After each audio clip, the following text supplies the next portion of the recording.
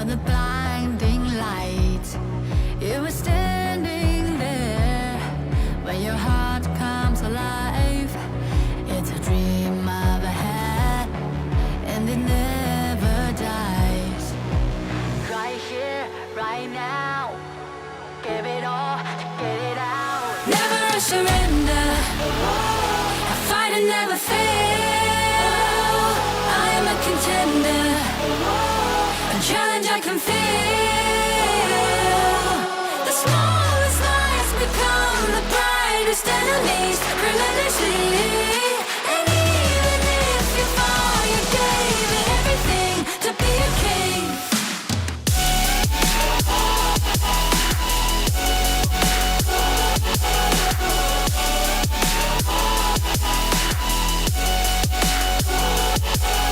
The smallest lies become the brightest enemies, relentlessly.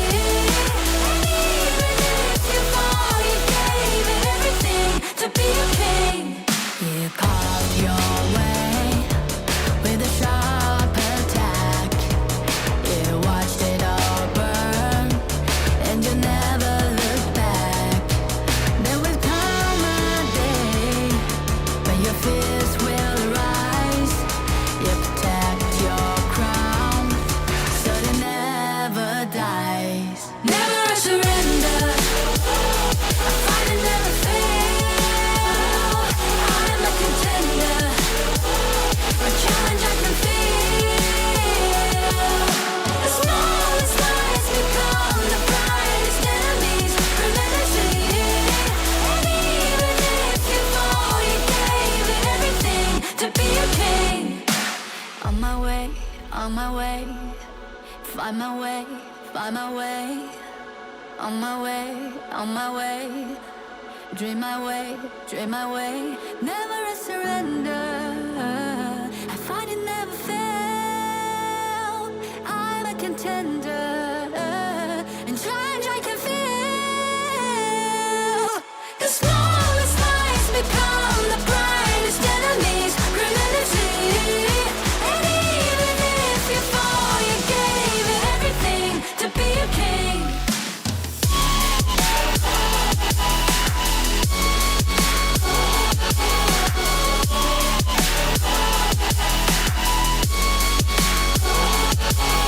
The smallest lies become the brightest enemies, relentlessly. And even if you fall, you gave it everything to be a king.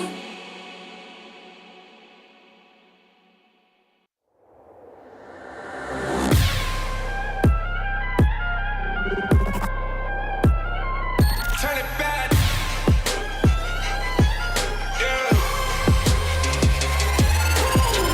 Gear out the weapon, getting ready, counting down.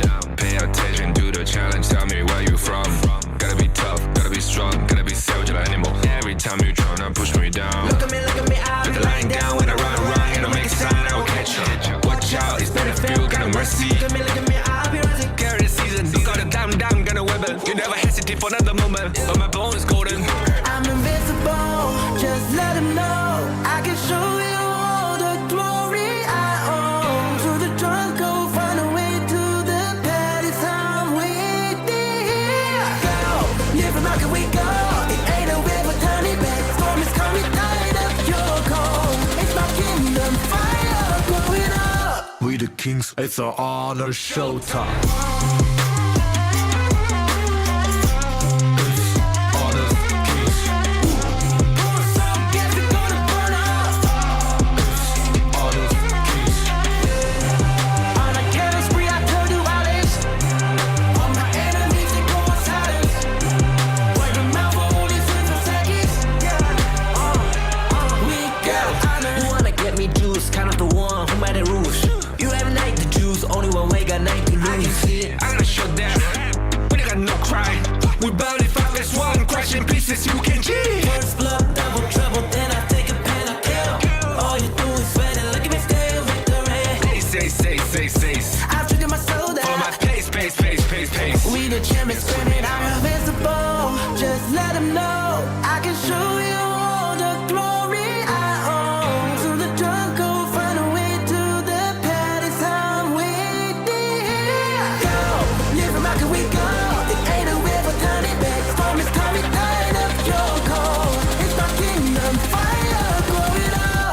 kick kings, it's an honor showtime.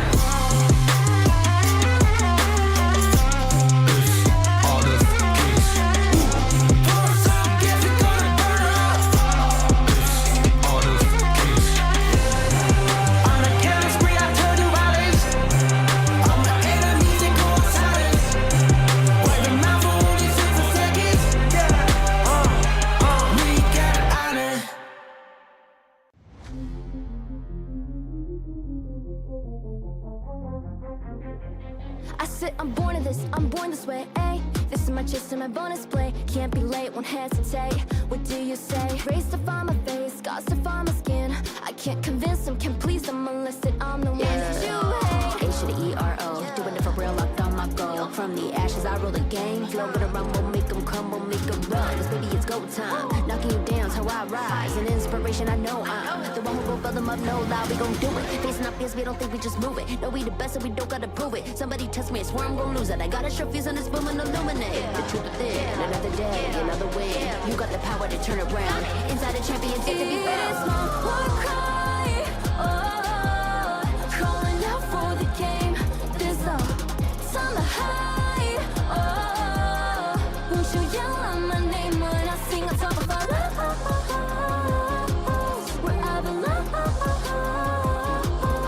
It's my ride or die, oh, won't you yell out my let us begin. Crush the foe, look at me now, ready to go.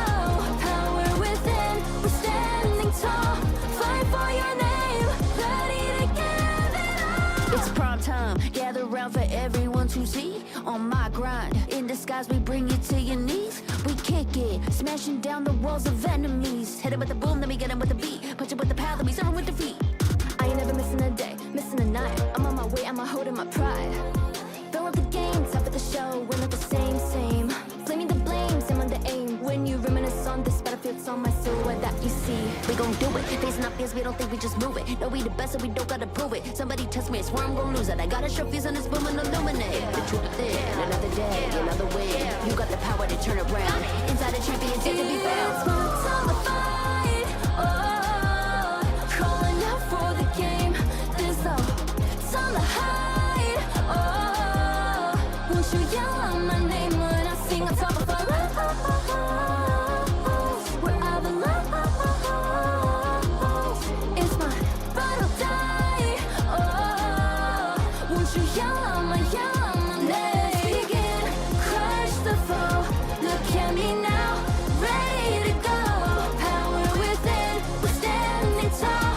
Fight for your name, ready to give it all.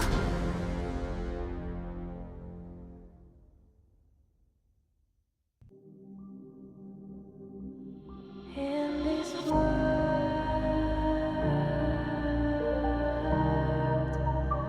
only ones in this world,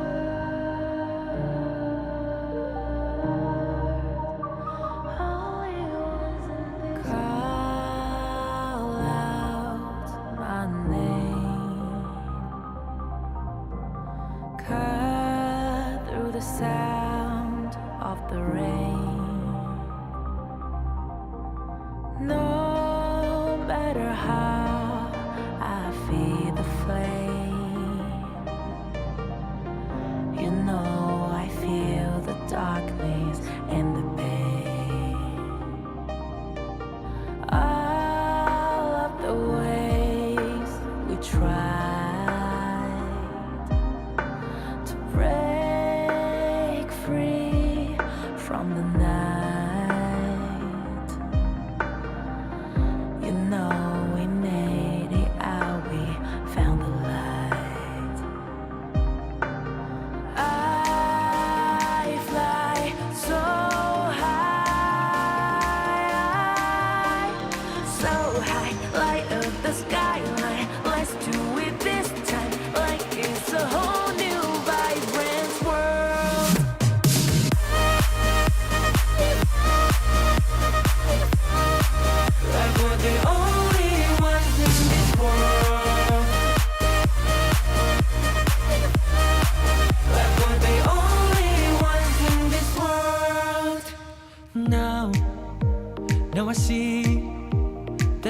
got everything I need.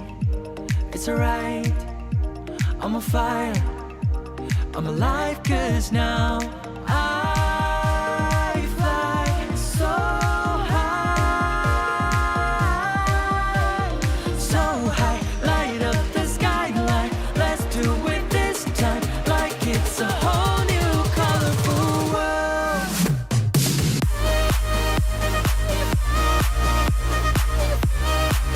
Like we're the only ones in this world.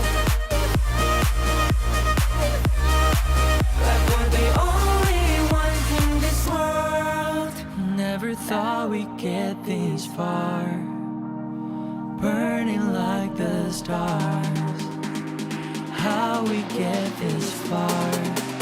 Like we're the only ones in this world.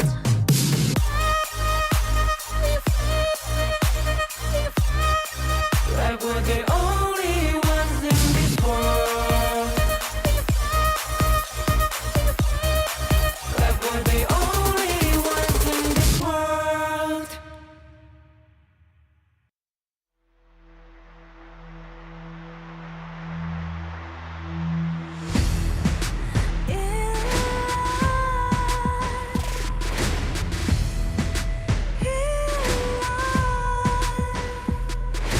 What's a life without its worth?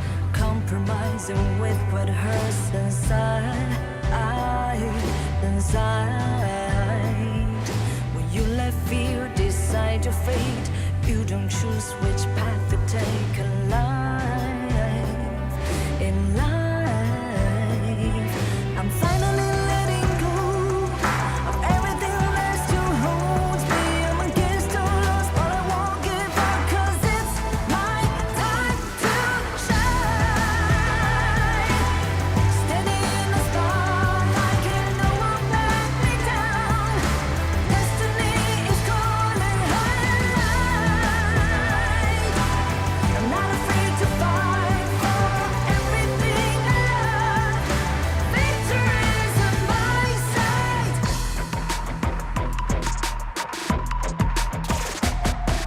The more we lose, the more we gain. The more that nothing stays the same. In time, in time. Can't love ever, can't forget. What you see is what you get. Sometimes, sometimes. Gonna show the world tonight, the light that shines inside us. We're against all odds, but we won't give up, 'cause it's our time to shine. Standing in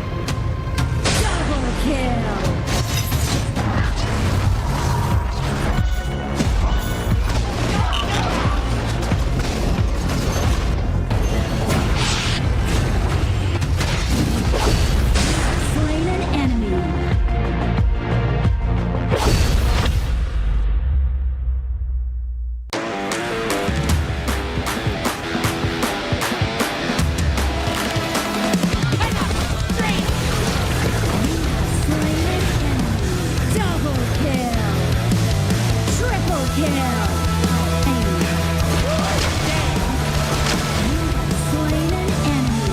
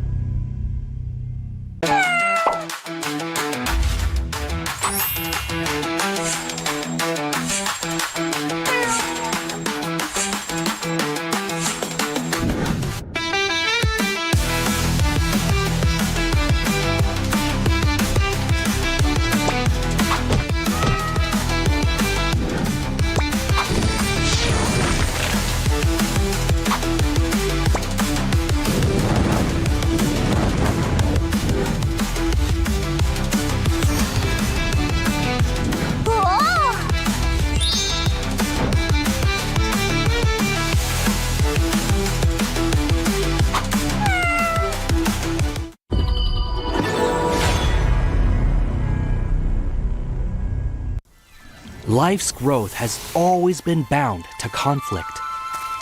How long can today's peace truly last? 1,000 years ago, from a single seed sprouted the misty marshes' first wonder. Born of wood, growing into a forest, gathering countless living beings within. Growth, cycles, fates, weaving endlessly together. With the deities came the first enforcers, becoming the Misty Marsh's first protectors. They took form as the 9 seers, each with their role sheltering this hidden land. All things eventually come to an end, and a new beginning does not always follow the old path.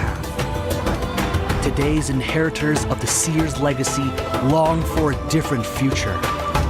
Their followers, too, drift further apart. The order of the seers and omniscients are like 2 branches growing in opposite directions. The Misty Marshes watches quietly as it all unfolds. For from the moment that first seed sprouted, the deities already knew the life they nurtured would one day choose its own future.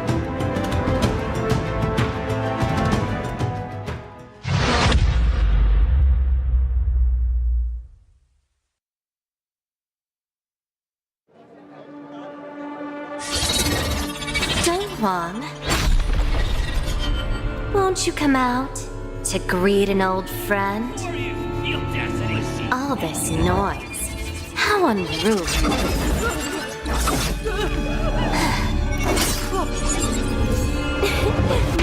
My, such a grand ceremony, and yet it's become such a mess. Let me help you tidy things up.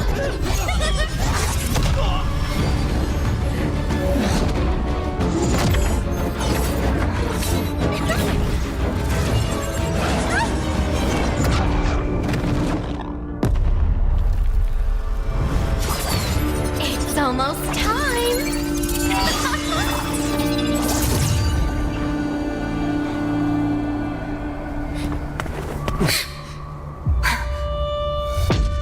Hang in there. We'll protect everyone. Someone will come to help us. Who will come to help us? No. How interesting. Very interesting.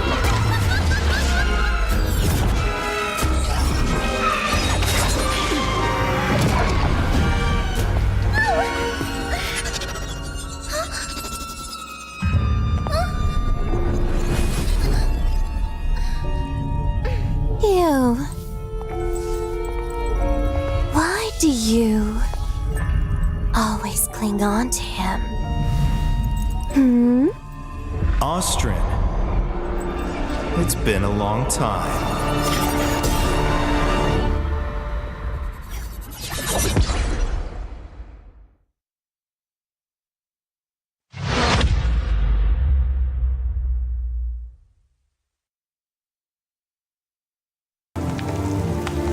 The elders say the seers have guarded the misty marshes for generations. We are the forest's future. For families to gather in joy. For dear friends to stay together. For the peace of the bird tribe and the forest. Even if my feathers burn away, I will never fear. Even if the sky falls and the earth shatters, as long as we stand together, as long as we endure, we will surely, losing everything. Just as I did. Sinking into darkness. My old self is already buried. How amusing. This eternal, blissful heaven. What a beautiful little bubble. I can't wait to pop it with my own hands.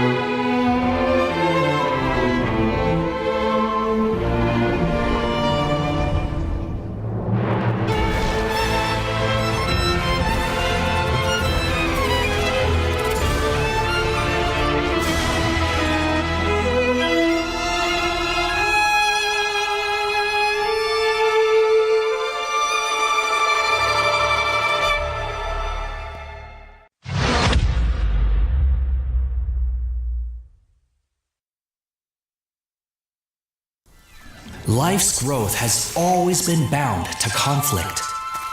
How long can today's peace truly last? 1,000 years ago, from a single seed sprouted the misty marshes' first wonder. Born of wood, growing into a forest, gathering countless living beings within. Growth, cycles, fates weaving endlessly together. With the deities came the first enforcers, becoming the misty marshes' first protectors. They took form as the 9 seers, each with their role sheltering this hidden land. All things eventually come to an end, and a new beginning does not always follow the old path. Today's inheritors of the seer's legacy long for a different future. Their followers, too, drift further apart. The order of the seers and omniscients are like 2 branches growing in opposite directions. The misty marshes watches quietly as it all unfolds. For from the moment that first seed sprouted, the deities already knew the life they nurtured would one day choose its own future.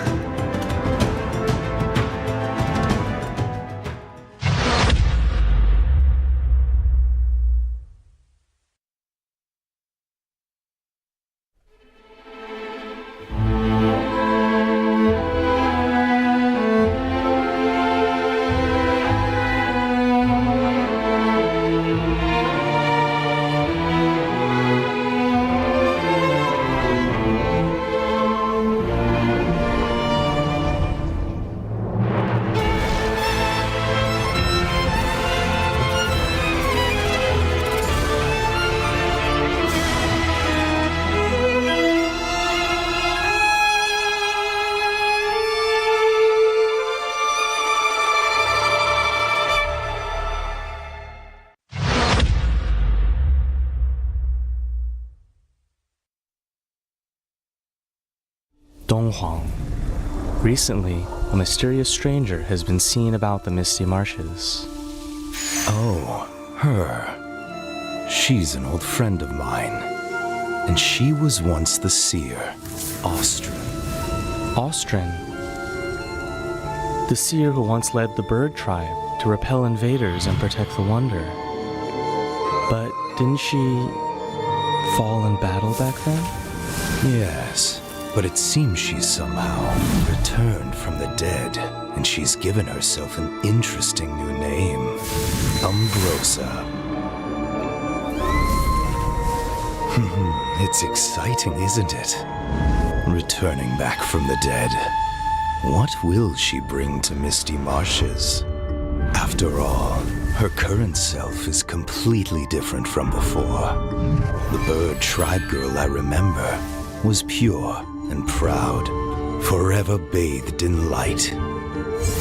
But now, even from far away, I can sense the darkness and death clinging to her. Looking like this, it's no wonder no one recognizes her as the Austrin of old. Even the weapon she wields now is unlike those bird tribe past. Feather blades dyed in blood, sharp beyond measure. It's said the bird tribe are born war dancers. In battle, they move with a dancer's grace and agility. But from her, what I feel is madness? That's right. A reckless, all-consuming madness, unlike anything from her past. Since her rebirth, she seems to have awakened the power of the Undying. But who will face her in this final, solitary dance? Umbrosa, are you friend or foe? We'll know soon enough. I'm sure it won't be long before we meet her. So this is where you've been hiding? My old friend.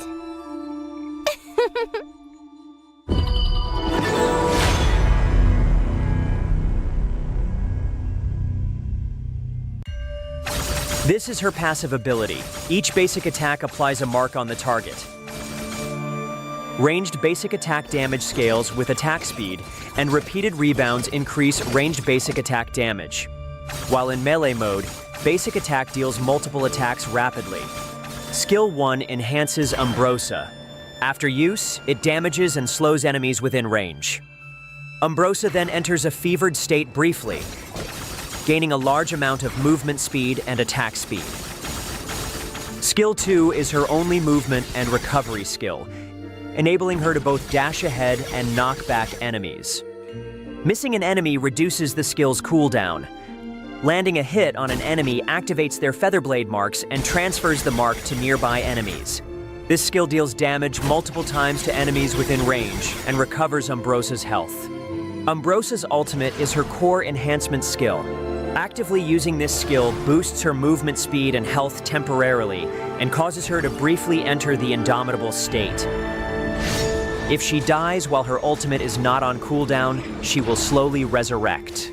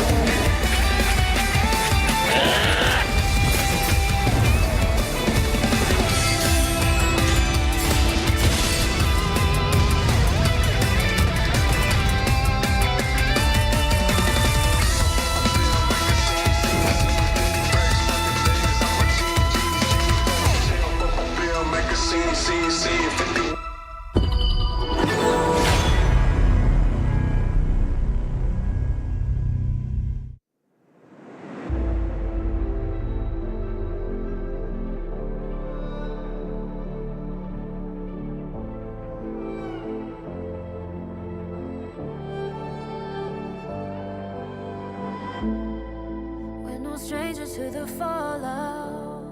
It's what got us here. Ever changing, some chameleon. Blood, sweat, and tears. We'll never make it if we fall to everything that brings us down. With a comeback is now. Blood, sweat, and tears. Fight for what we want. Doesn't matter the cost. Every day, put in work. Blood, sweat, and tears.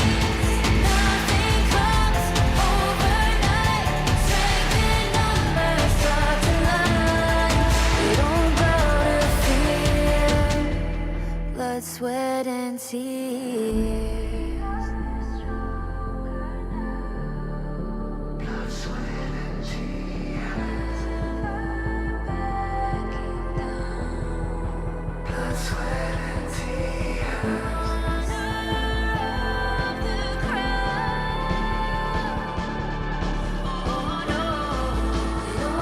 to fear. Blood, sweat, and tears. Blood, sweat, and tears. Fight for what we want. Doesn't matter the cost. Every day, put in work. Blood, sweat, and tears. Nothing comes overnight. Strength in numbers starts to line. We don't bow to fear. Blood, sweat, and tears.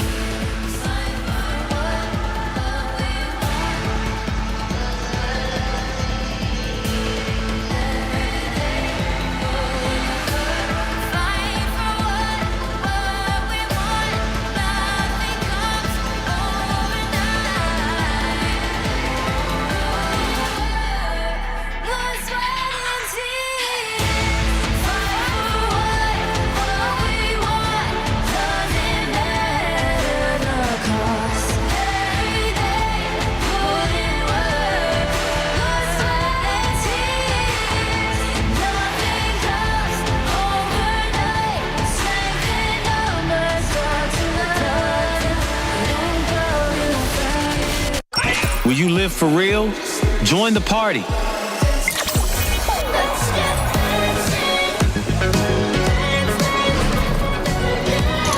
Make the whole street a party and add disco balls.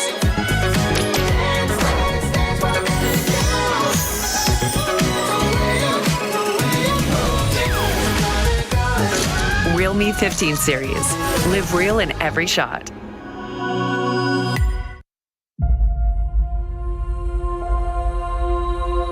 어떤 이들은 침묵 속을 걷고 또 다른 이들은 천둥을 뒤에 이끌며 걷는다. Ma una volta entrati, conta solo una cosa.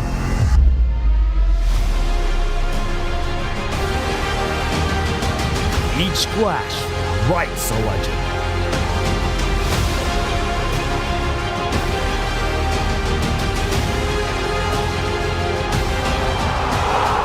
Each step takes them higher. And only the worthy remain. 그리고 모든 시선이 한 곳으로 향할 때 Dove il cammino dell'onore conduce i valloranti alla vittoria.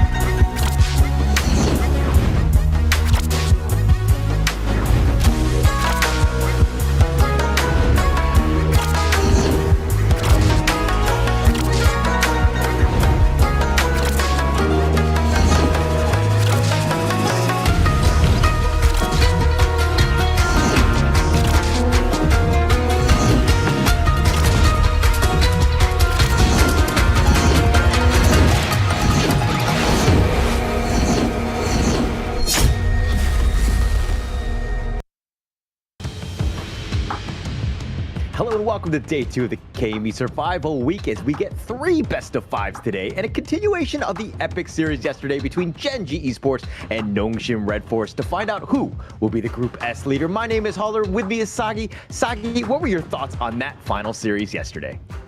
Well, that final series was kind of difficult because we had some tech pauses, but the continuation of that series will be played 20 September at a offline rematch, so that will be settled real soon. But talking about something real soon, it will be the new version arriving on 24th of September, which will feature a lot of new modes like HOK Trilling and also the most anticipated hero, which is Ambrosia. Yeah, and I'm super excited to see Ambrosia, especially on the global stage. But of course, there's also going to be the Ultimate Awakening Super Thrilling MOBA Combat coming September 27th. It's going to be an amazing time. There's some crazy highlights already and video gameplay of that mode that's going to be coming upon us. But back to that series, Gen.G versus, of course, Nongshim RedForce. It was a, dare I say, like an anime battle, right? Teams are going back and forth. Monday, Gen.G wins. Tuesday, Nongshim wins. Wednesday, Gen.G striking back and forth. They get to that 5th game Friday, and of course, like any good anime series, all of the attacks will miss, and then we go into the next week, right? We don't have the weekend ahead of us. We're gonna skip to it, and unfortunately, I mean, it's just fortunately for us, it's just one day. But of course, they're all playing for this prize pool, 50,000 USD in total. The champion will get 10,000, second place 8,500, third place 7,000, fourth place 6,500, and 5th through 7th will be getting 6,000 USD. That's a lot of money, and especially when I get at the minimum 6,000 USD, I think we can spend a lot on those things, right? But this is Group S and Group A, so look towards the bottom side. The match result for Nongshim versus Gen.G on week 2, day 1 is still pending, as the 5th game has not resumed yet, so that won't be counting towards the ranking here, but it will count towards the game win and lose here. So that series, it will contribute quite some, especially to Group S, because clearly, Crazy Raccoons, they are in a hectic situation sitting at right below the standings. Yeah, right on the bottom on that sense. I mean, they got 0-3'd by Nongshim, who kind of really stuck it to them. And yet they haven't played the other games. So they're still, far and away. They can get themselves back into this one. But of course, we're going to start off with the banger, the continuation. This is a clean slate, though. It's going to be the first match. Of course, Nongshim RedForce going up against Gen.G. Second match is going to be R8 Esports versus CMF Esports. And of course, the third one, Nongshim are going to be back on the plate going up against Crazy Raccoons, who will be looking for that revenge game. They definitely need to play that revenge game, but the starting of today was the end of yesterday. What we couldn't really witness was the end of that epic finale, but today, the Giants of KME Spring and current Giants of the KME Fall Ranking Week are going head-to-head once again to see who really deserves that top dog title. But at the end of the day, it's still the survival week, even though they end up winning each other once. The only one that's taking pain here is the Crazy Raccoons. Well, let's check out the first team of today that were representing this epic showdown. Let's get to it. So you should never give up. You gotta fight for it. Whoa, let's go. I know you want it. I see the fire in your eyes. You gotta fight for it. Let's go. The battle's calling. You better give it all you got. You gotta fight for it. The time is right for you to raise a bar. Cause you could be the greatest of them all. Let's go. The battle's calling. You better give it all you got. You gotta fight for it.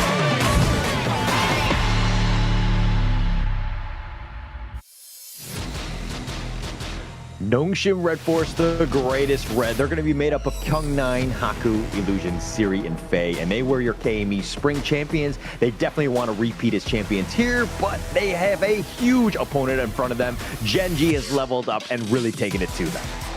For me, I think Nongshim RedForce, definitely, like you mentioned, they were the champions of KME Spring.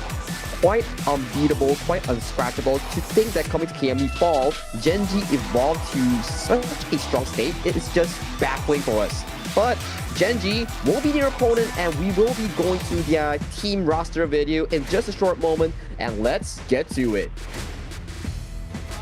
So you should never give up. You gotta fight for it. Whoa, let's go. I know you want it. I see the fire in your eyes. You gotta fight for it. Let's go. The battle's calling. You better give it all you got. You gotta fight for it. The time is right for you to raise a bar. Yeah, let's go.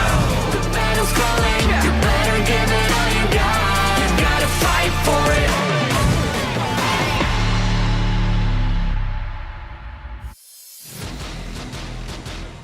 Gen.G Esports, the game changers, they have certainly changed the entire KME's ranking with how much they improved since the spring, since KW 2025, and representing the roster will be Wawa in the Clash lane, Rocket in the jungle, Inua in the mid lane, Monto and crew comprising that duo farm and roam. So far, I gotta say, Blam. Sorry, not Blam, but Mr. Holler here. I kind of miss Blam, but you know, you kind of remind me of him. You're kind of old, you don't like him, but of course, Holler. This team, they have had a phenomenal improvement compared to their spring form. Yeah, definitely. They had an amazing time in the ranking week. They had an 80% win rate, the highest, and there's a reason why they were the top dogs going to Group S. They actually took the fight to Nongshim RedForce. They beat them 2-1, which speaks volumes about this team who's like getting on the run. But let's talk a little bit about this head-to-head. It's going to be in the farm lane. It's going to be Siri going up against Monto. If we're looking at kills, Siri's coming out on top, 65-42. But I think more Gen.G is that their play style has been revolving more around Rock. Yeah, Rock seems to be the rock and anchor coming in for Gen.G's roster here, but the head-to-head, check the damage dealt though. It's 72,000 over to Monto, so Monto's taking less gold but dealing more damage in these exchanges. It may be also due to the fact that Gen.G's game art tend to be slightly longer, which allow Monto to really scale towards that late game here, but the stats are quite even coming in for both of these two farm laners in towards the farm lane role, so we have to see who gets the better end of the treatment, especially when you give Siri that early. Things are not going to be looking too good for Gen.G. Definitely not going to be good, right? And if we're going into that one, the biggest stat for me was the average team participation. You saw that Siri was around 60%. Monto was about 51, meaning that Gen.G revolves around the rest of the squad. You're seeing Rock, Wawa, Clue, you know, Inua, everybody just making plays across the map while giving space for Monto to farm. Right? And I think that has kind of paid off because Monto has been able to kind of get them over the cusp in the sense of just closing out games. But this will be match one, game one. We're going to go to the ban picks. Ooh, ban picks already, and you can see Nongshim RedForce already targeting Wawa towards that Clash lane here. So the Mugin that Wawa really loves and cherishes has already been locked away from their pick in game number 1 here. For Gen.G, do they open up the early or do they open up my Shiranui for Illusion and Siri? A lot of options, and that's the greatest part about this global ban pick. Yes, it is a best of 5, so there's going to be deeper into the hero pools to see how these teams kind of react and are able to counter draft against one another. Seeing as that they've been playing against one another and they're like biggest rivals in the KME, I would say at this point, they're going to do a lot of research. They're going to find out what those players like to play, and they're going to be very close knit in that regard because again, they played each other so many times at this stage. Yes, so many times, but previously in the KME spring, it was always Nongshim coming out on top. But right now, coming into fall, so far in terms of the win-lose ratio, Gen.G seems to have much of a bigger win rate compared to Nongshim RedForce in this matchup here. But the following bans will be the Liang that can lock down assassins. It will be the Pei and Mai Shiranui. All these tempo picks locked away from the side of Nongshim RedForce. So Nongshim does lock in their early that Siri really loves in towards this draft. That leaves Gen.G with picks like the Yuhuan, with picks like the Dharma available up for grabs.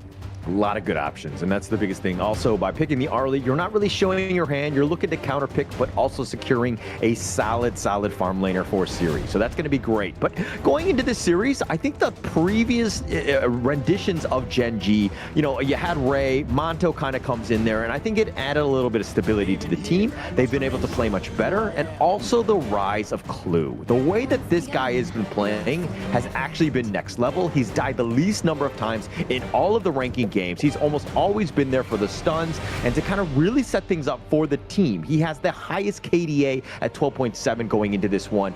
Clue has been an absolute monster. Thank you for the fantastic stats, Holla, because aside from us looking at Clue's play, the way that he's dying less means that he's always on vision.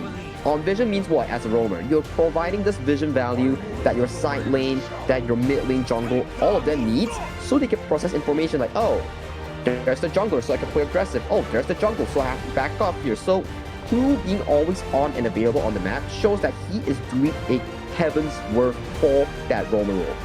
Yeah, he's really, that vision is so key, right? And I think that they really haven't had too many answers for that.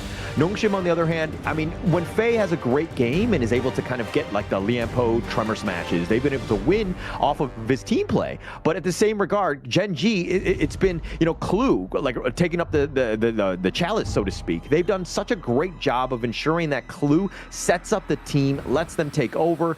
But back to the draft here, Musashi is going to be that jungle pick for Gen.G. Is that too early, or are you okay with that in the first phase? I love it because Musashi and Dharma, these two picks has already shown one thing. If Siri plays over aggressive in these team fights, you best believe these two assassins will be hunting down Siri on that early pick here. So being able to pick up the Musashi this early on, it's pretty decent here, especially going to the second phase of the draft. You're starting to see more of these jungle picks locked away from Haku's pool. Yeah, you're taking things away. Plus, I mean, that Yuan is going to be one of the hotly contested one. I mean, which position is it going to be? I mean, does Clue want to play it? Does, you know, Inua at the end of the day? There's a lot of different ways that you can go with that. And it adds quite a bit of flexibility going into the second phase of the draft. And plus, that sustain that you have, it's kind of annoying to deal with. It will be very interesting to see exactly where they want to go, especially since there's a bit of a gap in the Nongshim lineup. Yeah, there seems to be a bit of a gap here, but I love the Doliet and also the Liu Bang ban here. It is something that allows Clue to enable the draft to a next level, right? You have the Dolia, you can give double Musashi ultimate, double Yuan ultimate, which is not what you really want here. So good bans overall coming in from Nongshim, especially since what they learned yesterday, Clue does play a nasty Liu Bang along with Rock on these engages here. So Channel does get locked in. It's also one of these counter picks against the early in the early game in the laning phase and also in that late game power spike. Yeah, those wolves are kind of annoying for Siri to have to deal with on that early. But going into this one, I mean, if you're going to pick the jungler, though, you see that the Musashi's there. What are you kind of eyeing towards? Like, what are you looking for as a jungle pick for Haku? Ooh, the Monkey and the Jing has been banned away from Haku here. So potentially, maybe something of a front line here, like the Agudo, because the Agudo, if you time that Gorge mobilization, which is the ultimate, you can just nice, at the nick of time, dodge away from the Due to the Death here, if you time it perfectly here. So that is a decent counter coming in from the Nongshim lineup. Yeah, great pick, the final two. I mean, you called it with the Agudo there, and then the Nua. This is the illusion special in the sense that he does so much damage, right? He had the second most average damage per game with 79,000. That is quite a bit. He doesn't get the highest of kills because Haku is there on cleanup duty, but really, illusion just sets it up. But now Gen.G with the final pick, they're going to go with the Heino. They're going to go to the Heino here, so it does exceptionally well against the Agudo because you spawn the critters, you spawn the neutral monsters, and then Heino can just stack that javelin, stack these damages, and then it will just break through the front line, right? And especially when you're playing this siege-heavy composition on the Agudo, once you get Fates Rewinded, the turret's just going to come back full health here, and you'll be scratching your head like, oh man, all those time wasted just for this Heino to ult. Yeah, there's going to be a lot. I mean, in terms of that sustain, which is going to be annoying to deal with. And I mean, it kind of counters the Agudo in a way, which is kind of a slow sieging style. And if you've got the Heino to kind of, you know, the Fate Rewind, you don't really want to use it at that great spot. I mean, it's one of those things where you kind of time it properly. But going into this game, now we know that the picks have been made. Who are you giving the edge to here, Sagi? I think it's a very 50-50 draft, but early game will be pivotal for both teams because for Nongshim, if the early game is not as smooth for the early and Byron, they tend to fall off insanely hard at the late game here. But for Gen.G, if the early game fails, you will see the channel on Monto have a very hard scaling time because he needs those items here. So it's a battle in the early game for the control for the side lanes. But for me, I'm looking at this lineup, and the Musashi Rock, plus the Heino to kind of mitigate most of that. But it's going to be quite a lot in that regard. But of course, this is all going to be the official gaming phone, Realme 15 Pro official gaming phone, built for performance, made for gaming, smooth, cool, and reliable, just the way esports demands. Ready to level up? Get yours now and feel the difference. And I'm certainly feeling the difference in towards the mid lane here because Siri and Faye so dominant in that mid push here. This is what you want as an early, right? Put them towards the mid lane. Let this Siri cook and let this Siri control these silent objectives. But Clue and Inua trying to match the tempo here, but Clue extremely low. Oh, the flash away. He's going to get to safety, but now Kyung9 is getting low himself. He gets chipped out, and it looks like he's going to give up first blood to Clue, who just gets that snipe out. That bait was perfect. That bait was immediately perfect, and that is the reason why you don't fight in the enemy jungle. Because of the Guardian Sprite, it gives you 10% damage reduction for your team in that jungle here. That's why you did not see Crew immediately get blown apart, thanks to that 10% damage reduction. I mean, Kyung9 thought he was fine, but level 2, even with the Byron trying to go in for that very aggressive move, and Nongshim paid with their lives, not a great start for them, but Gen.G just defending their jungle, which they had to have done. Exactly the case here, and you can see from this early game, it really benefits Gen.G because they slow down the game tempo against the likes of a Ali, against the likes of a Byron here. But look at Faye, trying to find the angle on towards the Monto here, but beautiful stun coming in from Ku to disengage his marksman towards safety. Yeah, and using that soaring signal to just get back to safety, the leap away by Monto, just staying alive more than anything else. Nongshim right now, they're trying to force it. You're down, you know, you're down a kill, so to speak, and now you want to kind of get a little bit of aggressive, you want to make a move, and Gen.G are just sniffing that one out. Because they're playing on a timer, right? Arlie scales exceptionally hard towards the mid phase, and Monto, this channel outscales the Arlie here. And for Kyung9 and Seri, they are pressured to make plays and win the lane here. But losing out that first blood really put a stop towards their plan right now because they need to find that angle. They need to break this game wide open in that early to mid phase. They definitely need to make something happen, right? They need that damage. They need that space more than anything else. And look at how Faye has been pushed back. Clue doing a great job of just poking and prodding, making things uncomfortable. Haku now looking to make his way downtown, but it's about 5 more seconds before his own Crimson is back. He's probably going to just back off and take his own buff soon. Yep, and still so far a decent early game, but they find Monto. They're not afraid. The Gorge Mobilization was on point. Haku getting the kill, and now that's going to open up the enemy jungle. Inua's there to defend. Inua's there to defend, but what can he do? It's just an Inua with no CC on towards the channel, on towards the Hano here. So this early game, like we mentioned, it's a beautiful stuff here coming in from Haku, capitalizing on Monto's over-aggressiveness in that laning phase. Yeah, a little out of position, got caught out. I mean, I don't think he expected Haku to just stick around. It just happened to be taken out on this one. But now, 35 more seconds before that timer. Nongshim, yes, they're equal in terms of the levels, or in terms of the kills. They've gotten themselves back in this one, but this 4-minute tyrant is going to be a big one. It will be a big one here, and I want to see how teams approach it with cautious, because in terms of the overall goal, it's still at a 50-50, but priority gives it towards the series because with that kill and assist, he's starting to win about like 300 gold, which is like a wave and a half worth of gold. Yeah, I mean, that's going to be huge at this point, right? I mean, 300 gold, 300, 500 gold, you're talking like great number at this point. But now Gen.G have to back off. Here comes the teleport. Kyung9, they're looking to fortify around the Tyrant, trying to make that move here as it spawns. And you see all-time members already appearing on towards this mid to bot side here. So this pressure is on. Whoever gets this will solidify that early to mid game here. As we see Gen.G pushing Nongshim away. Yeah, pushing it away, but look at the Tyrant. He's going to be leashed back. The Wild Growth is on point. The Furball is on point. Finding Clue in a bad spot. The Unending Sorrow, he's going to look to out-sustain this one. The Favorite Wine is going to be used. Inuo's back in. He's throwing out those scepters like they're going out of style, but Steering getting solo. He gets picked up, as well as Haku, and they find a third kill with Faye. And now Gen.G have opened it up, and it looks like they're going to take the Tyrant. Big win here coming in from Gen.G, taking 3 kills, assassinating Siri, because Siri found the flank, went in for some poke, but once you use all your spell as an Ollie, you have no tools to escape from Wawa's Dharma here. Losing 3 kills and a Tyrant against Gen.G's late game draft, that is terror coming in from Nongshim RedForce. Yeah, terrible play, right, in a sense. I mean, Gen.G just completely capitalized. They were pulling away the Tyrants, but they gave up at the right time. The nice duel to death, finding Kyung9 in a bad spot. 2 for 1, they're going to take that kill. Gen.G definitely did some homework after that series yesterday because they are looking so hot in this series here. But check out the replay here. Siri uses the ultimate to go in and kites slightly, damages all. But look at Wawa, he's marking Siri. He found Siri towards the wall here. And as of this point, this Arlie's rotation is all on cooldown. There's no DPS, hence everyone on Nongshim RedForce is just left to dry. Really not enough damage here to be making some sort of play, right? I mean, the Fate Rewind mitigates so much. You don't really have the burst to kind of deal with a Hano at this stage. So it's a kind of a scary proposition to be taking any sort of fight. You're going to get baited more than anything else. Yeah, it does seem to be the case here. And Monto, this late game marksman, right now, Gen.G is up 3,000 gold at just 6 minutes here. So it's not a good news coming in from Nongshim. RedForce, especially like we talk about, Byron, Arlie, these picks tend to scale not as great compared to the Halo O channel combination.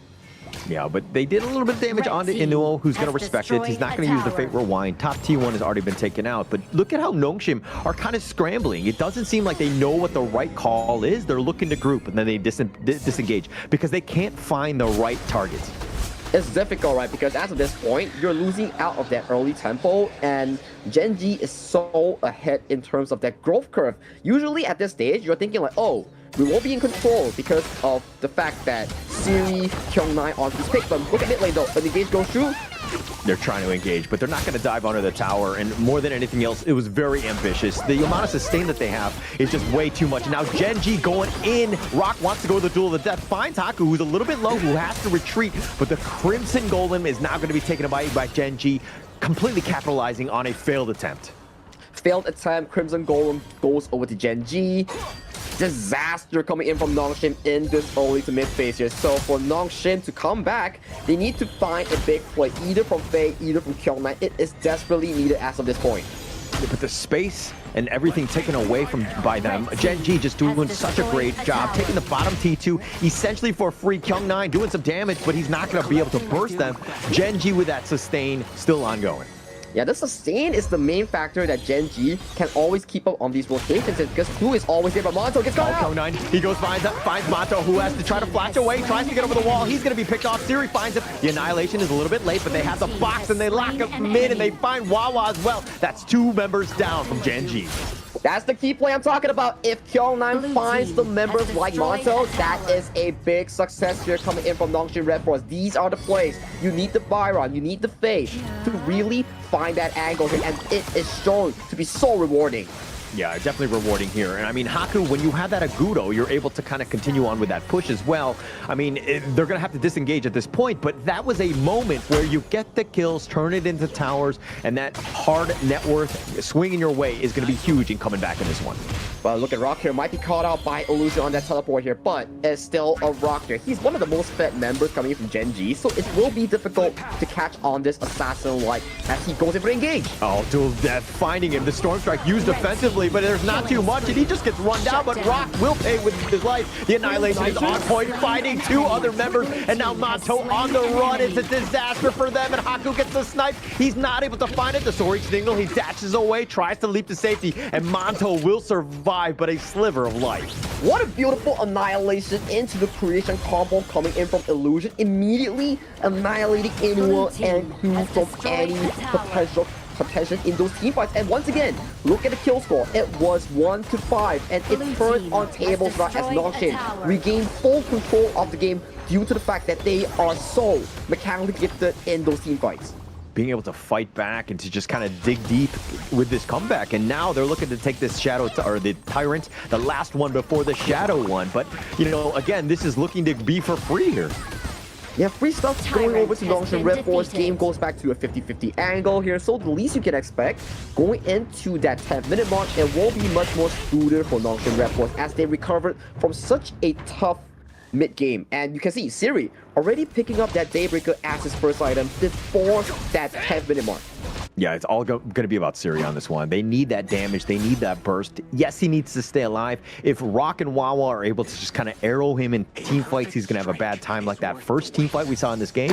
But as long as Siri's alive, able to do that, he's going to stick around. He's going to go in. But the duel to death, finding Haku, he's like a laser in that sense. But now they're going to turn this around. Rock didn't have the burst. The rest of Gen.G, oh, they're going to go with the truth, knocking off the 3. They find the perfect engage, and now Kyung-Nai trying to salvage this, but he's going to go down as well, and Gen.G, blink of an eye, and Wawa strikes hard.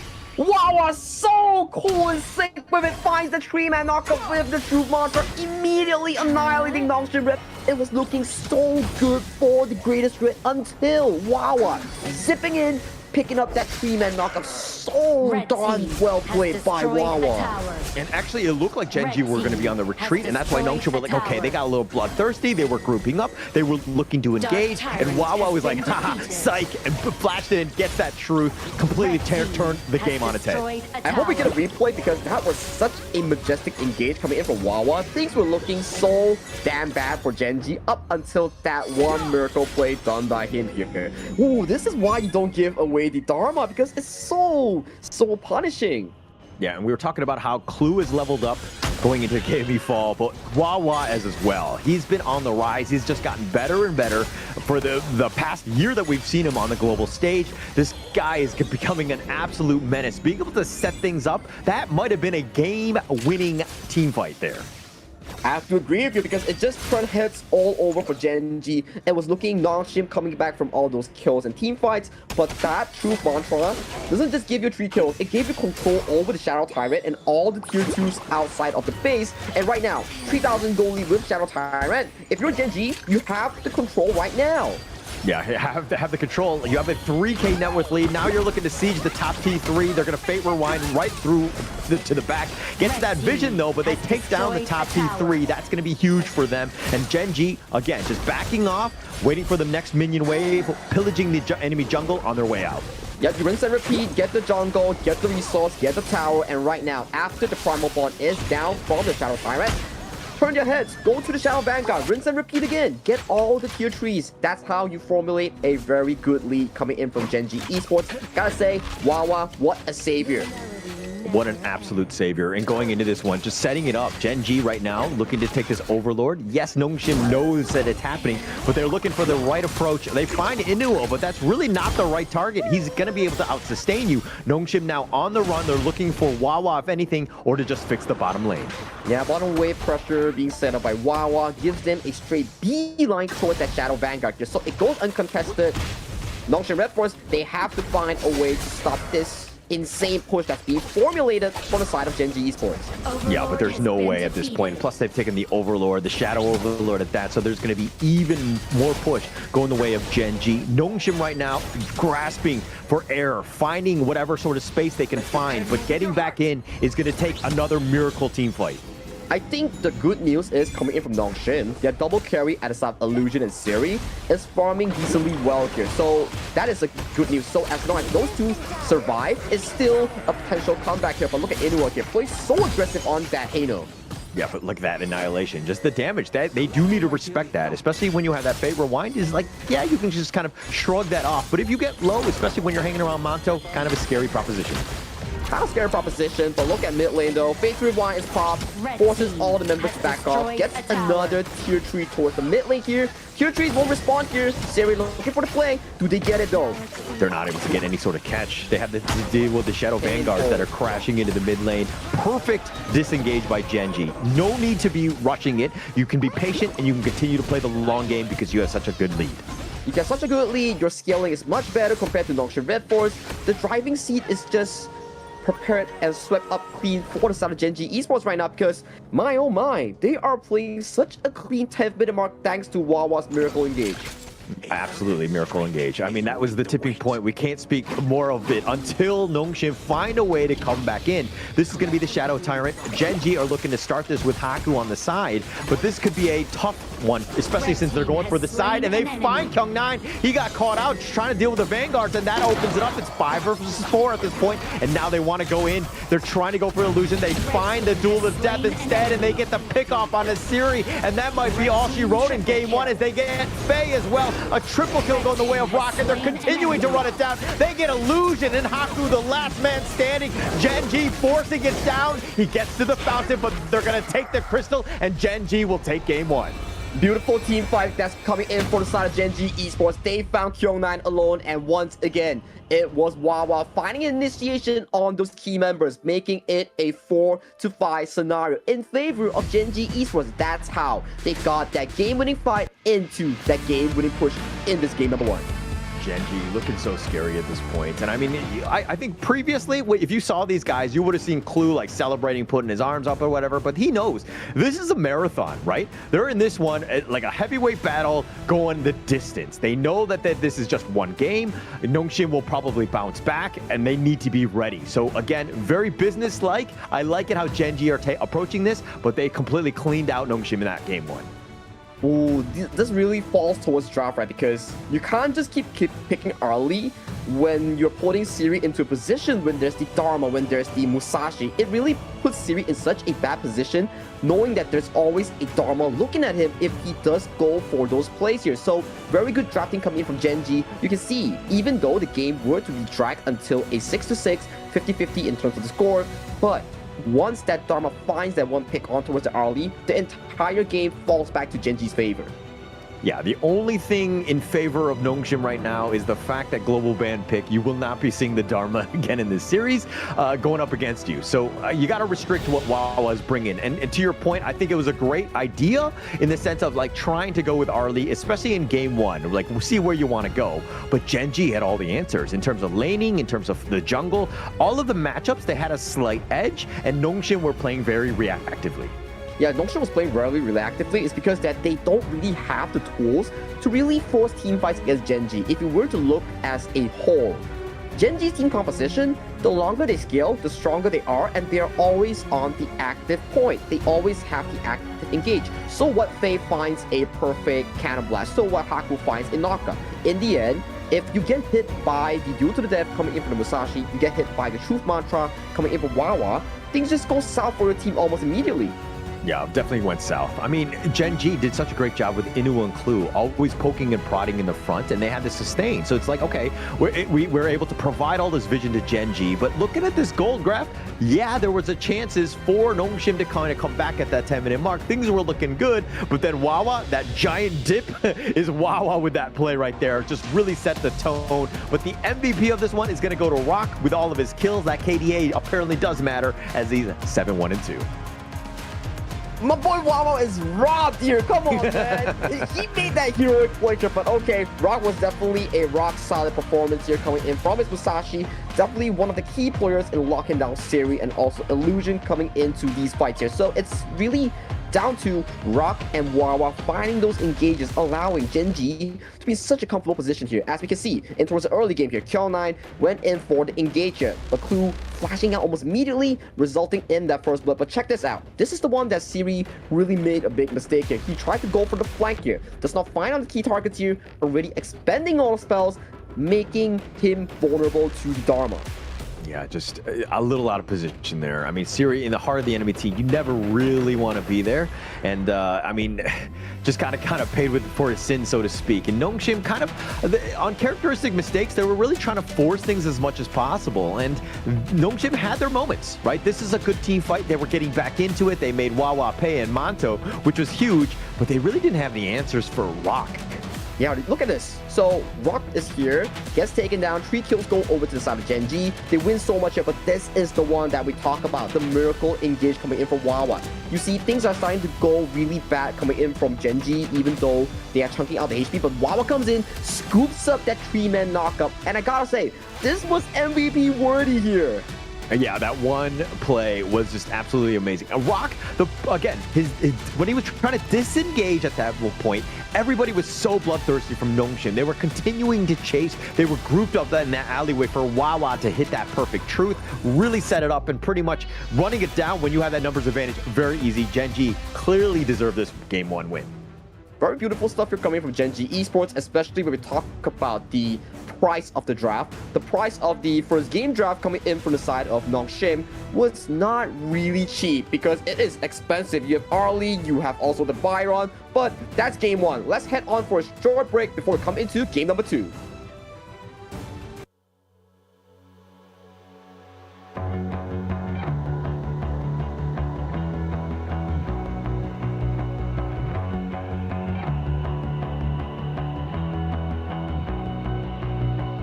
You've walked through the darkest night. You've heard the crowd, felt the blinding light. You were standing there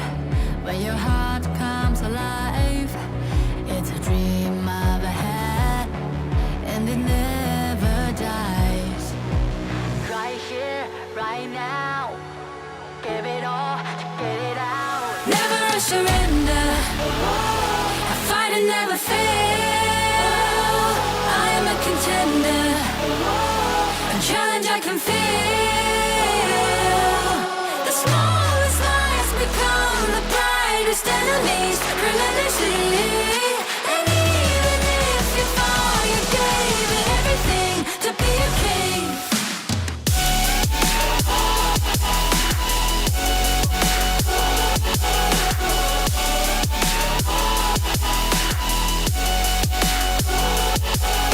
The smallest lies become the brightest enemies, relentlessly. And even if you fall, you gave it everything to be a king. You carved your way with a sharp attack. You watched it all burn, and you never looked back. There will come a day when your fears will rise. You protect your crown, so it never dies. Never a surrender. I fight and never fail. I am a contender, a challenge I can feel. The smallest lies become the brightest enemies, relentlessly. And even if you fall, you gave it everything to be a king. On my way, on my way, find my way, find my way. On my way, on my way, dream my way, dream my way. Never a surrender. I fight and never fail. I'm a contender, and challenge I can feel. The smallest lies become the brightest enemies, relentlessly. And even if you fall, you gave it everything to be a king.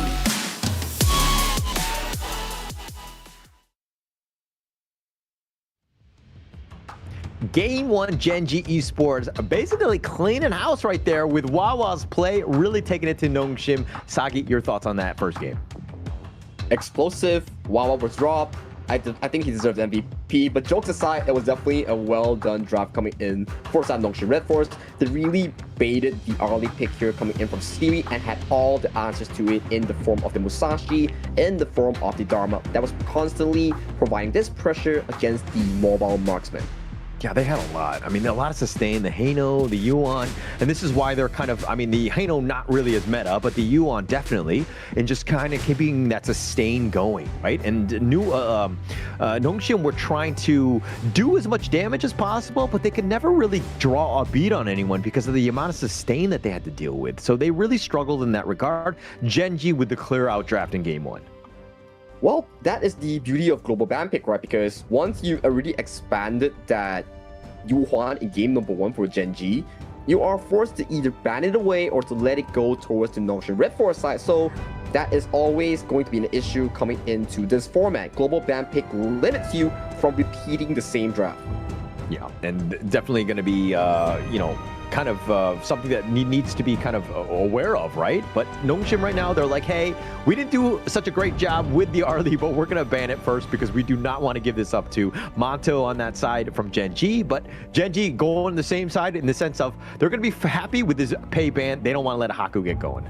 Nah, Haku with the pay is just nasty here, but we are seeing Arlie and also Magin being banned away from Monto and Wawa's hand here. And I gotta say, so far Wawa's on a pretty good form here, making tons of plays, super confident, even though it's just game number 1 here. But Gen.G banning out the Luna, banning out the pay here, so that opens up the Mai Shiranui for the taking of Illusion in towards that mid lane. It almost seems like, I mean, Nongshim here picking up the Mai. This is going to be the Illusion special. They want to kind of set the pace, right? That was the biggest thing that they lacked in that first game, where they were constantly on the defensive. But this is one where it can kind of provide a lot of pressure on the side lanes, which Illusion really needs to do a better job of going into game 2 here. Yeah, that's why you have the Mai Shiranui, because it provides so much pressure in terms of that early game tempo, with that early game setup and multiple knockups coming in from Mai Shiranui. That's what makes it so special here. But I like the Musashi pickup here. It really limits the Long from all these approaches, especially with the Illuminating Slash, that's spell 1. It blocks projectiles like the Flaming Palm coming in from the Long. Yeah, a lot of different options. They want to just kind of run it down and get a little bit, enact a little bit of revenge onto Rock here by picking up this Musashi, going at this one. So now Gen.G need to figure out a way to deal with this assassin who's going to be running at you. It's one thing to burst him down, but now you got the Guan Yu from Nongshim, and which, you know, can completely change the landscape of a team fight by relocating people around. I'm just worried for the Guan Yu because we've seen this exact matchup yesterday, and it didn't really fell into favor of the likes of Kyungman in that laning phase, because Wawa on that fatigue really put in a lot of work to limit Guan Yu's approach in these team fights, especially when you only have a Long that can really bounce this Guan Yu away with that spell tree. You have to wonder, coming in from Nongshim RedForce, does this Guan Yu pay off dividends in such an early draft? I mean, they know, I think the biggest thing is it's more of like a counter pick in the draft, right? They know it's the fatigue. He's not going to do the greatest job in terms of like a one-on-one laning, but it's more about that team fight later on, right? It provides a lot of control, which is going to be great. Plus you have the Mai with their own Ruin Jin. There's a lot of potential for just pushing people around, right? But Gen.G, they're responding with the Yao themselves. The Return to Dust could be huge for him, and because he gets dove on or he gets out of position, he's going to have that to be able to get back to safety. I love the ultimate coming in from Yao and the entire spell setup here, because he can absorb damage and then he can bounce back to 2 seconds ago with the Return to Dust. So that's something that Gen.G can play around with the poke and prod strategy, because Rock with that Yao, yes, it's an assassin, but it's one of those assassins where it can poke you and then hop back to safety here. So there's a lot of pressure coming in from this Yao pick. Definitely a lot of pressure. He needs to perform, but I mean, Rock is definitely the guy who's going to be able to do it. One of the best junglers in the KME. If you have any sort of, doubts about him, you have not been watching the games, because he's always been on points. He has the 4th most kills in the ranking week with 55. This is a guy that's been able to really just kind of accelerate and, call out when the team needs him in terms of getting all those kills. Exactly, that is Rock's identity since his starting appearance in Gen.G Esports. But I love Gen.G Esports' recent growth, whereby it went from solely relying on Rock to a team whereby they all evolve and currently grow as a whole to really carry up the burden and share the burden amongst the teammates. So that is such a beautiful storyline here. It just explains, not a team in the world can always maintain that top spot. There is always a challenger tomorrow. Yeah. All the teams are leveling up. They're getting better. And I mean, they've largely been stuck together, right? In the sense that these are guys that have been playing with each other for quite some time. So you're seeing just how synergized they are when they make those coordinations, when they make those calls. They're always together. And speaking of making a call, they're going to go with the Yixing in that mid lane to deal with the Mai. Great, not so great in terms of the one-on-one matchup, but it's more of to lock those boards down when you see the Guan Yu or the Mai potentially barreling in on you. Yeah, that board will play a big role, right? Especially we are seeing a Sunbin be locked in by Faye. That's a clue special being taken away from the draft here. So that is an interesting takeaway coming from Nongshim RedForce. And we're starting to see more of the Sunbin pick being up and available in the KME, especially Survival Week. And this is what we love about Gen.G. Okay, they're not going to go with the Kongmin. I thought they were going to go with that one. They're going to do the Zhuangzi to ensure that Clue has his ways to deal with all that, that potential CC that's going to be on top of you. But the Sunbin pick, you were talking about it being the Clue special. It's amazing against Siri. You know where he's going to land in terms of that dragon, and having that time lapse there, just waiting to just catch him, it's a perfect way to catch your dragon. Exactly, and it also really makes you wonder why Sunbin is such a good pick against the Long. It's because one thing, alright, when you pop that ultimate onto the Long, you have to react to the enemy, right? But if the Sunbin lands that silence onto you before you can cast the ultimate, you're just gonna get jumped by the Mai Shunui and the Musashi, and you can't even use the Infamous Bastards bailout. So that is why the Sunbin is a counter towards the Long. Yeah, and also it really is annoying against the Yao as well, right? He has that Return to Dust that you were talking about, going back in time about 2 seconds. I mean, if he's able to catch that one or cast it, he's going to have a great time. But again, if he's silenced with that time lapse, in addition to, the Manto Loon getting caught out as well, they could have some troubling team fights ahead of them. And one more thing, like the time flux coming in from the spell to the Sunbin, if that's maxed out, it refunds 50% of the damage taken as a full if you don't burst in time. So against a burst heavy composition like the Fatigue, like the Long, every time Faye press that spell too, they're just gonna be wondering like, oh, can I burst you in time before the time flux comes back with the healing? Because this time flux, it does not get affected by healing reduction.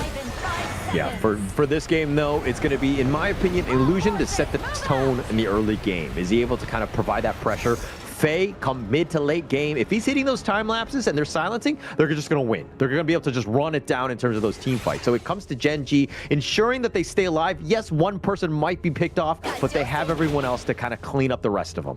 But hey, it's game 2. It's time for Gen.G to really push it towards the match point, or for Nongshim RedForce to find that key moment that they need to bring the series back to a 1-1. I think that Nongshim, I mean, if you're looking at this draft and you're going into the series and you were thinking, yeah, this is definitely going to go to a game 5. This is going to be a bounce back lineup. I think it's strong enough to be able to deal with this Gen.G lineup, but of course, we're going to have to find out in this game 2 here.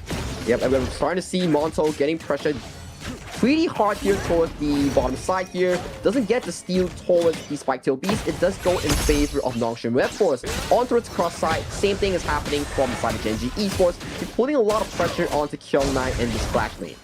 I think it's a good idea for Gen.G, right? Ensure that Wawa has that bit of an edge. I mean, he had a slight edge in terms of that lane-up matchup, but now that you've kind of enforced, you know, your will with Clue up there as well as Rock, now it's going to be even tougher for KME to kind of get back in. Wawa has that advantage and will make it very difficult for him. Yeah, it will be very difficult here coming in for the start of KME, but that's KME, right? He doesn't need to win the laning phase. He needs to survive and find those angles later on in the team fight to push into Monto or even Rock into the warm hands of Nongshim RedForce with the ultimate of the Grace of Cavalry. Yeah, it's just ensuring that the tower stays alive more than anything else. He's not going to be able to outfarm, but he needs to be careful he doesn't get jumped. KME needs to have a much better game. I felt like in game 1, he died way too many times because he was just trying to force the issue a bit too much. Yeah, but let's say it's coming to game number 2. Everybody is with a fresh mind here. Ooh, Monto getting hit extremely hard towards that bottom side here. So Seri and Faye playing a much better laning phase here in this 2v2 matchup. Yeah, put the pressure on. And Monto, he's not even level 4. We just hit it. Now we can get on his dragon if he needs to, but that could have been tough for him. And now Seri, I mean, he was doing some decent work ensuring that the attacks were singling him out, putting the pressure on, but now they're both level 4. I think it's all a bit of a wash now. A bit of a wash, and look at Illusion. He's waiting Wawa in the wings. He's got Ru Engine, he's got Soaring Good Dragon on top, but Wawa, he's like a man. He's going to take that one. He's going to eat up his healing dew, and he'll be fine in the morning. Yeah, that's the ultimate coming in for the Fatir, because on click, it just remove any form of CC. That's not a suppression, bailing you out from any form of danger here. So good reaction coming in from Wawa, just walking away, taking a healing view, and they call it a day. Yeah, look at Inuo looking for that ambush. The box, they've got him locked in, and they've got him knocked around, and he does get killed without taking liberties. What a great rotation, but now they want revenge. They got a 3-man stun, and they don't care. They've got the Razor Cavalry as well. They're going to dive their tower. They're going to make sure that they get 3 in return. 5 people from the side of Nongshim RedForce just appearing towards the boss side here. Faye does drop, but you return. 3 kills back in favor for the side of Nongshim RedForce. That is a big rotation coming in from the side of Nongshim. Yeah, they're like, how many people do we need to rotate? Yes, everyone was there. Look at Gen.G. The box was perfect, completely setting it up without taking liberties, and you think that everything is good for Gen.G, but here come the Cavalry, nice 3-man stun, plus the Razor Cavalry right on top of that, nowhere to go, and that's that Wombo combo, and why they drafted those heroes early. But still, I think it's very greedy coming in from Monto to not cast the Infinite Vastus after seeing Illusion coming in with that rotation here. So a bit of a misplay here coming in from the Gen.G's roster, especially the farm lane, that can potentially bail himself out, minimizing the loss here. But we can see, goal lead is almost dead even with Gen.G starting off this Tyrant. Yeah, they're looking to start this down. They have quite a bit of damage there. They have a lot of burst, and Rock will just smite that one. They take that one away, and Nongshim, they got caught flat-footed. Yeah, they got caught flat-footed, but they didn't want to contest in the first place because we saw Haku in towards the top side, clearing his jungle, just like what a jungle assassin needs to do. Prioritize your own farming tempo, and then look at these neutral objectives here. So it's still a 50-50 trade, but we see Illusion here finding the angle onto Monto.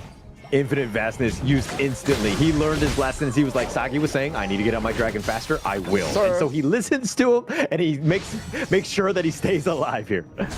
He's probably in his brain, he's like, oh man, this Sagi guy is always nagging me. He's always yapping. I gotta play better so he stops his yapping, you know? So, sorry, Monto. It's what casters do. We yap at the best. Monto's like, you're not my mom. Get off my back. I'm going to do what I want. But I think he was like, okay, actually, that's probably a good idea. I'm going to listen to Sagi on this one. Yeah, but we see more of these rotations here, trying to limit Monto's farming tempo here. KM9 taking his jungler's role, just making sure that this dragon in towards the bottom lane does not have a smooth sailing scaling here, because once this dragon scales, you kind of have to wonder here. Maybe Siri gets one-shotted by those flaming palm, maybe Illusion also gets nuked down, so they need to limit Monto as best as possible when he does not have the infinite vastness. Yeah, with Siri right now, he's got a 500 gold lead. He has that edge. So this is going to be a huge win for Nongshim, at least early.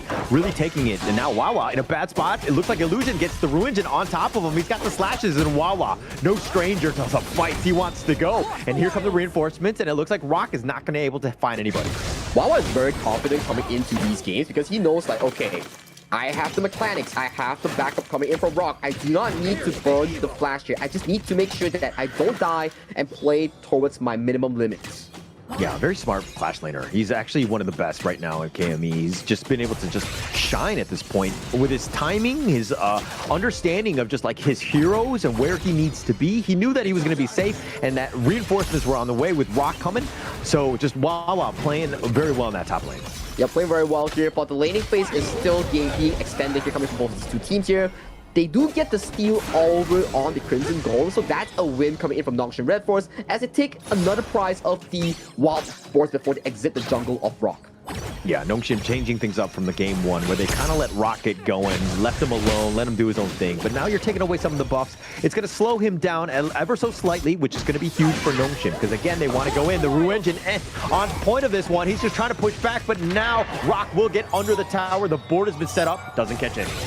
That's the return to dust that we're talking about, right? It removes the Stardust, it allows him to tank up so much damage, and that is why Rock survived that gank amongst 3 people here. So this is the Yao that's going full damage, that's being so darn tanky here, but look at the top side though, Wawa is getting pushed away by KM9 on this Guan Yu.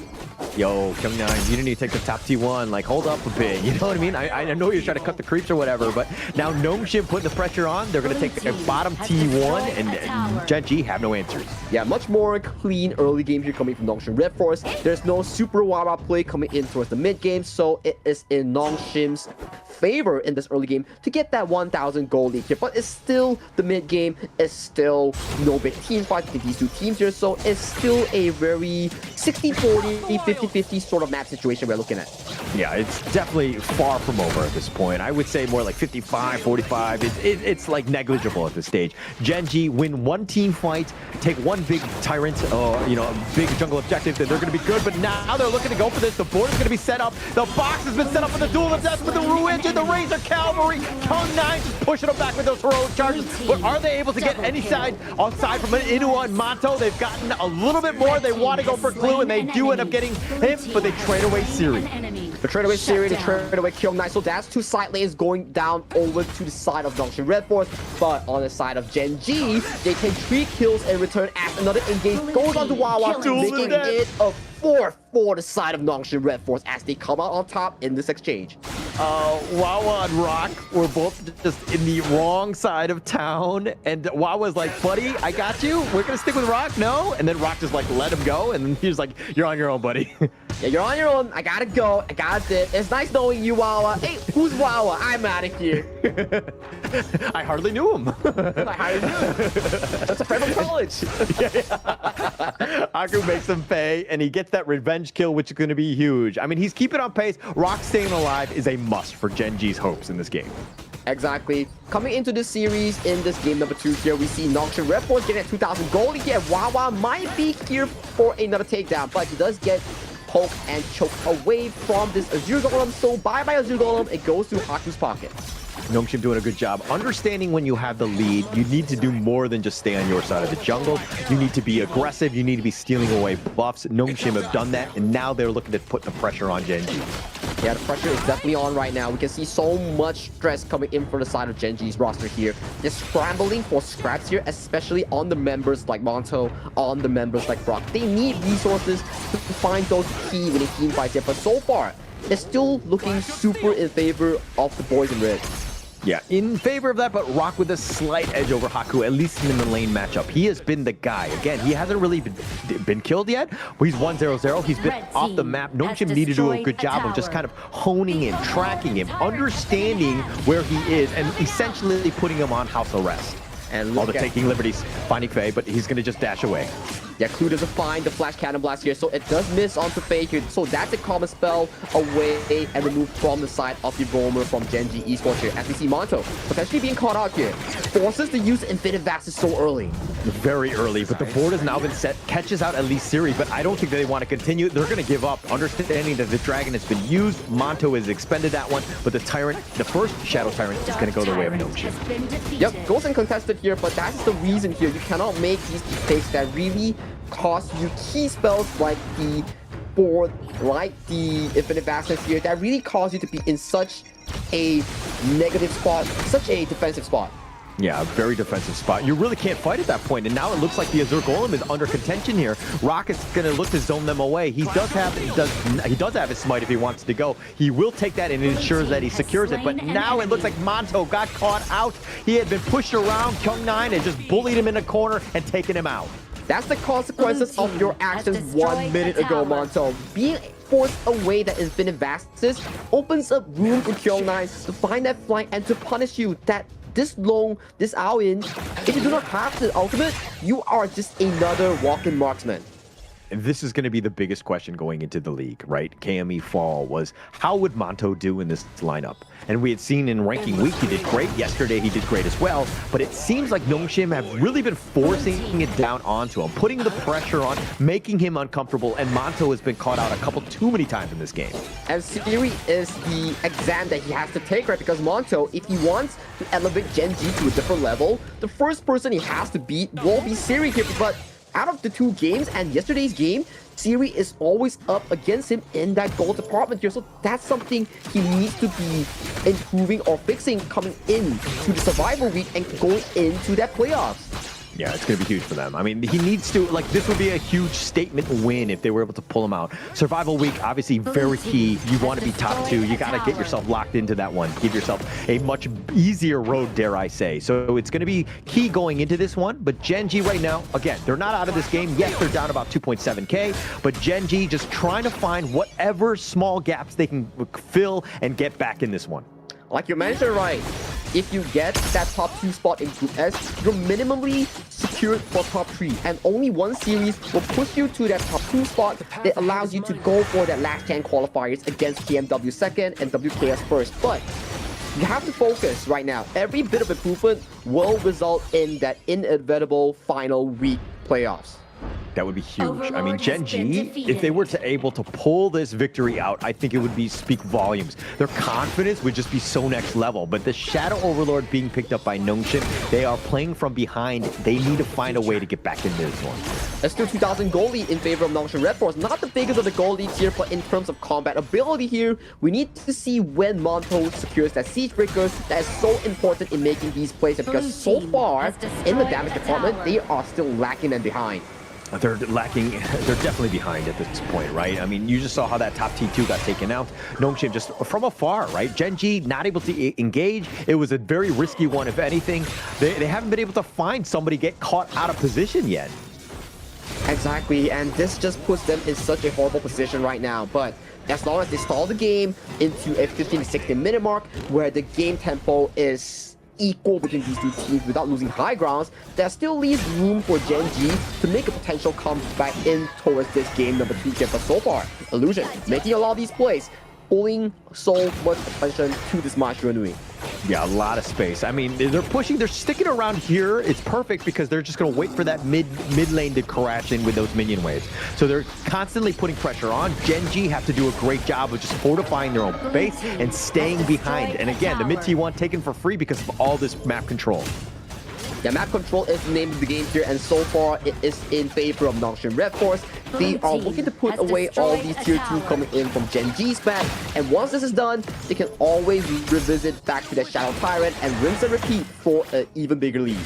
T3s are the only thing standing from Gen.G. Nongshim have done a great job of putting the fight to them, expanding that lead. Now it's about 5 or 4K at this point. They've done such a great job. Now they're going to take the Shadow Tyrant, and they've scouted out the Overlord as well. Gen.G right now really grasping for straws at this point.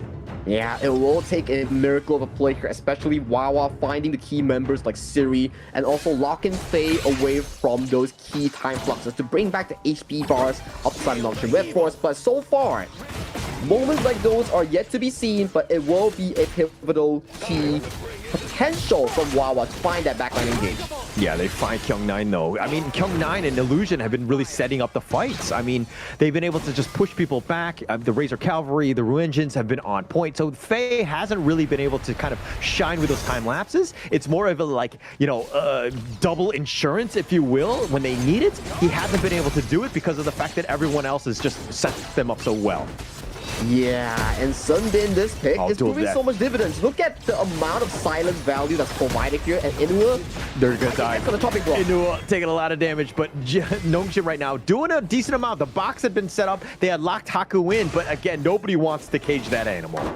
Yeah, nobody wants to cage Haku. He's a crazy animal in terms of that disgusting Musashi that he showcased to us. So far, every Musashi that's picked so far has proven to have a lot of value here, and the pressure goes on.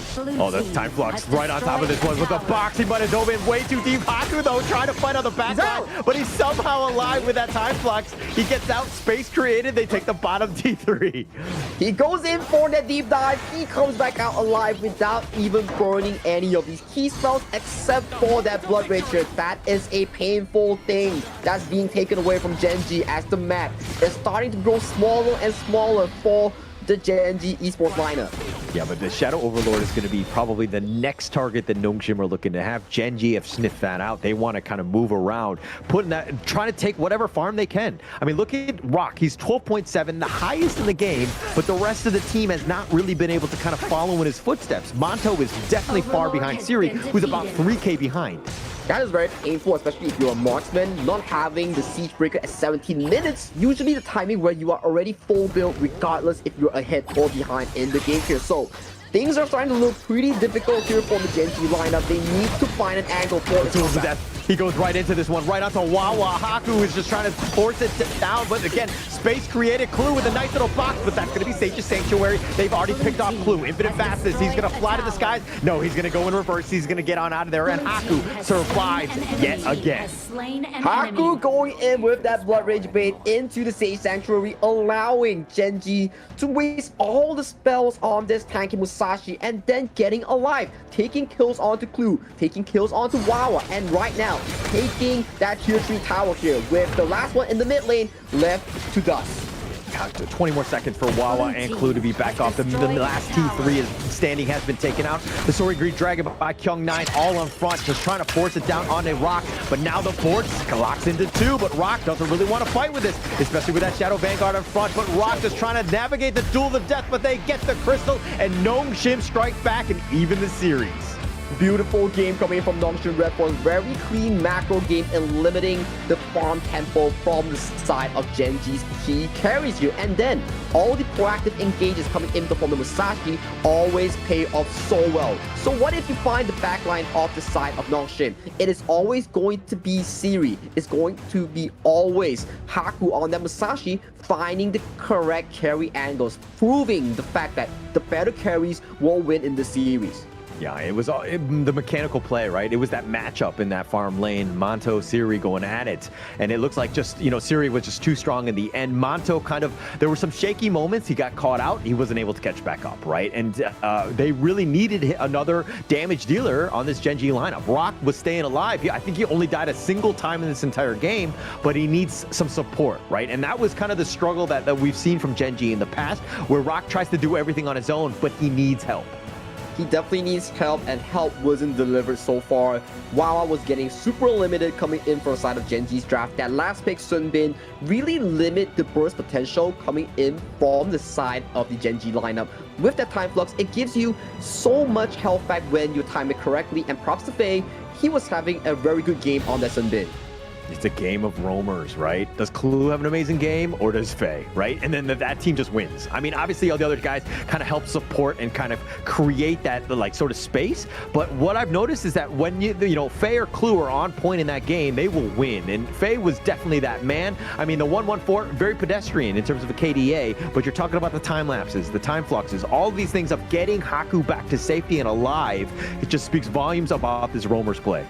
Well, that's Sun Bin. You don't really want it be in your ranked games, but when it's in competitive, it's a whole different story because of how these pros understand the hero's capabilities, and that is what makes this pick so special between Nongshim, RedForce, and Gen.G, because they play so darn well.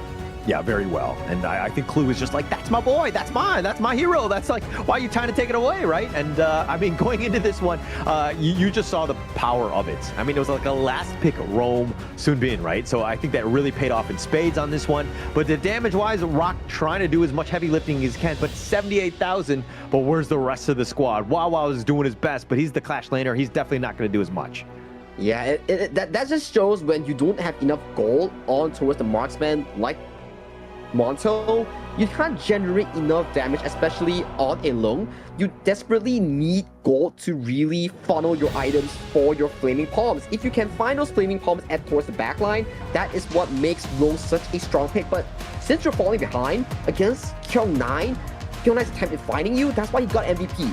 18% in the damage taken, 13%. Not the biggest of the numbers, but 4-1 and 3 KDA, you know that this guy is always actively hunting down that Lung in these team fights.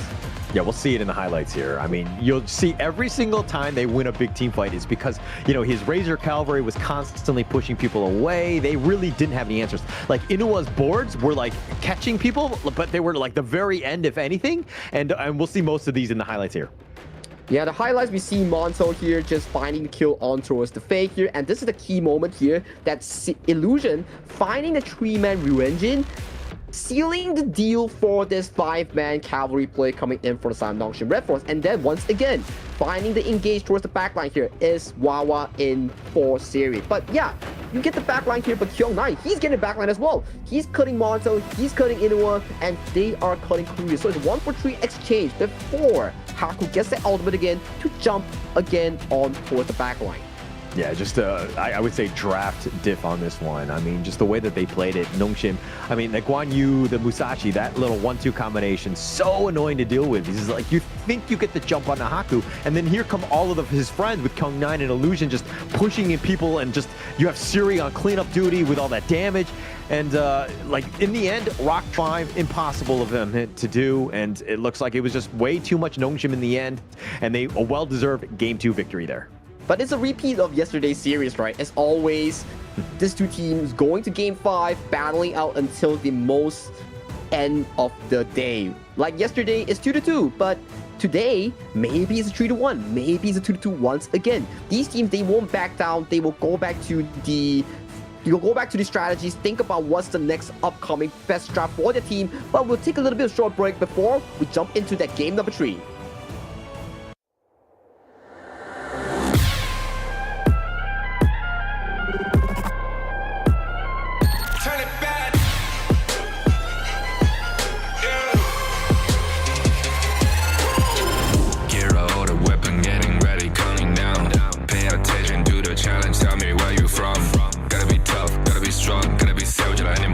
Time you tryna push me down. Look at me, I'll be lying down. When I run around, it'll make a sign, I will catch you.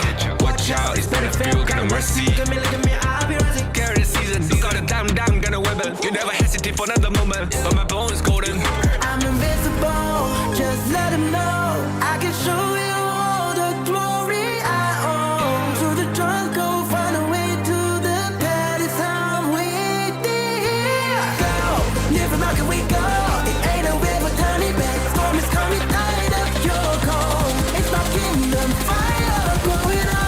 We the kings, it's an honor showtime.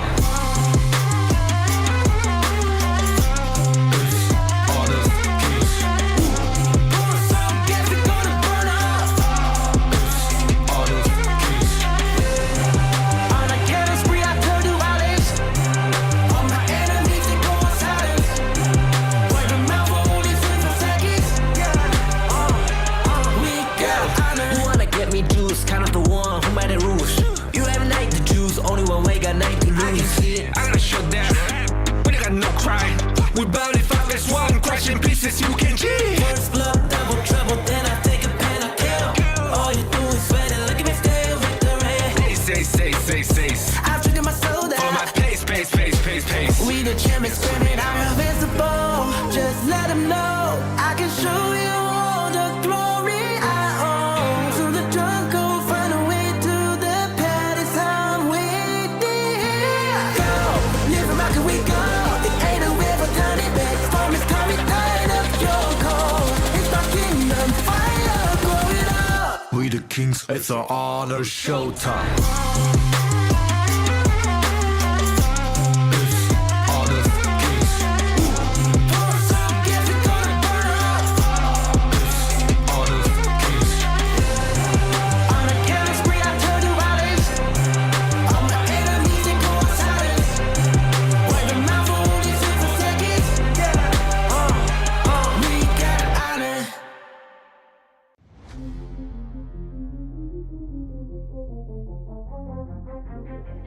I said I'm born of this, I'm born this way, ayy.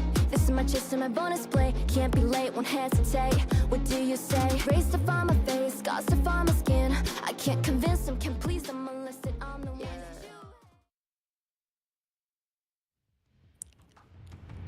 Nongshim RedForce strike back, take game number 2 off of their, dare I say, clinical play. This is like the Nongshim that we know.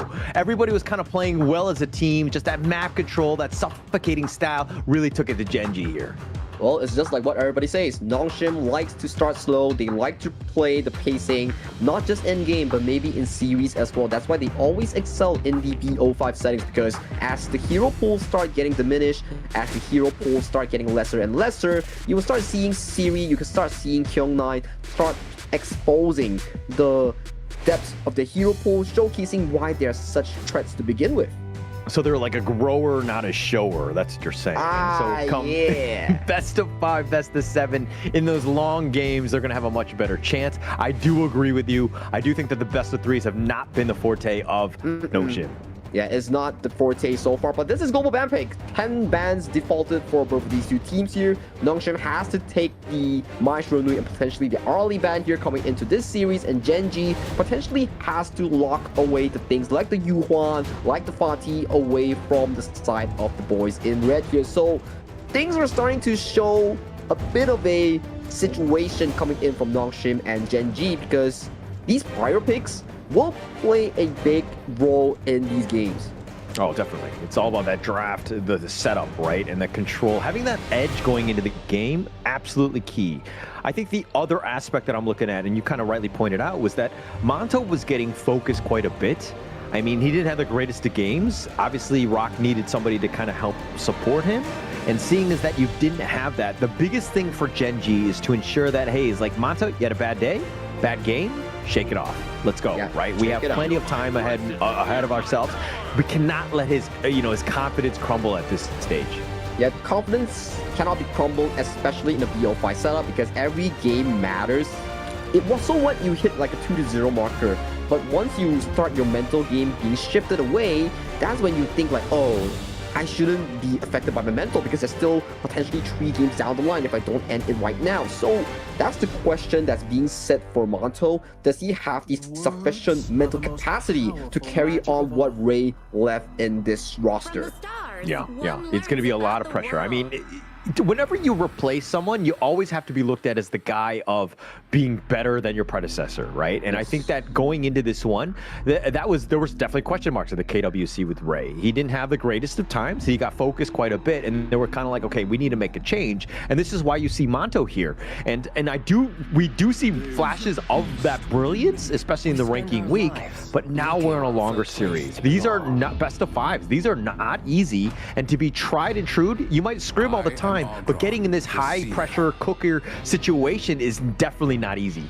Yeah, it's definitely not easy. It's just the high pressure cooker like you mentioned.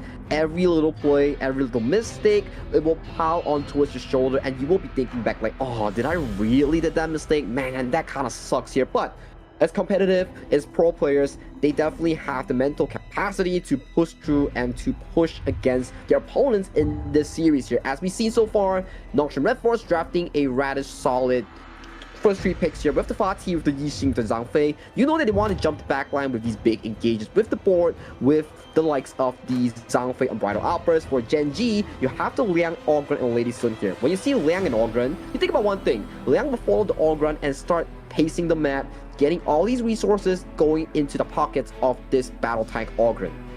Yeah, that Liang, though, I mean, if he's able to get that burst, he's going to need a Robin to his Batman, so to speak. Obviously, Princess Frost is still available, something that they could potentially go. But Nongshim doing a good job of understanding this is like, hey, you want to control me? You want to suppress me? You want me to lock me down? I have the board. I have Unbridled Outburst. I have that counter. Right, so it could be tough for Clue to really kind of get that going. They need some high damaging burst. Ogren and Lady Soon definitely have that in spades, but they need another to kind of help supplement what they're bringing here. Yeah, they need to supplement at least some form of peel for the side of Gen.G Esports for this Lady Soon to play in a more comfortable position here. And what better way of doing it is to draft a battle tank up front. Ogren is super duper strong in that early to mid phase, and also Liang allows that single target CC lock here. So if you're Gen.G, you're putting a lot of the eggs in one basket, which is Monto and also Wawa on the Charlotte and also Lady Soon. That does exceptionally well towards the late game. Definitely. And what better hero to have in the late game than an Ogren himself, right? Especially when Rock is able to kind of get that farm going. But Nongshim, they've expended some of the counters. They've used the Musashi. They've already used the Agudo in game 1. So the counters right now, it looks like they're just going to like try to out-sustain it more than anything else by picking up the Menki and the Gen.G to round out that draft. Very solid laning phase coming in for South Nongshim RedForce with the Gen.G and also the Fatih. You will see a solid 1v1 on towards the side lane coming in from Nongshim RedForce that Gen.G needs to fix here. But they're hovering the Dong Huang here. They still need a mid lane coming in from Gen.G. So is this what they're going for with their training here? Or are they just trolling us with a fun pick coming in from Clue? There's no way that they pick this. Yeah. They don't have a mid laner, but the Donghuan and the Liang, you would have lockdown for days, but then like the Dream Realm on top, or like the Unbridled Outburst, like the counters are there. So there was no way that they were going to do that, especially when they needed a damage dealer, which they're picked up right now with Nua. Inua will be piloting this hero. I think he's going to have a good time.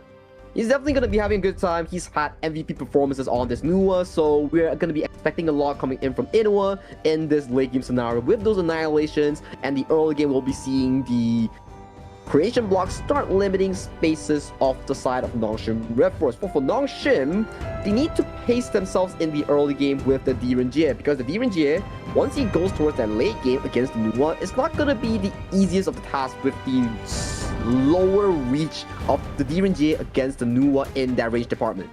It's going to be tough. I mean, ideally and in theory, that's probably the best way to play this one. You want to leave probably Rock on the Ogren alone. But going into this draft, who are you giving the edge to in game 3 here? Ooh, game 3 draft here. I think both sides drafted a very solid team composition. It's more of a 50-50 matchup here. Laning goes over to the side of Nongshim RedForce. Mid game goes over to the side of Gen.G, and late game is also somewhere in between Gen.G as well.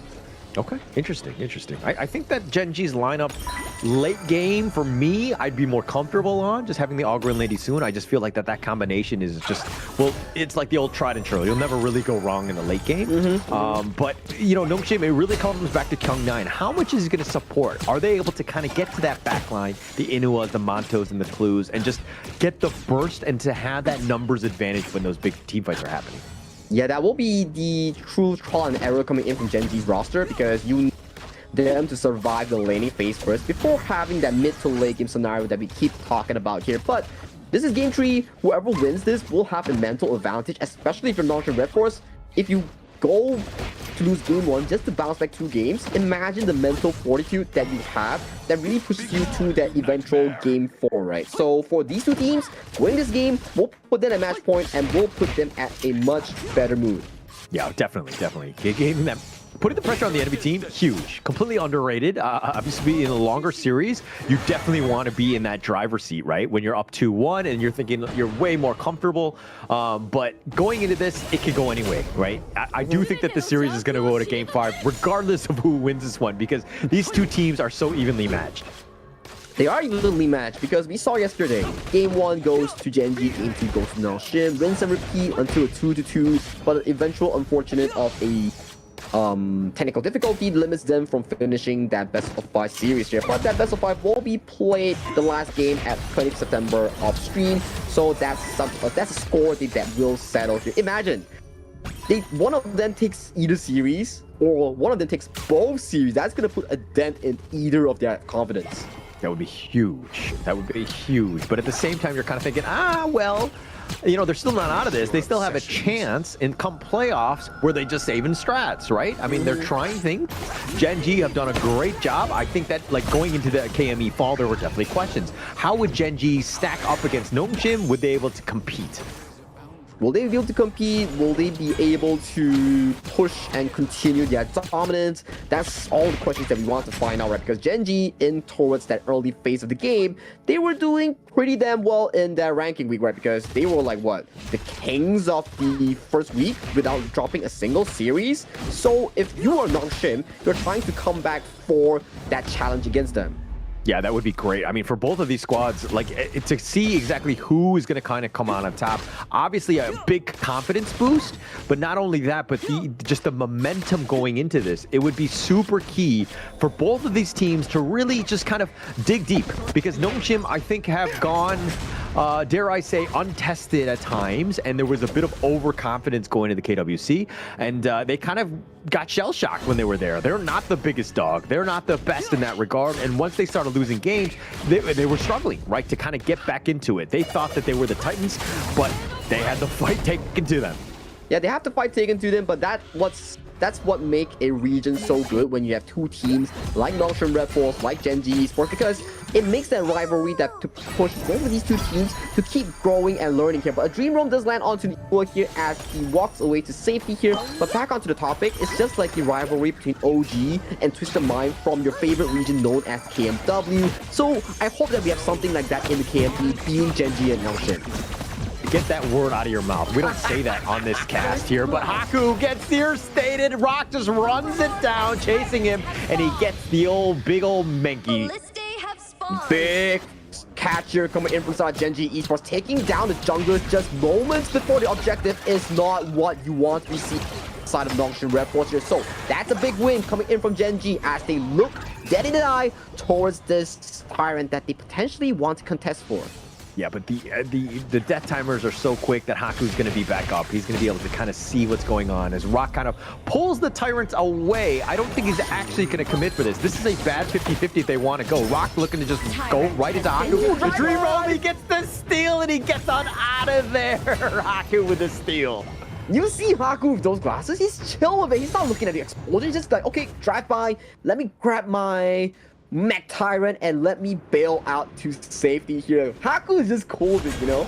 Yeah, just completely. That was a perfectly played there. I mean, if they lost that, because giving up first blood and then losing the Tyrant, that would have been a disaster start for Nongshim. They salvage what they can, taking that one out, but they did take some heroics from Haku there. Yeah, heroics from Haku does limit all these losses here coming in from Nongshim RedForce, because you see, Gen.G already having 1,000 gold lead. Imagine then double downing with that Tyrant. That could have been bad news coming in from the Nongshim RedForce roster. Oh, that would have been terrible, right? And now Gen.G here, maybe they start the Overlord if anything, but Rock will continue to farm. He's been off the map. He's so efficient.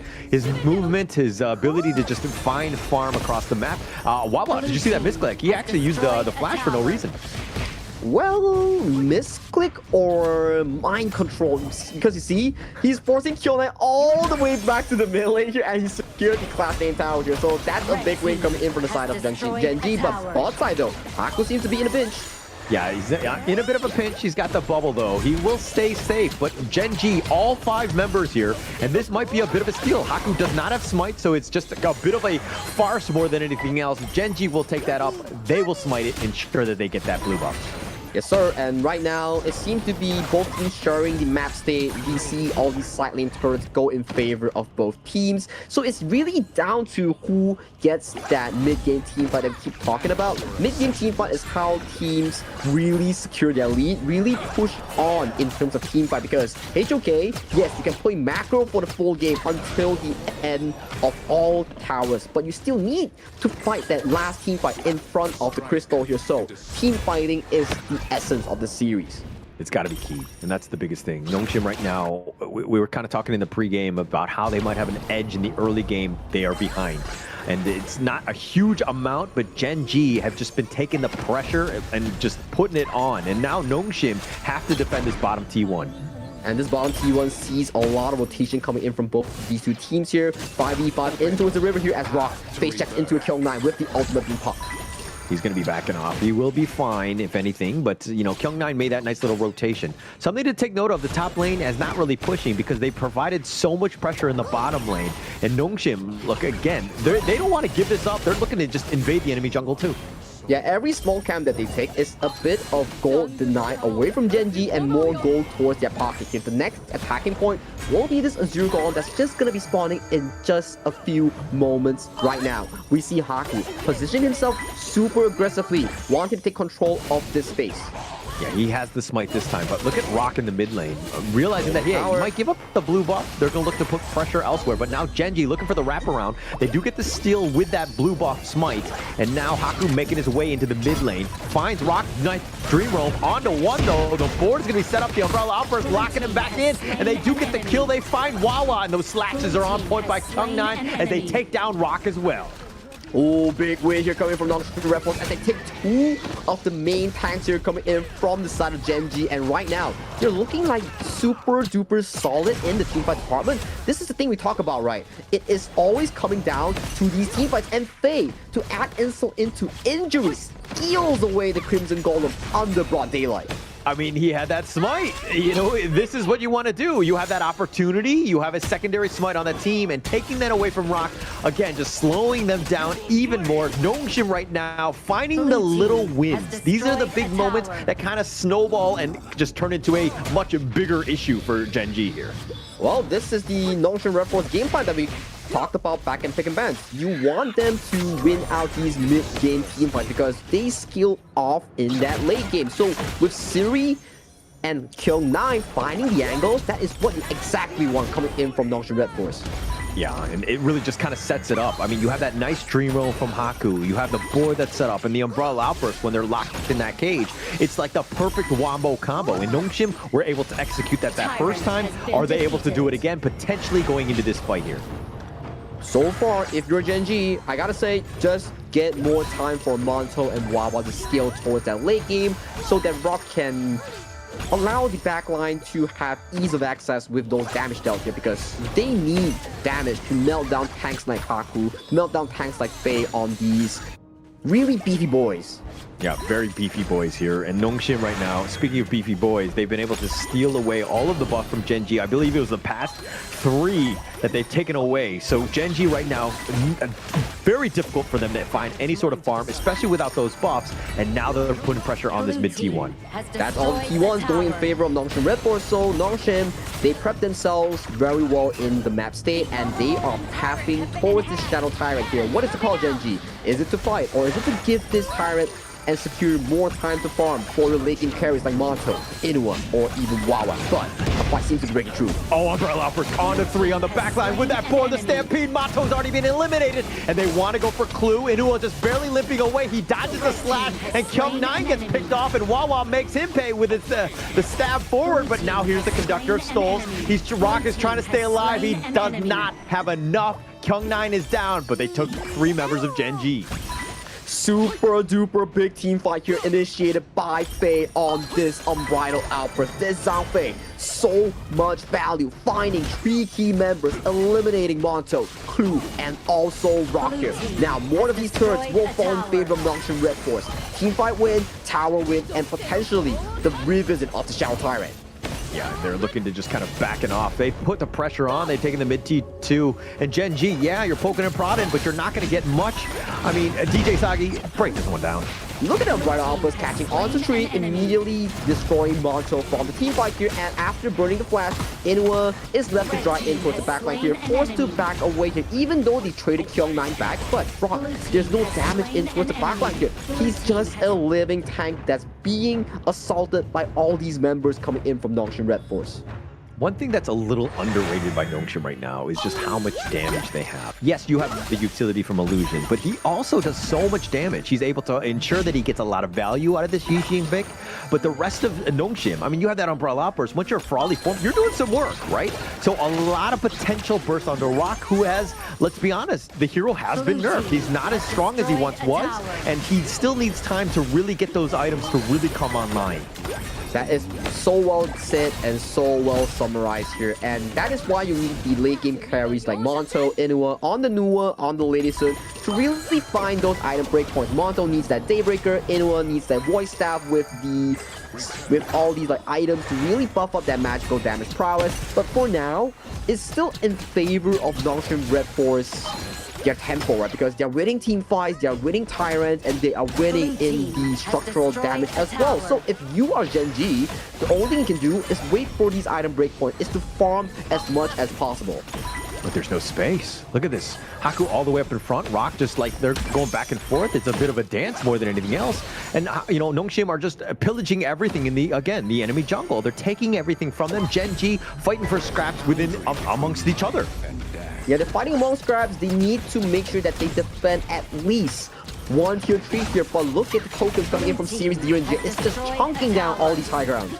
Yeah, taking that one down very easily. The top T3 instantly deleted here. They're going to be backing off, dealing with the minion waves. But Nongshim, again, very patient, understanding that they don't need to force things. They can kind of go slow. They do have a bit of a lead in that 3K net worth lead. And now with this Overlord, it could be very difficult for Gen.G to come back.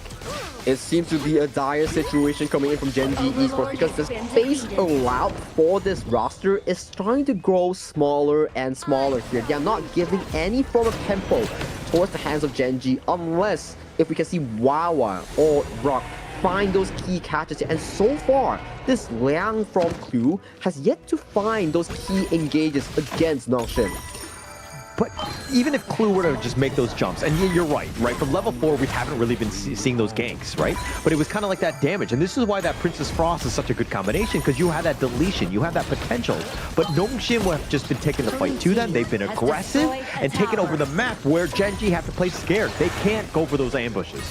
They cannot go for those ambushes. That's why Nongshim RedForce from that macro game point is outclassing Gen.G in this game number 2 and game number 3 so far, as we see this empowered Shadow Vanguard go in towards the bot side. Inua with a flash away, but he's stuck inside the box. They find Rock, who's a little bit on the low side, but the bottom T3 already taken out. Kyung9 with those slashes. And now it's just going to be a matter of time. They're looking to just march it down. The crystal is wide open. The Annihilation has been expended as well. Rock trying to deal with Shadow Vanguard. Nongshim realize that they can't get the game end on this one. But Nongshim is playing such a beautiful game of macro rotations here. They are like, okay, our role is to force away the tier 3 high grounds here. Once we secure it, it's time to back off, wait for the Shadow Tyrant, and then we form that final team fight to win the game here. They don't need excessive kills. They just need to make sure the towers go down and it will not respawn. Wait, what? Kills don't matter? What? You're never one of my ranked teammates. They always think that it's all about the kills. No, not about the objectives. You gotta remember, Holler, when we were in Riyadh, who was the one carrying those games? It wasn't Kid, it wasn't Bland. It was yourself. No, it was definitely you. Let's be honest here. But Rock with that Blood Rage, it's just not enough. He's gonna get killed. And that's what we're talking about. The Augury is just not the raid boss that we once knew. Yes, they took down Kyung9, but this is another opening for Nongshim here. I think this opening from Nongshim is so perfect right now. They get the Shadow Tyrant and they might find the final pusher. They don't need Kyung9 to end the game, but Gen.G needs Rock as the front line here. Wawa isn't able to absorb so much damage. Base still has the Umbrella Outburst if they want to go for this. So this is with this push here. They have Siri, they have that damage. And it comes back to how this board is going to be set up. But Rock up in about 10 seconds. This is a scary spot. Like, I don't know if you want to continue on, and Nongshim were like, actually, let's retreat here. Yeah, Nongshim playing it safe. They are waiting for the waves to crash. They need 3 minion waves to crash all together towards the base with a 5v5 approach. That's where they can find the key winning push here. But will they wait for the Shadow Vanguard, or will they find the 5v5 here? It will be risky, but what is the call here, Nongshim RedForce? How are you guys going to play this upcoming tempo? I'm glad I don't have to make that call because I don't know. I don't know what the best play is on this one. If anything, they're looking to take away the buffs, and you know, Rock really needs that one, especially in these team fights. Haku's still up in front. He's going to be tethered onto Rock, and now Faye goes to the Umbrella Outburst onto it. Very ambitious, if anything, but there's no follow-up damage. Yes, Faye will be fine, but Rock is taking some serious work with that taking liberties. The Conductor of Souls is just not enough. The Blood Rage is not enough as well, and he does go down. That's 44 seconds for him to be down. 44 seconds, it's a long timer with 3 waves crashing in all 3 lanes here. So what right now, Gen.G? You have to pull the trigger, you have to do the Hail Mary play. Yeah, they're looking to go in for this one, but now they're finding this Wawa, trying to find the back line, tries to go on to Siri, but he's going to be ganged up on Kyung9, takes him down, and now with the Crystal wide open, they get the double onto Banto, but more importantly, they take the Crystal and take game 3. Back-to-back clean finishes coming in from Nongshim RedForce. They don't take excessive fights, they take key fights, and that contributed to such clean wins from the boys in red. The greatest red are back online as they are looking dominant in this series against Gen.G Esports.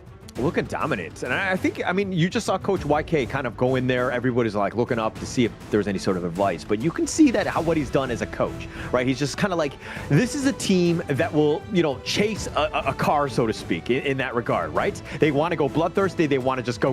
But I think Coach YK has been like, hey, calm down, let's play our game. We have a lead, we know what we need to do, control the map, and let them play our game. Yeah, control the map, let them play our game, play towards our own tempo. We keep talking about, okay, if you are Nongshim RedForce, you need to play the early game around the Gen.G tempo. That's why we keep seeing all these side lane turrets fall in favor of Siri on that Gen.G. So they played really well towards that tempo, and they really minimized mistakes. And I gotta say, Faye on that Zhang Fei, so darn well with those unbridled outbursts, making sure that Nongshim RedForce were always on the proactive end. I tell you, man, it's all about the roamers, right? Yeah. Right? Roam lives matter. And hey, I mean, he didn't die a single time, but his Umbrella Outbursts, you'll see them in the highlights, right? Just set it up time and time again. And Rock, very uncharacteristic of him to be up front. Yeah, like, I mean, not to be up front, but to be dying like that. He died 4 times, the most on the team. I mean, he just thought he would do Ogre things and just run it down. But you can see just how Nongshim's lineup were able to just burst him down. Yeah, Nongshim RedForce, that's why, once they have those item power spikes, you only have a singular tank known as Rock on that Ogren. You start to wonder, do I even have enough tankiness to tank things like Series, Golden Token, that reuses stats from my defensive stats, and Kyung9 goes for those on-hit builds to really shred down this tanky boy, a singular tank here. And so far, even though Clue has a 100% teamfight rate, we have yet to see a very key or decisive catch coming in from the power control here. As you can see, the gold lead, yeah, it's pretty chill in the early game, goes in favor of Gen.G, but once those team fights, those turrets fall in favor of Nongshim, you can see it's just a landslide towards the up, going in favor of Nongshim for a 2-1 scoreline. And it comes back to that draft. You were talking about Leon Clue not able to kind of get that pick off, but who are you really going to just jump onto? And looks like production agrees with me in the sense that Faye, clear MVP, roam lives do matter, 1-0-8. Yeah, the 10% damage. Who cares about damage when you're able to constantly get those Umbrella Outbursts? And he just had so much control. Rock had a tough time just getting away from him. What a well-deserved MVP coming in from the side of Faye on the Zhang Fei. Can't pronounce Faye without Zhang Fei, right? Or the other way around. So he definitely deserves it because those idle outbursts that we're going to show you in just a short moment was so darn clean here. So look at this one, first one. He finds on towards the Rock. Rock goes into a bad position. He CCs Rock, enabling the team to jump on him. And this was the best one we've seen so far. Catching onto 3 pivotal members here. CC chaining Monto, not allowing even a brief moment for the marksman in Gen.G to escape or even click on the flash. Yeah, that Umbrella Outburst plus that board with the Yi Xing. I mean, Clue actually flashed out of the board, but then he couldn't flash over the wall, so he got caught out. Clue just completely got destroyed on this one. And that 1-2 combination, this wombo combo, if you will, like locking in Rock, where are you going to go? You're stuck in a cage with 4 members of Nongshim, and they made him pay every single time. Yeah, and this is a draft concept coming in to a counter against the likes of a Liang. You just need 2 front lines. 1 to engage, 1 to soak up the unbridled, to soak up the power control coming in from Liang, and there you go. Your team don't even need to worry about the Liang because it's just Liang standing in front, and then you will see the Zhang Fei using the unbridled outburst to engage or disengage against the Liang here. But that's game number 3 between Nongshim and Gen.G. We will be back for game 4 in just a short moment. In this world,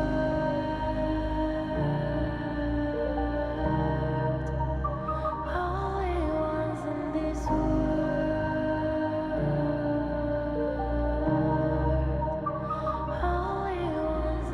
call out my name, cut through the sound of the rain. No matter how I feed the flame, you know I feel the darkness and the pain. All of the ways we tried to break free from the night, you know we made it out, we found the light. I fly so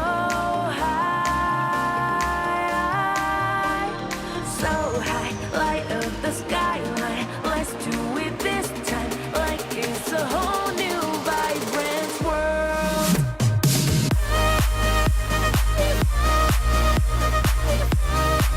Like we're the only ones in this world.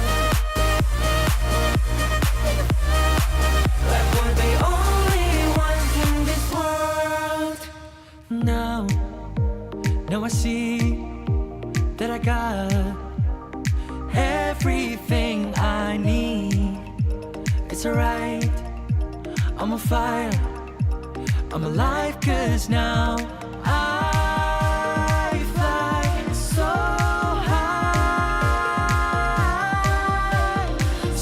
high, light up the skyline. Let's do it this time, like it's a whole new colorful world.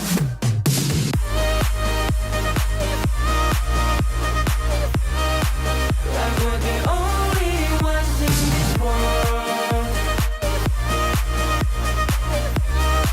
Like we're the only ones in this world. Never thought we'd get this far, burning like the stars. How we get this far, like we're the only ones in this world.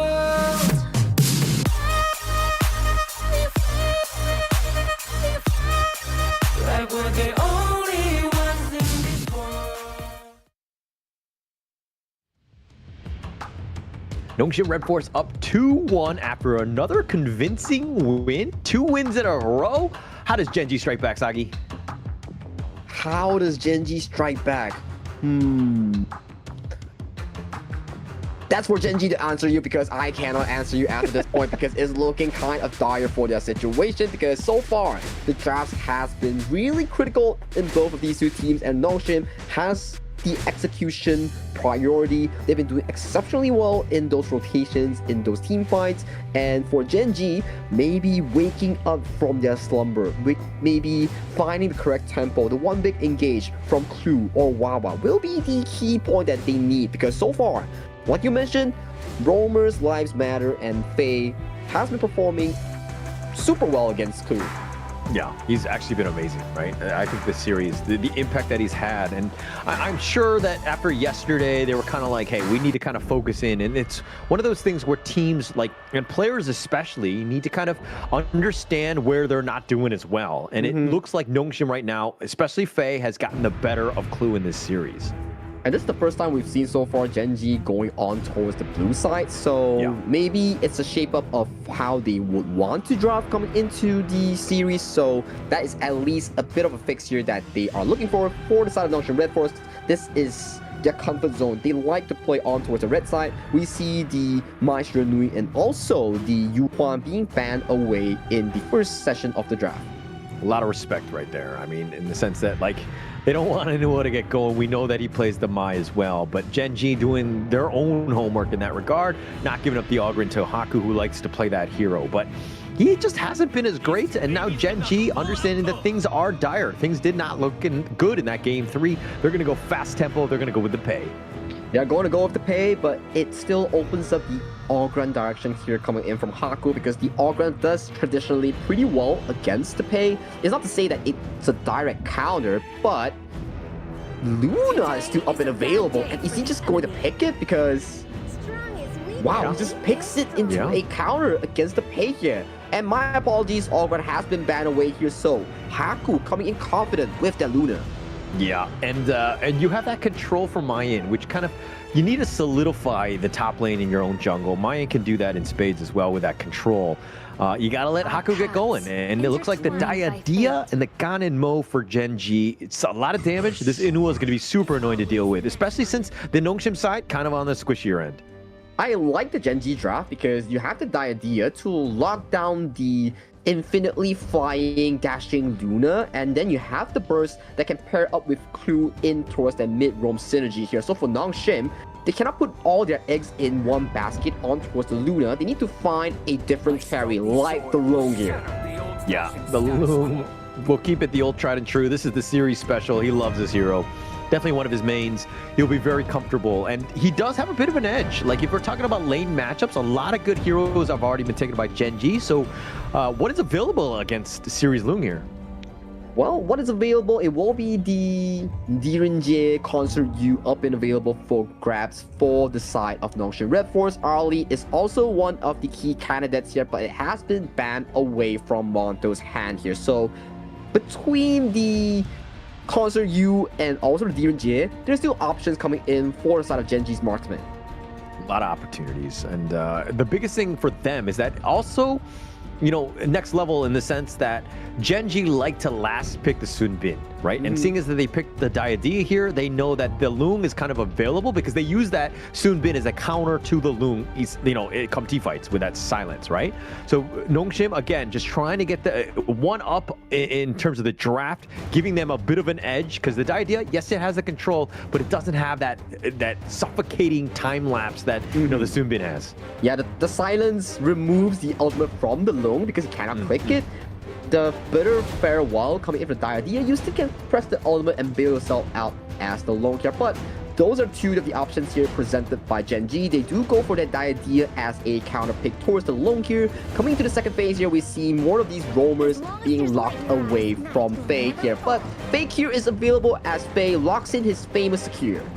He's got it. That's one of his signature heroes. He'll be very comfortable on that.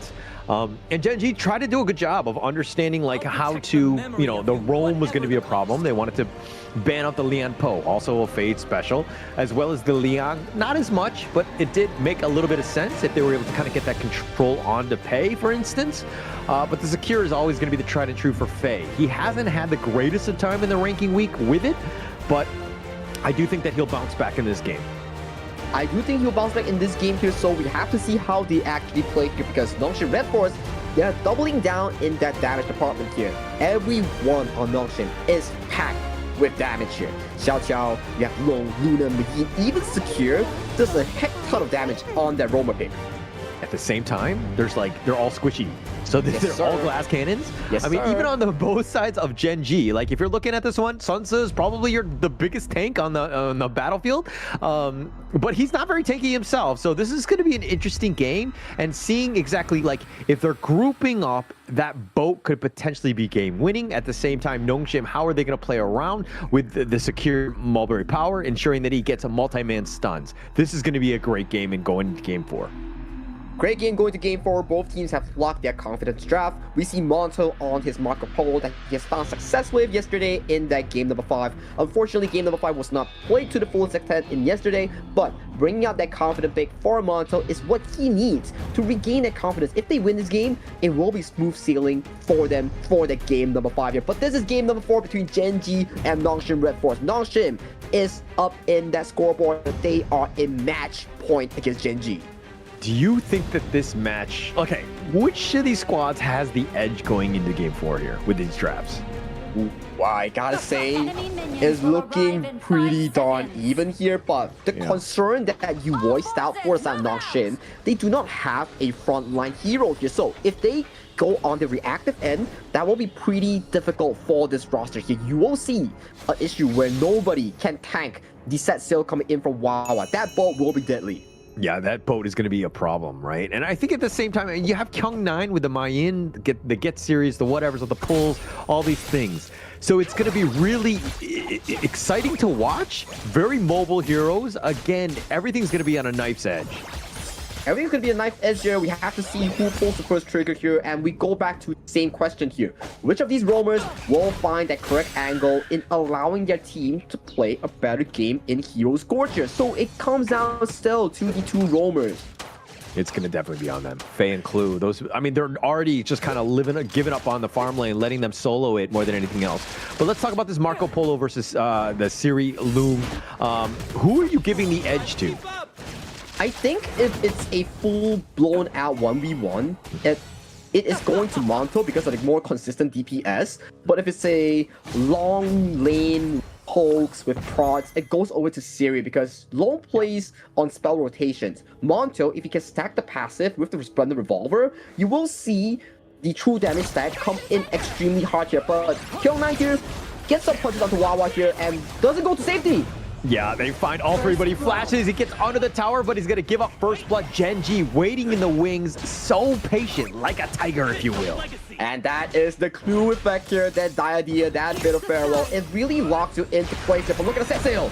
Oh, the set sail, they find Haku, but they're not gonna dive under the tower, just too much damage at that point. But Haku's staying alive, and now Kyung9 is gonna just do the walk of shame back to the tower. Yeah, walk the shame back towards the tower here, gets punished by the clue. That bittersweet Pharaoh, like we mentioned, right? It's a point-and-click CC. Once you get caught by it, and you get comboed by Wawa and also Rock, I don't think you can tank so much damage as a Mayin in that early game. Yeah, you're not going to have a great time, that's for sure. And Kyung9, I mean, he did whatever he could. I mean, when three people just jump you, I mean, it sucks to be the Clash laner at times, but you're going to be isolated. You're going to be left on an island, so to speak. But Nongshim need to bounce back. They need to figure something out. Faye has been kind of roaming around, but he hasn't been able to find a true target. Inua and Monto have been largely farming okay in their own respective lanes. Yep, they just have to farm, make it to that mid-game where Rock and Monto can control the game tempo from the hands of Haku and Siri, right? So mid-game will be key, especially we keep talking about who's going to be blocking the boat coming in from Nongshim's job because they do not have a frontline unit. If I'm on Nongshim's side, I would just throw my teammates under that boat, right? I'd be like, just not me, right? As long as I'm okay, it's all good, right? But I think for this one, it's nobody wants to be targeted. I think if anything, you just have to kind of the belief that if someone gets hit by that boat, they're dead, right? Yeah, hit by the boat, you're dead, you're gone. And maybe Siri gets it, and then he bails out with the Infinite Basilisk, and he doesn't get CC for days. But Haku here misses the ultimate here. Haku doesn't have ultimate. Might be in danger here, but Faye is there with the healing to keep his jungler alive and healthy. Yeah, that was kind of scary, but the sprites were following. Faye ensuring that, hey, all of the heals are going right onto Haku, who's level 7 right now. Keep it on pace with Rock. He needs to do a good job of just ensuring that they keep pace. They do not want to be behind because, you know, again, when this pay gets going in the early game, it's just really struggle in the mid lane. Yeah, it's a pretty big struggle in towards the mid lane. You lose priority, cannot walk up, your jungle gets invaded here. So what is the call coming in from Nongshim RedForce? Because this game number 4, so far the early game falls in favor of Gen.G, but always we see the 1000 goalie go in favor of Gen.G. The next time we see it again, it's a team fight wipe coming in from Nongshim here. So we need to see Faye might be called. Oh, the Mulberry power not enough to keep him alive, and Rock just pounces on top of that. The boat is going to connect onto the Tyrant, and Nongshim, all they can do is watch as they have no chance on this first Tyrant of the game.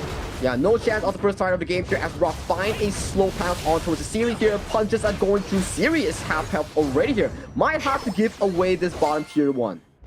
It's just so scary, right? Especially if you're Nongshim at the point, because it's one thing to be a glass cannon, but then you see that Rock on this pay has more damage, is able to outburst you and make things very difficult. Haku, though, taking away the blue buff on this one, and now they find him. He's trying to get dashes away, and now here come the reinforcements. Faye gets the Mulberry power, and they make Rock pay, and Faye somehow still alive. Faye played that extremely well with that Mulberry power into the flash to redirect it on towards Rock, so there's enough damage, and this upcoming mulberry power catches Wawa off guard here. Faye with key play. Absolutely key. The Fever Barrage. Monto under the tower. He does not care. He's going to be destroyed. And Kyung9 with the flash in play. And Nongshim, blink an eye. They get 2 kills, and they're back in this one. Disastrous stuff here coming in from Gen.G. We were praising them. Okay, 1,000 gold, dominating the map. Switch of a gear immediately falls in favor of Nongshim RedForce. Crash lane all the way towards the bot lane here. Nongshim once again back in control. Back in control and just putting the pressure on. I mean, Wawa was a little bit low, so you're kind of thinking, why is he sticking around? And he just thought he would be safe, he'd be okay. Maybe, I don't know if he had the boat up, but again, just way too much burst from Nongshim. This is a situation where everybody is so squishy. If you get caught out, if you're down numbers, you're just going to get bursted. Yeah, just going to get bursted, especially, I like the Xiao Xiao pick coming in from Illusion. It is a very good counter against the likes of Rock's Pei, because Pei wants to pounce in, but immediately, if you get hit by the meteors, you're just going to be losing so much HP, and that is your answer here. Who is going to be tanking? Oh, they turned it around. Wawa gets killed here, but now Rock is trying to get the damage in. He finds Kyung9, but Kyung9 gets picked. Rock does the damage. He gets a double. He gets a double kill here. 4v5 goes in favor of Gen.G here. Haku, in theory, find the counter on towards this lonely Azure Golem here. So that's a bit of a resource being traded back for the side of Nongshim. But look at Nongshim finding the cash. Haku goes in. Oh, Haku not scared, fighting 1 versus 3. What are you doing, Haku? Why are you trying to make it happen? And he goes down. And Gen.G are like, free food in the jungle? We'll take it. Well, it's an ego play coming in for Haku. He's like, oh, they're all so low here. Maybe I can make a play here. But Crew is on a Diadea, limits the dashes here coming in from the likes of a Haku Luna here. So that's why Diadea counters all these high freaking heroes. It has that just the lockdown, which is super annoying. And like now Gen.G on the prowl, looking for their next approach on this one. Rock with those the fireballs, just not enough to hit, but those blades starting to hit from Inua. Yeah, Inua will be a key factor here coming from Gen.G Esports because of the extended reach. You get to burst targets like Haku that's locked down by Clue, or you get to outrange Siri on that lone kill. So we have to see, can Siri find the assassination towards the backline, or can Inua find the snipe first? It's really going to come back to just Siri just getting some more farm, though, right? I mean, he will have that damage. Inua's done a great job with those blades and has made it uncomfortable. And now in the mid lane, a little bit of action as well as the top, but they find Inua. They get the jump. Siri gets the flash, and he gets out of there with the infinite vastness. And that is the counter relation between Inua and Siri here. So as long as Inua outranges Siri, he gets the couple blades in, but as long as Inua does have Splendor before that stasis to dodge away the Flaming Palms, you best believe Siri's gonna flash in with the right to win, and then Flaming Palm to your face here. And we look at a potential engage onto Wawa. Yeah, Faye with that mulberry power just onto Rock, but more than anything else, they want that blue buff, and they will take that. Gen.G were down a member. They really couldn't fight that. Yeah, they couldn't really find that, and they get that mid tower here. In terms of structural, in terms of towers, it falls in favor of Nongshim. Getting that mid tier 1 opens up the map for more damage, for more of these objective plays coming in from Nongshim RedForce. And if they're able to take more of those objectives, it's going to stymie the growth of Gen.G, who had done a great job with Rock. I mean, he's what, 6.5? But that's really not where you want to be. You want it to be like 1.5k, 1k up from Haku, who had died, right? And the fact that now they lost the Tyrant on this one, that's more gold going the way of Nongshim. Yeah, more gold going towards the wrong shape here, but Haku here might be the next target coming in for Gen.G as we see a full man rotation here on towards this lone Luna here. But they find out and they back off the safety here. This Luna gets to live another day. Gets to live another day, and he's going to continue to farm, which is not where you want to see if you're a Gen.G fan, because he's the guy that if he gets picked off, if he gets killed, you're going to have a great time. But now Rock starting to fall behind. If you told me that Haku Luna would be able to just outpace Rock on his pay, I would have called you crazy. Well, Rock so far, he's not having the greatest with the game. He's being targeted by the likes of Kyung9, Illusion, as well as Siri. There's no tank per se for him to jump on, but Illusion might be caught out. They find the bitter farewell right onto Illusion. He gets off back, but Clue's going to be the first to fall, and they find Rock as well. And Nongshim with a counter initiation. They have the pullback. The Fever Barrage Monto running for his life. The roaming gun, but he's going the wrong way. Kyung9 is going to chase him down. He dodges the Resplendent Revolver, but here comes Faye. He wants that Mulberry Power. He's looking to load it up, but Faye will tank off a lot of shots. They're going to go under tower, and they will find Monto in the end. 3 members down from Gen.G. Illusion, the master of the skies. They're baiting all these plays coming in from Gen.G. All the spells was on the Xiao Qiao, and afterwards he bailed out. He returns so much damage onto the members like Wawa and Rock here, and after that, the story just unfolds. Nongshim, no fear, just walking in with their damage, knowing for a fact that they will out-damage Gen.G if the spells were to miss. So you would call him a master baiter? I'm trying to avoid that and don't put words in my mouth here. So let's avoid that topic and get right back into the game where Nongshim currently has that Shadow Tyrant and 3,000 gold. But would you call him? No, but here's the replay going in this one. I mean, it was a nice play. Like, Illusion completely baited him out, turned it around. Clue, they thought they had it, but Rock going in with this one. Both of them so squishy. Nongshim had that damage and that burst, and they both took, once those were both down, it was pretty much all out rout in that regard. Gen.G were on the run, could not get back because, again, they're very squishy. Yeah, they're very squishy, and none of them can really block the boat, but Kyung9 using the whatever, which is the spell 1, spell 2 of Magin, to really block the boat. It's a very clever move that, sorry we did not notice, but he's doing an exceptionally good job in protecting his teammates from the set sail coming in from Wawa.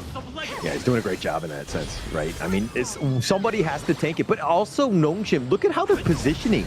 They're not like huddling together. They understand what, you know, the AoE stun that boat can be there. I mean, Kyung9 is a Sun Tzu main himself, so as long as they're kind of at arm's reach and they can help each other and they can go in for this one, especially since Kyung9 is looking to dive in, but now the boat, what's it going to connect? No one. It goes, actually, it's going to hit its own tower. Yep, we see Siri forcing out the Splendor here coming in from Inua, so that's spell for spell. Siri, no flash, no infinite vastness here. That is the Splendor pickup that we keep talking about that really counters the mage versus long. But right now, look at Siri. Might be caught out here. Oh, the Destiny counter right on Faye, though, and they find Siri. Oh, he's just way too much damage. Rock was able to burst him down, continuing with that chase, just way too mobile. And now the set sail, they find Faye, but it looks like he just wants to fight this Wawa, looking to go in, fighting 1 versus 3, gets a stun, and he actually is going to be picked off, but space created. It's a 2 for 2. A 2 for 2 in exchange here, not the worst of the trade coming in from Gen.G. They need these kills to come back into the series here, but so far, we're looking at Inua potentially being caught out. Oh, Kyung9 tried to get this serious with the Reforged Blades. In return, Kyung9 is actually limping away from that one. He felt that one. And now Haku looking to start the Overlord. No, he's going to bail on that. Still 3,000 gold going in favor of Nongshim RedForce. That's why Inua needs to stay alive and do the most damage that he can. They need to rely on Rock and Inua because Monto, he's not finding those angles for those big Fever Barrages. But if he does find it, he might be in a good tree. But the Kyung9 gets blown apart. Yeah, that was that burst. The Gen.G, this is what, you know, Rock, Clue with a control, and then you have Inua with those blades, and Kyung9 really couldn't get out. I mean, he tried to, like, I think Flash was on cooldown, if anything. He didn't really have much of a chance, and the rest of Nongshim, not really there. I think that's going to be fine to give up that 1 kill. That 1 kill might lead towards this Shadow Vanguard going in favor of Gen.G here, but we need to see what is the call here coming in from Nongshim RedForce because you currently have 4 members. No one can tank this boat if there's no Kyung9. But who's going to face check Brushes, right? The Gen.G have been very wary about going in. They have the numbers advantage. Kyung9 is looking to be back already. Haku scouted it out, looking to go for the steal, but no, Rock gets the smite. And now Faye with that Mulberry Power onto 3, but Gen.G got what they wanted, which was the Shadow Overlord. Yep, good pickup here coming in for Gen.G, getting that Shadow Vanguard to really delay the game in towards their favor here. But Nongshim does get the beeline right towards the Shadow Tyrant here. It's a 50-50 trade among these two teams here, so we have to see what is the next call here for both of these two teams. The next team fight will decide the game. Yeah, Haku there taking that one with that smite, ensuring that they do get that one. Again, big neutral for big neutral. Yes, the Shadow Vanguard is pushing in the top lane as well as the bottom, but Haku gets the Siri stab. He finds him. The pounce away. They're looking to go. Siri gets the pickoff, finds Monto. Down for 40 seconds. They find Inua as well, and they're fine. That kill, the 2-man advantage. What can Nongshim do? Big pickup here coming in from Siri. That is the play that we're looking for, and that paid off super duper well. Mid farm down for Gen.G for 40 seconds here. Nongshim is in the driver's seat to look for more towers. They're looking for towers, but they need to do some housekeeping. I mean, the Vanguards in the top and the bottom lane were actually putting them in a bad spot. Nongshim just basically kind of solidified at least the lanes, the lane equilibrium. And now with the Shadow Vanguard in the mid lane, Nongshim really didn't get much aside from maybe the blue buff in that one. That is a fortunate attempt here coming in from Gen.G. At the very least, that Shadow Vanguard really removed the wave pressure that they are severely under fire on. So that's still room to breathe coming in from Gen.G. So they need to find that team fight that we keep talking about. If they can find a clean wipe, potentially they can make it back to the game. Yeah, they need a clean wipe, but that is a tall task. That is a difficult one, right? Gen.G now playing defensively. I mean, they have the potential spells as well as the control to potentially do that, but look at how Nongshim are spread across the map. Kyung9, he's going to be scouted out, but he has the speed to tank out what Wawa's bringing. Yep, the Wawa is really just scouting out this, but look at Kyung9, might be caught out. Might be caught out. Again, just look at how Siri's in the top lane. The minion waves are slowly crashing in. Faye looking for that mulberry power to potentially just jump in. But Gen.G on the defensive. They have to just hold the line. Have to hold the line, but look at Siri here, getting poked out by those swords coming in from the Ganem mode. That is the counteractive thing that we're talking about on this Ganem mode against the Long here. You get outraged, you have all the items, you get the Splendor, just have to dodge out that first Flaming Palm and you're good to go. But dodging it up, not the easiest thing to do, right? I mean, especially when things are just getting fast and chaotic in those team fights that potentially happen. Obviously, if he starts it off, it's going to be much easier when you see things coming your way. But Nongshim have done a great job of understanding who needs to engage first. Kyung9, Haku, they're looking to just get the setup. Faye looking for that counter initiation as well. So this could be a potential jump as they're waiting in the brush. They're waiting the brush, they find Haku, and Haku is forced to back off towards safety here. They take up the Crimson Golem though, at least right now. Game is coming into a late game mark here. Any form of death will resolve into a bit of a picky situation for any of these teams. I mean, it's going to be better for Nongshim considering they still have the mid T1, so it's going to be slow rolling uphill, so to speak, into the Nongshim base. But that said, I think Nongshim are going to be happy with this lead that they have grown. I mean, it's about 3.5k. They've put the pressure on, but taking this Shadow Overlord could be huge for Nongshim. It could be huge, and it could give them so much control all over this map, right? You need the waves to be pushing in to allow Siri to control those waves, get those towers here. But look at the front end here. Both of these two teams ready to attack. But Haku's not there if they actually want to go. Gen.G don't know that though, and it looks like the Shadow Vanguard in the bottom lane providing a lot, and Gen.G have to return to defense, right? They have to go back to their base to deal with the minion waves. And look at the macro game here coming in from the side of the Nongshim RedForce. They put up the wave right towards the top side here, and that one Flaming Palm takes 40% HP away from that turret already. A lot of damage, and that series starting to hit that critical mass of items and damage and just that burst that he has. So again, Siri's able to kind of do Siri things on this loom. Do Siri things on that loom here, exactly the name of the game here. Look at all three waves just crashing in towards the tower here. Kyung9 wants to look for the engage here as Siri. He will be the potential siege target here, but he has to look out for 3-man knockup. Oh, 3-man knockup, but now the infinite fastness, he might want to go aggressive. No, he's going to U-turn on out of this one. Haku did not get the memo. He's going to be Fever Barrage. He needs to be careful. He's being focused. The blade's just barely missing. He is able to survive, but now they're going to retreat. Haku playing with all of our lives. Still, such a stalemate here. Good defense here coming in from Gen.G. The Ganem mode cannot fall. Once the Ganem mode falls, that could be an issue here coming in from Gen.G here, but so far all these objectives are being controlled under Nongshim's RedForce grasp. Actually, Gen.G on that hold was actually very smart. They took the top one as quickly as possible because the rotation, the Shadow Vanguard was in the bottom one, so that once all of the other lanes had been taken out, they had no minions. So all they could deal was that one single lane. They do have a decent amount of wave clear. We're talking about Gen.G having a lot of damage. They've been able to kind of withstand that assault because of that. Withstanding the assault, withstanding the push. Rock here, not in danger, does pounce away towards safety here. Two waves go towards the mid lane. We see Siri landing that Flaming Palm, almost taking down that last bit of health on that turret. It's going to be tough to get into that T3 base. Nongshim here just looking to back off. Tempest Dragon up in about 25 seconds. This is, of course, going to be key going into this one. Nongshim need all the help. They're going to need all the buffs and needs potentially a Tempest Vanguard to end Gen.G here. It's either Inuwa bursting Siri or Siri bursting Inuwa here. One of this will happen shortly in this game here. And another Flaming Palm does take away that tier 3 turret coming inside Gen.G Esports. That's one turret down. And Tempest has been spawned on towards the top side here. What is it called? Yeah, well, Haku right now, he's just waiting in the wings. He's waiting. He's in a bad spot if he were to get caught out. But now they're looking to go. Kyung9 gets a little bit serious, finding him out. The pounce forward by Rock. But now Haku on the back end, the set sail on it too. The Illusion with the passive, but the Fever Barrage is going to be on point, killing the Illusion. But Rock and Wawa and make that clue have already been killed. The Infinite Fastness, he wants to go aggressive. Finding Inuwa, who has the flash. He's going to be picked off by that Flaming Palm. And Nongshim coming back from this one. And it looks like they will end the game in a matter of time for these minions to just march down the mid lane.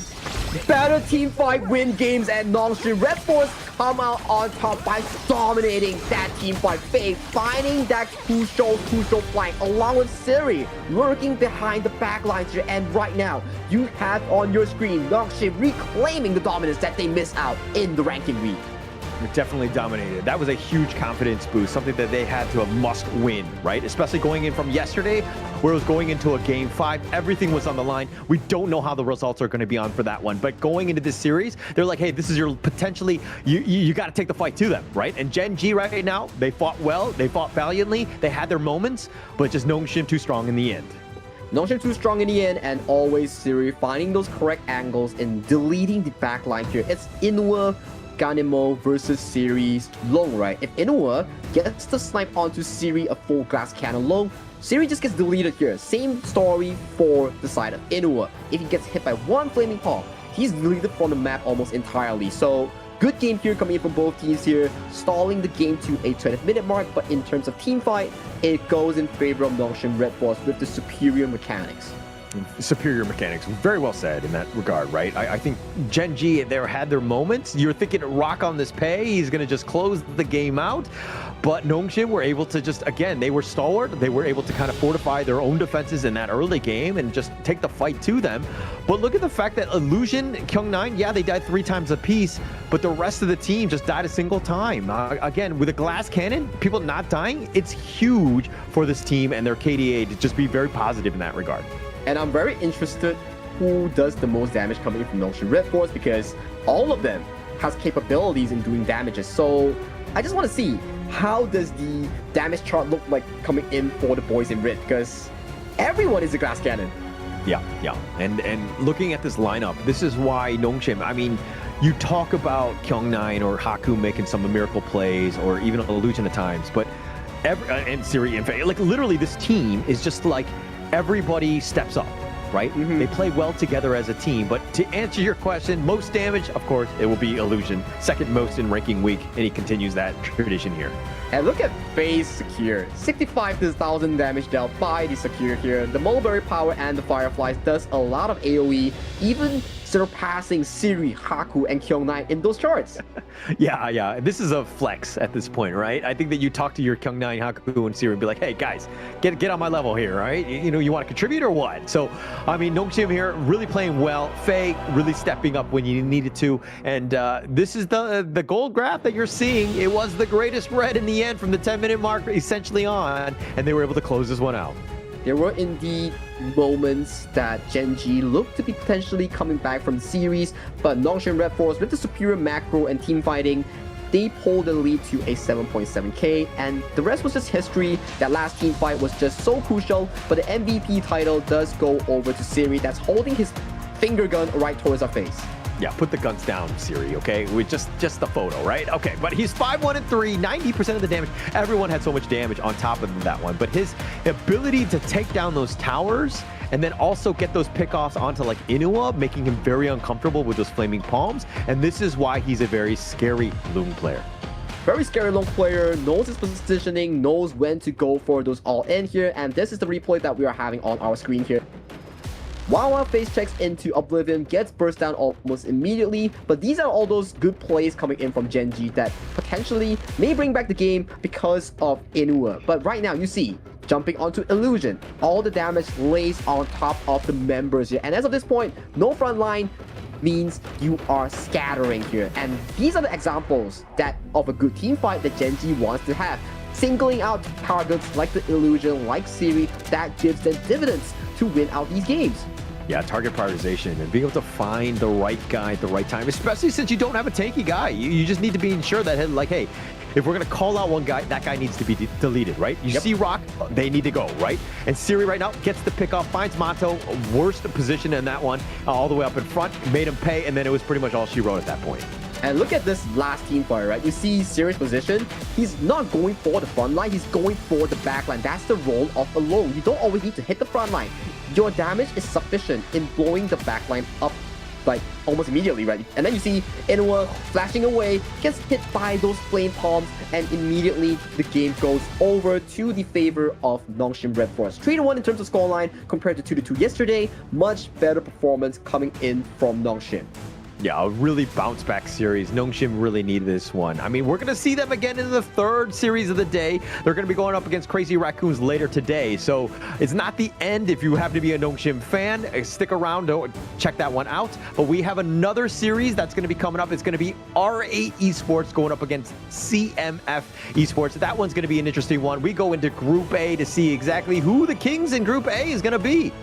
Because R8 from yesterday, they did extremely well against Scars, but that's for later. We'll go in for a little bit of a break before we come back for the series.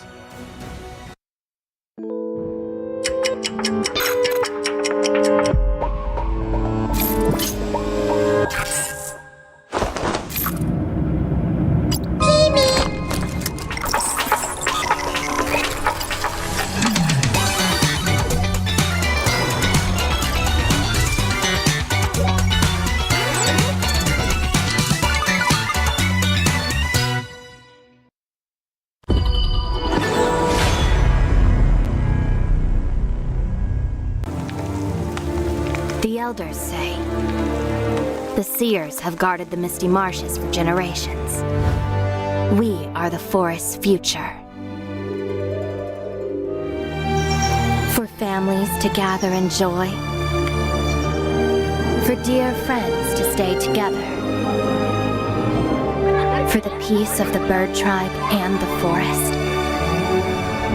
Even if my feathers burn away, I will never fear.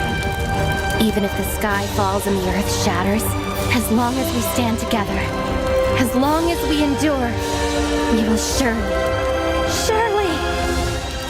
losing everything. Just as I did.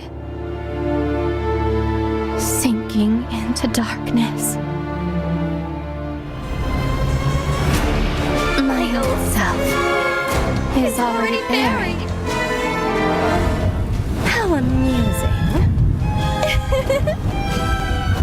This eternal, blissful heaven. What a beautiful little bubble. I can't wait to pop it with my own hands.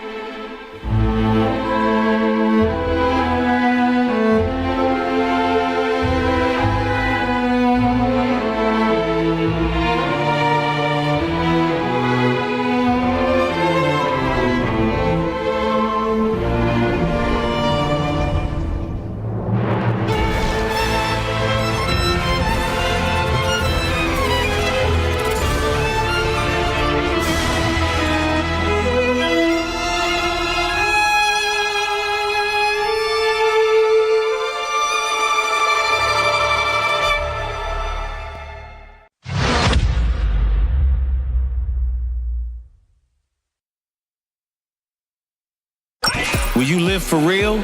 Join the party.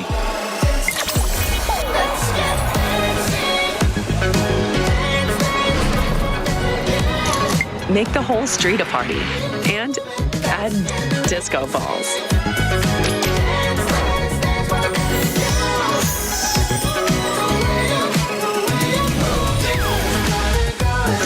Realme 15 series.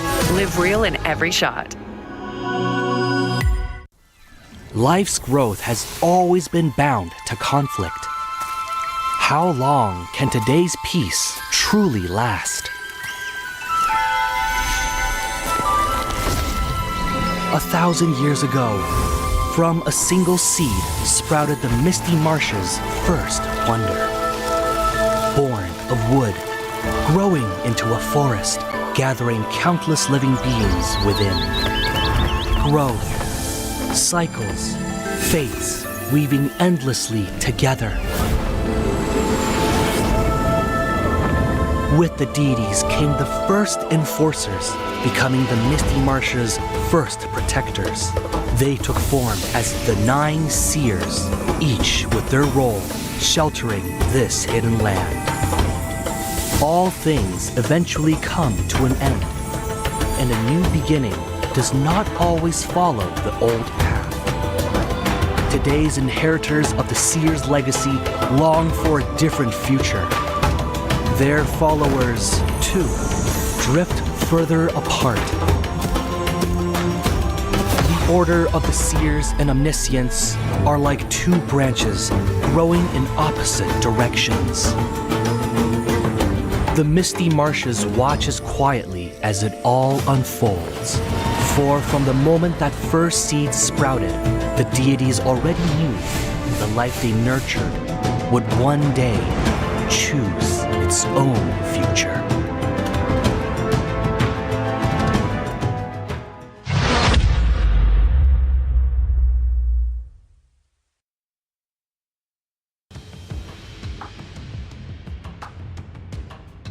Ooh-wee, what a series there, Holler. We just witnessed 4 games coming in from Nongshim RedForce against Gen.G Esports in the second round robin in the Group S here. My name is Sagi, along with Holler here. We're bringing you the best action of KME Survival Week here. But talk to me, Holler, what's going on? I mean, first things first, a new version arrives on September 24th. Unleash your spirit. Get on top of that one. There's going to be a great update going into this one. But to answer your question of that last series, it just seemed like Nongshim RedForce were very determined. They wanted to ensure that they were able to kind of continue on and just, to be the top dog here and to really stick it to Gen.G. Yeah, they really were quite enraged from yesterday's mishaps. So bringing in all these flavor into today's games, we definitely see series stepping up and showing us a much better performances. And also right below that screen, Ultimate Awakening is the new mode coming into Honor of Kings as a for fun mode. You have different ultimates here being enhanced and powered up for 15 to 20 heroes in Honor of Kings. That fun mode here. Do check it out on September 27th if you are a bit tired of your ranked games if you keep losing too much. I've never been in that situation. No, okay. I'm always in the losing situation for ranked. It's a terrible spot. So I will be playing that Awaken mode. I will ensure that I will just take a bit of a breather in that regard. But going into this series, we're going to be dropping down in the sense of Group A. R8 Esports had a great time yesterday, right? They were able to kind of take down Scars 3-0. But going up against CMF, we're going to have to find out. But of course, the first team up will be Scars. Let's see their video now. So you should never give up. You gotta fight for it. Whoa, let's go. I know you want it. I see the fire in your eyes. You gotta fight for it. Let's go. The battle's calling. You better give it all you got. You gotta fight for it. The time is right for you to raise a bar. Cause you could be the greatest of them all. Let's go. The battle's calling. You better give it all you got. You gotta fight for it.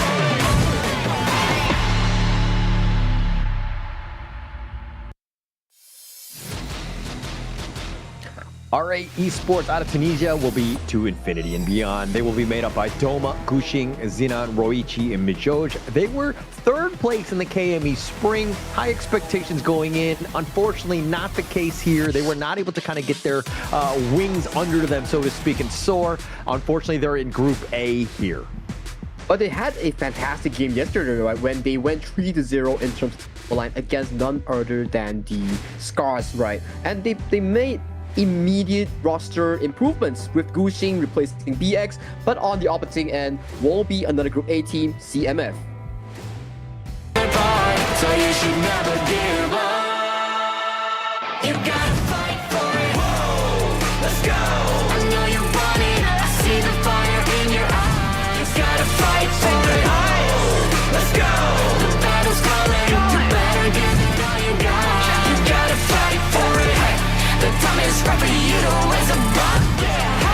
Cause you could be the greatest of them all. Let's go. The battle's calling. You better give it all you got. You gotta fight for it.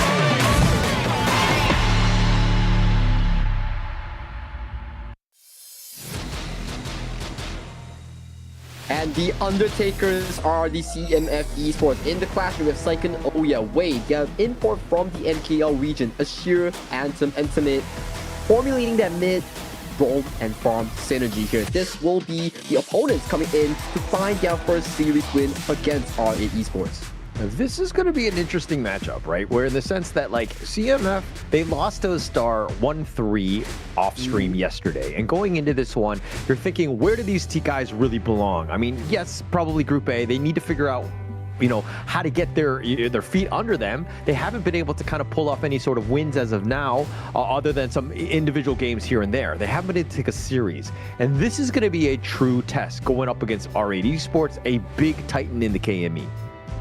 And they are in a sticky situation, right? Because you're not in Group S. Group S, no matter how you end up, you still make it towards that playoff spot here. And this is the head-to-head between Xenon and Anthem here. You can see they are pretty tight in terms of statistics. Kills-wise, they are almost similar, 17 to Xenon, 20 towards Anthem. But the damage department falls heavily towards Xenon in towards the mid lane here. But back to the topic here, if you're a CMF and you have already lost a series against a star, you lose one more, does that put you out of contention for that one slot in Group A towards that lower bracket playoffs? It's not going to help, that's for sure. Especially with this round robin that's going around. I think that you have to look at every single series as a must win. And going to the true test of a best of 5, not the easiest. R8 Esports have been there, especially last year. They had that experience. It's helped them out. Not to say that they're going to win this guaranteed or anything, but CMF right now have a bit of a climb ahead of them. CMF will have a climb, I think, coming to this season with the roster coming in for some of the players from Venomous and adding the addition of Wei in towards the jungle. They have a high learning curve to challenge some of these KME teams. But this is game 1 between R8 Esports and CMF Esports, with the draft starting on the blue side for R8 and CMF on the red side. So when you see a band like R8 going with the pay first, that just speaks, you know, it says that they don't really want to set the tone. And I really like pay. It's one of those things where it's like, if you don't ban the pay, then CMF are kind of forced to do it themselves. And so you're basically showing that you don't really want to play the pay early. And I don't like that frame of mind, especially for R8, because this is a hero that you have so much pace and you take over game 1. It's really demoralizing for the opposing team. I have to agree with you, especially all these picks are targeted towards Wei's core. Wei is known to be the assassin-centric jungler that likes to play Pei, Jing, and also the Luna here. But coming into the first game, they deny all these assassin picks 3 in a row against Wei in that jungle. So now Arlie Mayin in response to the Jing and then Dharma. Okay, so if you're wow, okay, a lot of control, which is pretty much going to be set up for Gushing to kind of get going on this Jing. Once you have that control, you just have the damage and you're on cleanup duty. That can make for a good time. CMF need to figure out a way to, yeah, you got the Arlie, but you don't have the control against the Jing. So far in that first 3 picks, we learned one lesson. When you see the Arlie, you lock in double assassin on the Dharma and to pair up with the Xiao Qiao, things are not looking so good for Anthem with that Arlie. It will be a really hard teamfight scenario for that player. Yeah, like, how do you go in? There's so much control, like the AoE stuns where you have to be more than arm's distance. And the Diadea, okay, that's one way to kind of deal with the Jing. That Bitter Farewell will be huge, is able to kind of get the lockdown, then you have the Mayin on top, but now you need a little bit of damage to kind of shore up some other weaknesses. Yeah, some of these damages showed some weaknesses. You have to really pair up with potentially a big front line on the hands of Wei to really allow this Arlie and Diadea to move on without any sort of issues, right? Because if you open up a lot of space for them, they might just, go rampant here. So for R8, it's to assassinate their Arlie. For CMF, it's to protect their Arlie at all costs.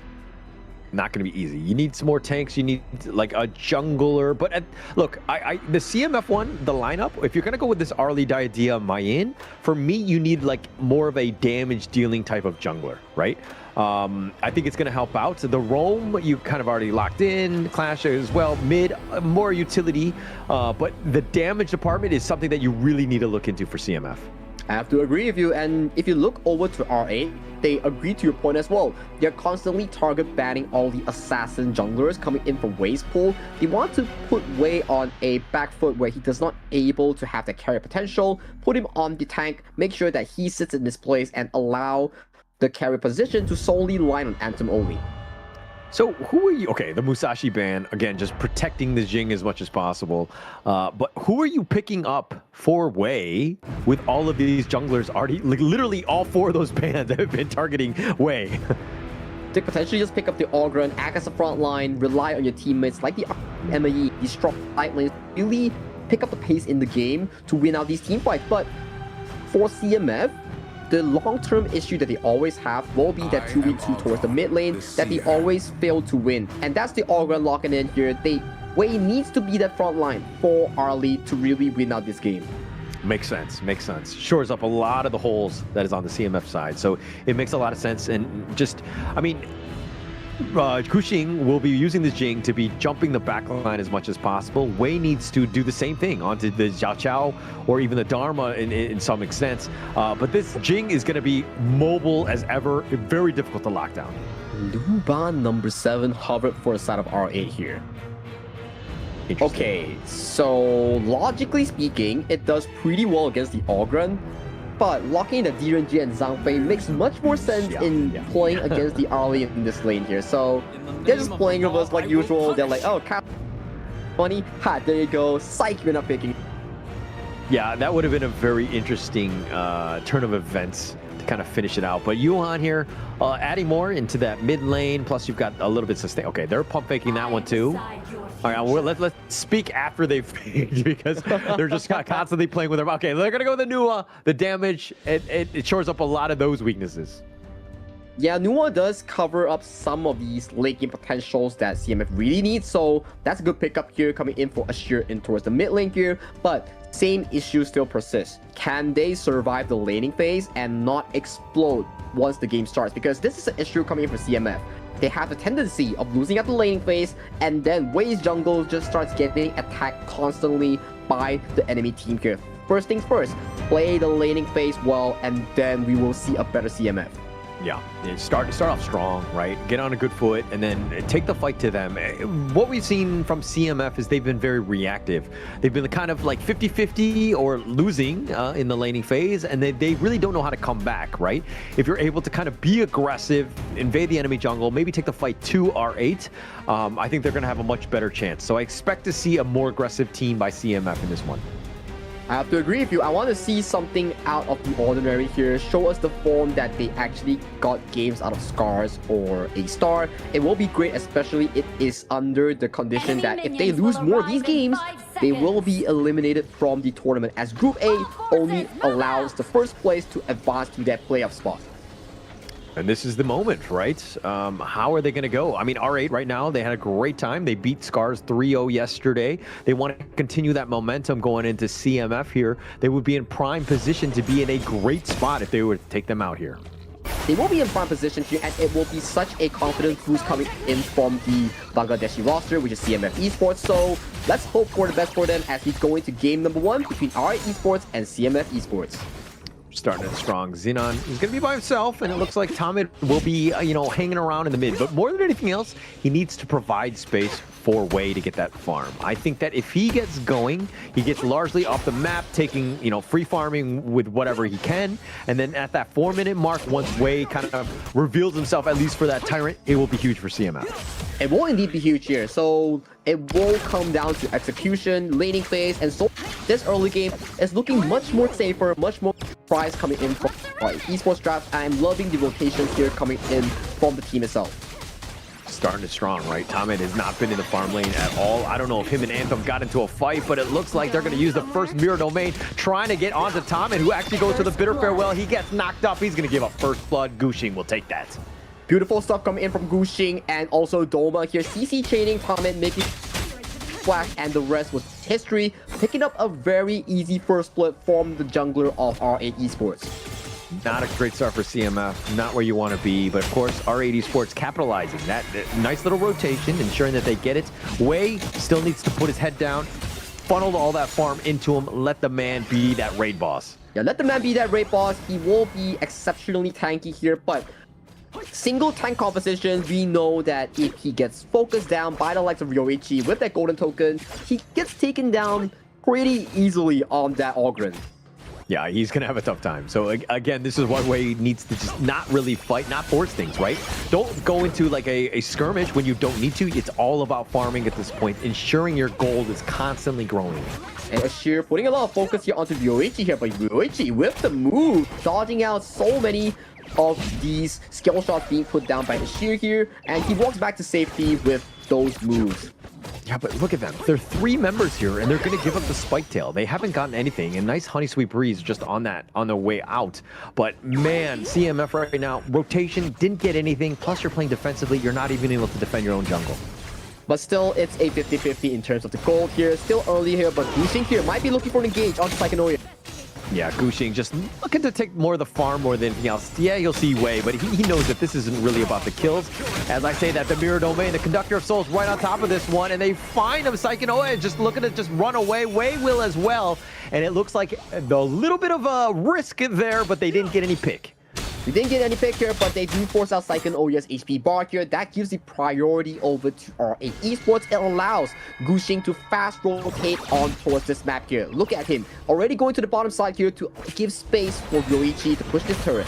Oh, the creation does a little bit of work, but not with the annihilation. They weren't able to combo that properly. And now R8 invading the enemy jungle, the teleport from Tomit in the bottom lane, and now CMF are sticking around. But again, R8, look at how they're just putting that pressure on. CMF can't even get to the river.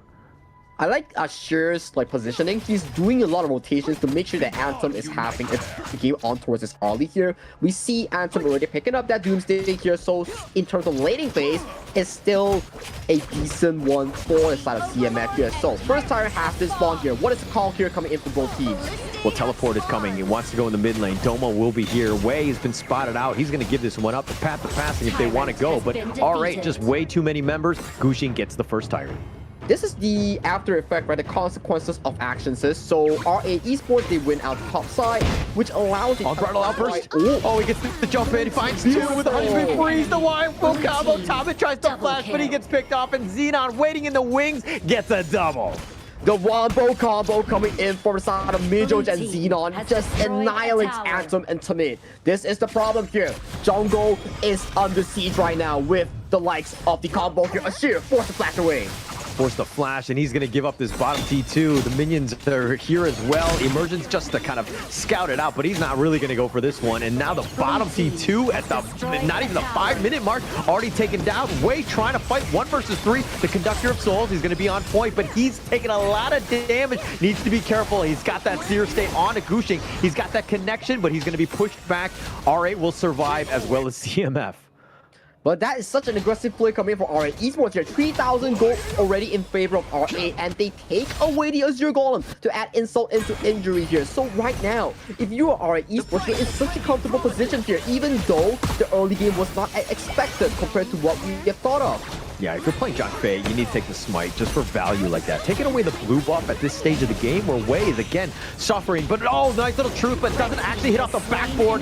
Doma gets picked off. He tried to make the heroic play just a little too far, and CMF made him pay, but they lose the mid T1. It's still worth it, right, coming in from R8 Esports. They get out some of these key spells from CMF. They take away the mid tower here. So the next attacking point for R8 will be some of these buffs and jungle camps coming in from CMF Esports. Because right now, if you're R8, it's like, oh, trading Doma for a tower, worth it, let's do it. Yeah, but Doma's like, yeah, actually, I don't want to be traded away. That was probably not a good play, just going in for that. Again, it was a little bit too much risk for that case. And again, if you missed out, that's what's going to happen. But here's the emergence. Tame just completely gets sliced and diced. Gushing makes him play, gets the solo. Ooh, no flash onto Tomit. Cannot find the hard lane here. Gushing finding another assassination on towards the roller coming in CMF Esports. Just playing with their food here. Blinking away with the mirror reflection.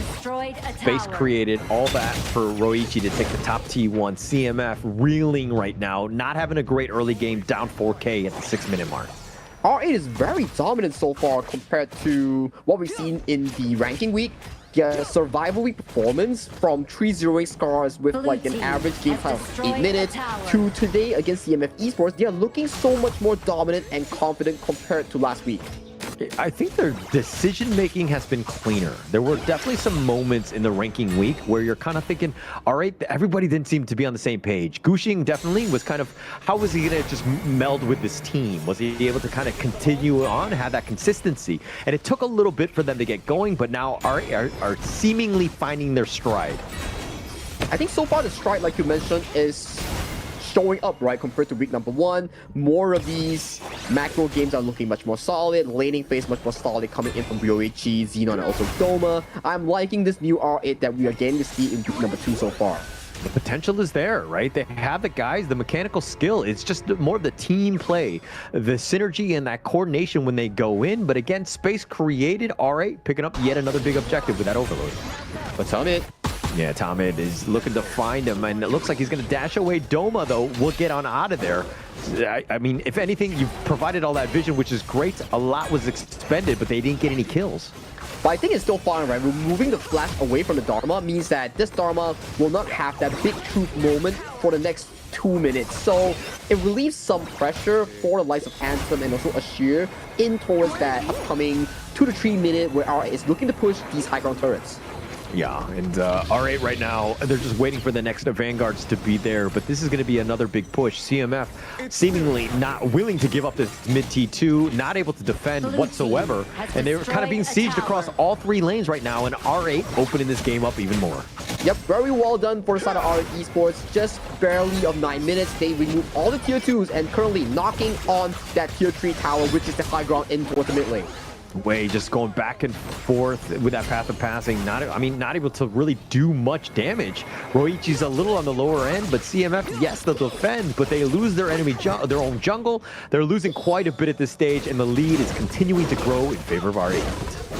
It's just a death ball from the side of R8 Esports from that play coming in from Mijoj and Xenon. That wombo combo really set them up for success. 2 towers towards the bot lane, and then mid lane another tower, and then it's just rinse and repeat, removing all these tier 2, tier 1s for the side of CMF Esports. Once that 10 minutes hit, we will see a Shadow Vanguard attempt coming in from Shadow Vanguards like R8 Esports to really end the game. I mean, it's 7K net worth lead at this point. Gushing just like watching his food, Wei just, prancing back. If anything, he needs to get going, but he's 2 levels behind Gushing. Gushing has just completely outclassed him. Yes, the rest of the team from R8 has really been able to help support, but this is a feels bad man. It is a feels bad man because right now they have nothing to farm. They're just slowly getting pushed back to their base, losing out their towers. Ryoichi looking to poke down that mid tower, already half health on that mid tower for the side of CMF here. It's just a slow death here coming in for the red team. All of the lane matchups, like all of the guys, like 2-level advantage by R8, every single lane almost. Except for Mijoj, who's slacking apparently against Tame. He's only got the 1-level advantage, but R8, but the Tyrant being picked up. No, I'm going to point it out, right? You want an A+ or you want an A-? So because right now, Mijoj is playing an A- this game. The real Asian dad. Oh, you're throwing your age. But R8 Esports, they pick up the Shadow Vanguard, they pick up the Shadow Tyrant. They are looking to formulate this game-winning push with the double objective here. It will be a difficult defense that our CMF have to pull off if they want to have a chance in this game number 1.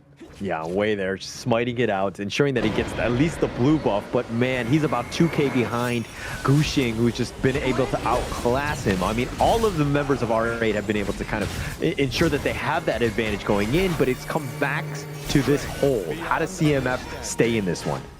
how do they stay in this one? They first have to figure out if they can defend against the high ground push, because the team coming in for R8, they are relentless in this one. They're looking to go. I mean, the only thing holding them back is the minion wave, because CMF have some wave clear that's pretty decent, and they've been able to kind of extend the game a bit. The mid T3 does go down. That was a bit of a hole by CMF in their defense.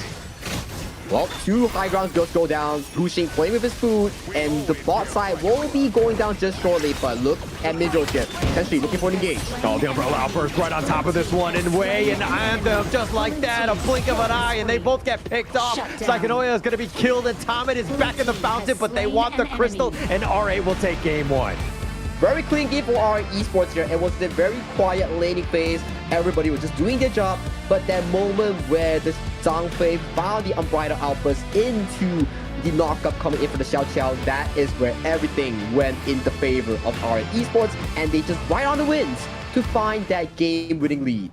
Yeah, just from the beginning, though, from first blood on, that was a game that was completely in control of R8. Being able to close that one out, I mean, all good teams need to figure out a way to close and end games, and R8 did it in style, ensuring that they got that kill. It was a matter of time. A slow choking experience from CMF Esports. Didn't have a great time, but R8 was just too much in that one. R8 was just too much in that one. They showed composure. They showed really well macro game, and the team fight that they found, especially on the roam, Midroch really found decent Unbridled Outbursts to really put CMF Esports in a very tough situation. Yeah, it didn't really have much. I mean, just R8 Esports, just across the board, everyone. But Midroch, who's only one level above, Tomet at that time. Midroch can play a much better game. Sorry, we have to poke. I don't know what to say, right? I mean, like, it was a bit of a steamroll in that regard. Yeah, the Asian dad, your age is showing, Hall. I'm telling you, stop telling the viewers your age. You're not 18 anymore. On your dad side of things. Yeah, I'm 21, by the way. Oh, mentally. That's right. Mentally. Yeah. He's pretty cool. But yeah, okay. If we were to go back into the game, CMF, they did better compared to before, not losing the lane in 2 minutes, but they did make mistakes in allowing Gushing on that Jing to capitalize on few of these kills, allowing the lead to further grow, right? You can see on top of the screen, in terms of goal, it was just terror from the side of R8 against CMF. No real answers. I want to be like, oh, it's a draft diff, it's all that, but no, actually in this one, it was kind of just execution, right? CMF really were not on the same level of R8. R8 was just too good in terms of just being able to take any small advantage and taking things away. You're seeing when CMF, even when they were equal or they had a slight edge in the early game, they were playing very defensively. They had the numbers and they were constantly pushed back in their own jungle, not looking to be aggressive. When you go for rotations, you got to go for some sort of conversion to make your time worth it to make that rotation. Like what you mentioned, right? There's no trade coming in from CMF. They were just waiting for the enemy to attack their jungle. Usually you need to be focusing. Okay, I need to give this up to trade something on towards the cross map here. If not, this would happen here. It's just a steamroll from RN Esports from start to finish, from 1,000 all the way to 10.7k at the end game. Yeah, straight up, like, there was no dips, no dives, no nothing, right? CMF not able to dig into that gold whatsoever. They were just completely behind. But of course, the MVP is going to be Gushing here. 2-0-4, didn't die a single time. Constant pressure, constantly just like in the enemy jungle, taking everything, but also doing 28% of the team's damage. Did a great job. Clearly deserved this MVP. He was styling on top of CMF Esports, just casually blinking around the mirror domain, just swapping the clothes to really do all these damages here. So well-deserved MVP, had a pretty good jungle tempo here, but this is the one we talk about, right? Midroch finding the Unbridled Outburst into the knockup coming for the Xiao Qiao, getting that double kill and allowing them to push 2 towers toward the bot side. For the side of Doma here, a bit over-aggressive, but they do find that mid turret. Coming in, this is why Gushing is so good. Keep on finding all these key engages here. The final one immediately leading to Wei's explosion, not even having time to click on that Blood Rage. Yeah, that last Unbridled Outburst was the game ender, just pushing them back. Wei, no real chance whatsoever, just controlled and being pinballed between all the CC. Just had a tough time, couldn't really get anything going. And now CMF, down a game. They need to figure out a way to get back in this game. But of course, we have a little bit of a break. We'll get to that one. But how does CMF Esports bounce back? We're going to find out shortly right after this break.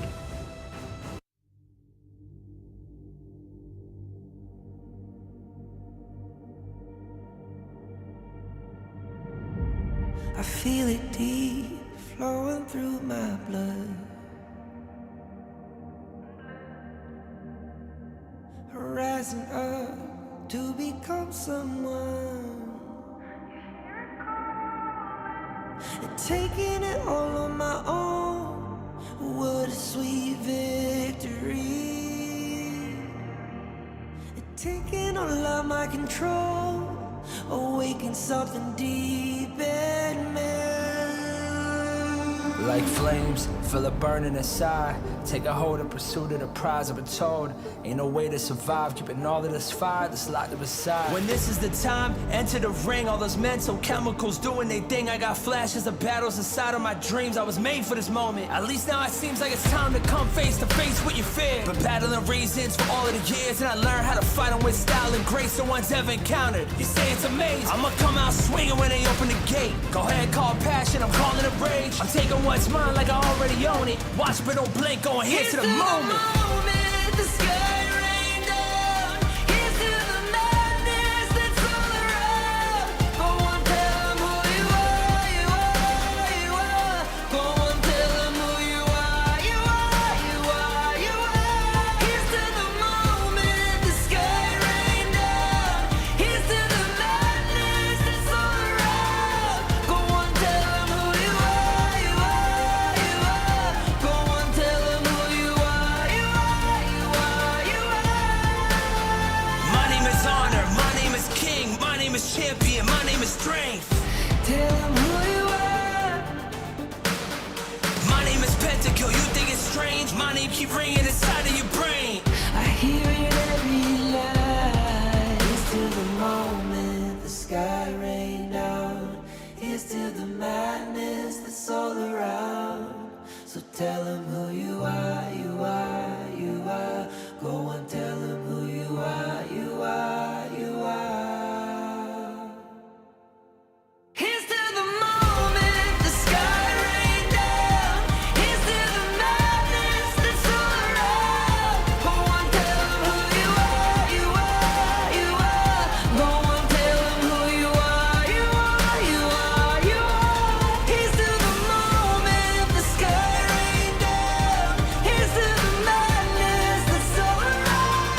Go on, tell them who you are, you are, you are. Go on, tell them who you are, you are, you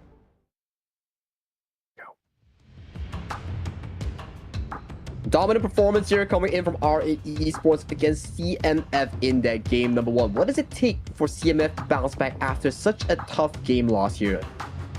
I think that they need to kind of really, I mean, it wasn't really like a draft issue. I think that it's like the early game of just stop playing scared. It feels like they're playing too timid. They're letting R8 dictate the pace of the game, and they're constantly just hiding in their jungle. Yes, it works in ranked games where you're kind of like, the enemy team's not going to be as aggressive or whatever, but in these situations, if you're rotating, you got to get something out of it. You got to get some sort of pickup. You got to make some sort of stance, but they're going in, they're like, oh, they see 3 members on the enemy team. They're like, we don't fight. So it seems like, again, they're playing too timid for me. They are indeed playing too timid, like you mentioned. It's not as easy when you are not as on the same mechanical prowess on the enemy team. I think R8 so far has shown more macro and micro growth compared to CMF. So finding that equilibrium will be difficult here coming in from CMF, but it is what they have to do to find that first series win or first win in this Group A terror. I mean, the biggest thing though is that if you're saying that like mechanical issues are there, then you need to turn this into a numbers advantage, right? You need to, if you make some sort of rotation that's a little unheard of, but you get like a 2-to-1 or 3-on-2, whatever sort of edge that you can get to kind of overcome that mechanical edge that R8 might have. That seems to be the case, right? So they have to at least pull off something that proves that they have what it takes to take off games against R8 or take off games against Scars in their group, because so far it seems to be not going their way, even though their draft is decently done. It's just that when it comes to fighting, it comes to rotating, they're not on par with their opponents. Yeah, and you can kind of see that, right? Even throughout the team fights have been on point. Like, it all comes back when you have that lead, you have that vision lead as well, so that you can kind of be waiting in the wings, you get that ambush off. And CMF got caught out a couple too many times, and then that snowball was just there, right? So it goes back to the early game, trying to take that fight, but also ensuring that, like, having that premonition of just understanding where they could potentially be, so that you don't just lose everyone because one person didn't check the brush. The one person didn't check the brush, gets unbridled outburst, and then the rest is just history. The game just scales towards R8's tempo here. But we are going into the draft for game number 1. Game number 2, we are looking at Long, Guan Yu, and Liang being locked in for 8. For the side of CMF, they are drafting pretty decently. Channel does counter towards the Long. Floorborne tank is a decent tank to really absorb the ultimate coming in from the power control of the Liang here. So we have to see. It still boils down to execution, their laning phase, their early game, whether they can make it work is the real thing we have to look at. Look at the respect that R8 are doing. They know that Wei has been the guy. And Guan Yu, you have that team fight control. Liang for that lockdown. If, you know, Wei decides to go for the assassin-style jungler, they're kind of covering their bases.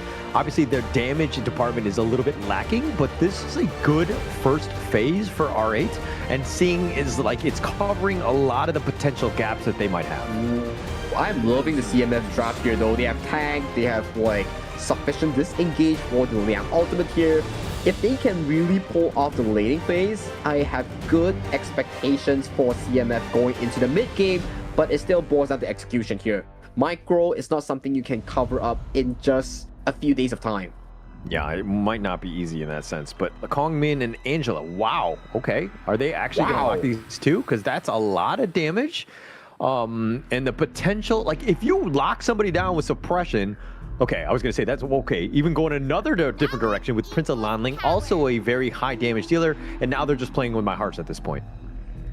Did you not learn your lesson? Wait for them to lock, only we talk about it. Come on. I'm kidding. But yeah, they did play about feelings for a bit, and they lock it with Tachibana and the Angela here. Concept is simple.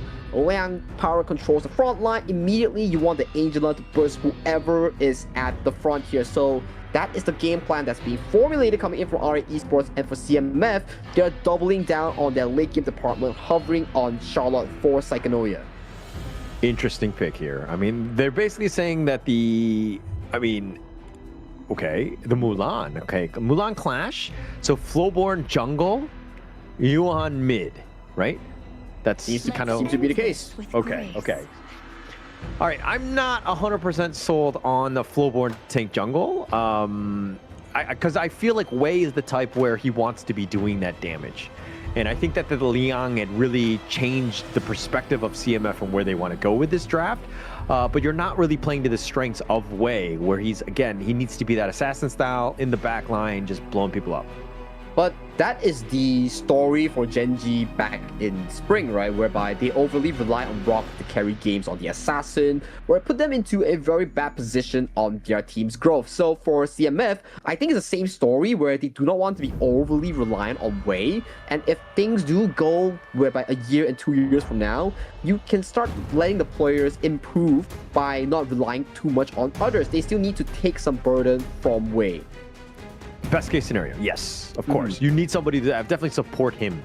But I think that in this case, when you're seeing the draft thus far, I just feel like it's a little underwhelming to put him on. Now it's more pressure on Anthem Ashir, to do that damage and to get those kills, because Wei's not going to really have it. He can be that front liner, he can be that tank. He's always going to be in a great position, but you don't have that, the damage to really just kill some of these squishy guys on R8.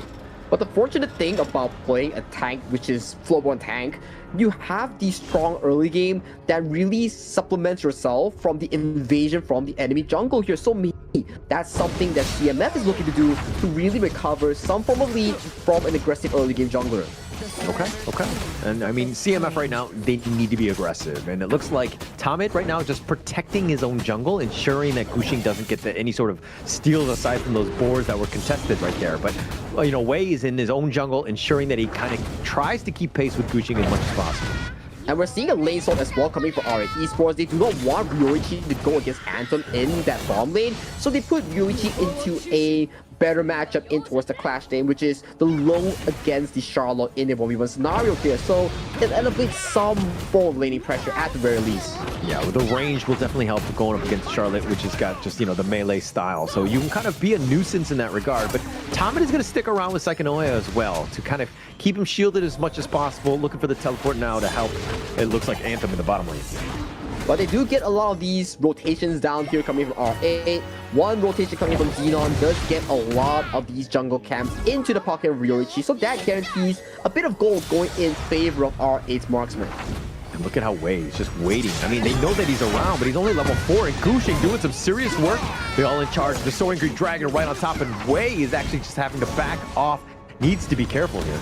Ooh, big rotation here coming from Domo, and once again, Gushing taking away that wild boar here, further denying camps from Wei just at the start of the game. Such aggressiveness coming from R8. Yeah, stealing a boar here and there. I mean, Psychonoia walking into this one. Gushing, they find him, but they don't have the control. Psychonoia gets under the tower, and they'll ride the win. The shot is not going to do enough. Psychonoia will just recall back.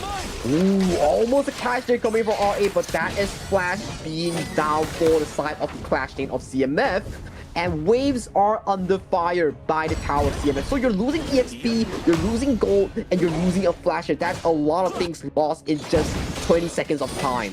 Yeah, but you didn't lose your life. That's the biggest thing, right? Not giving up first blood is actually huge. Staying alive. Mijoj, I don't think was level 4, and that's why they didn't have suppression, but they got it now, and now they're going to burn Tommen. They're looking to just take him in. Looks like he's all in charge. The Umbrella Outburst turning it around. They got Doma under the tower. He's going to be picked off, and first blood is going to go the way of Wei, and they're going to continue on. Mijoj actually has to flash back. He gets the safety. Wei continuing to fight, trying to go for Gushing. They're going to just try to get the stampede on him, and Gushing running for his life. He's going to be picked off as well, and CMF with 2 early kills. That's a great start.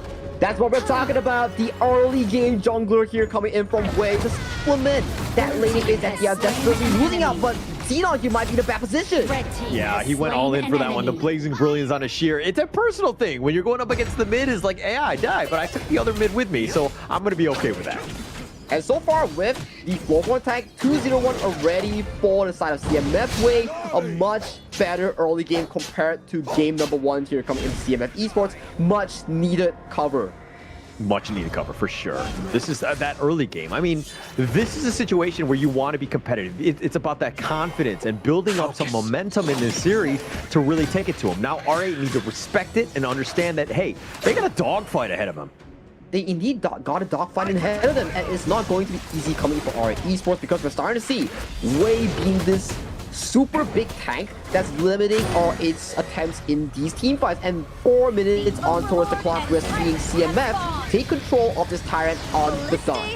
Yeah, they're pulling it away. Ryoichi's there, but the Tyrant, it looks like it's going to be picked up by Wei. He does have that smite. The Umbrella Outburst was used as well to provide a little bit of space. CMF starting to hit their, their stride. The stride is good, and they are in much more control compared to game number 1. But will that control continue? We have to see how they thread the needle in these early games. Mijoj looking for a control here on towards Psychonoia here. Oh, with that Chaos Cinder, just they stacked it, but Psychonoia, he flexes. He realizes that he's fine. He's going to limp away, but now Doma with that teleport trying to make them pay. CMF now on the run. They're going to be fine. But look at where Wei is. He's looking for the flank. He goes in, all in on this one. He finds Mijoj, gets that pick off, and Wei makes them pay.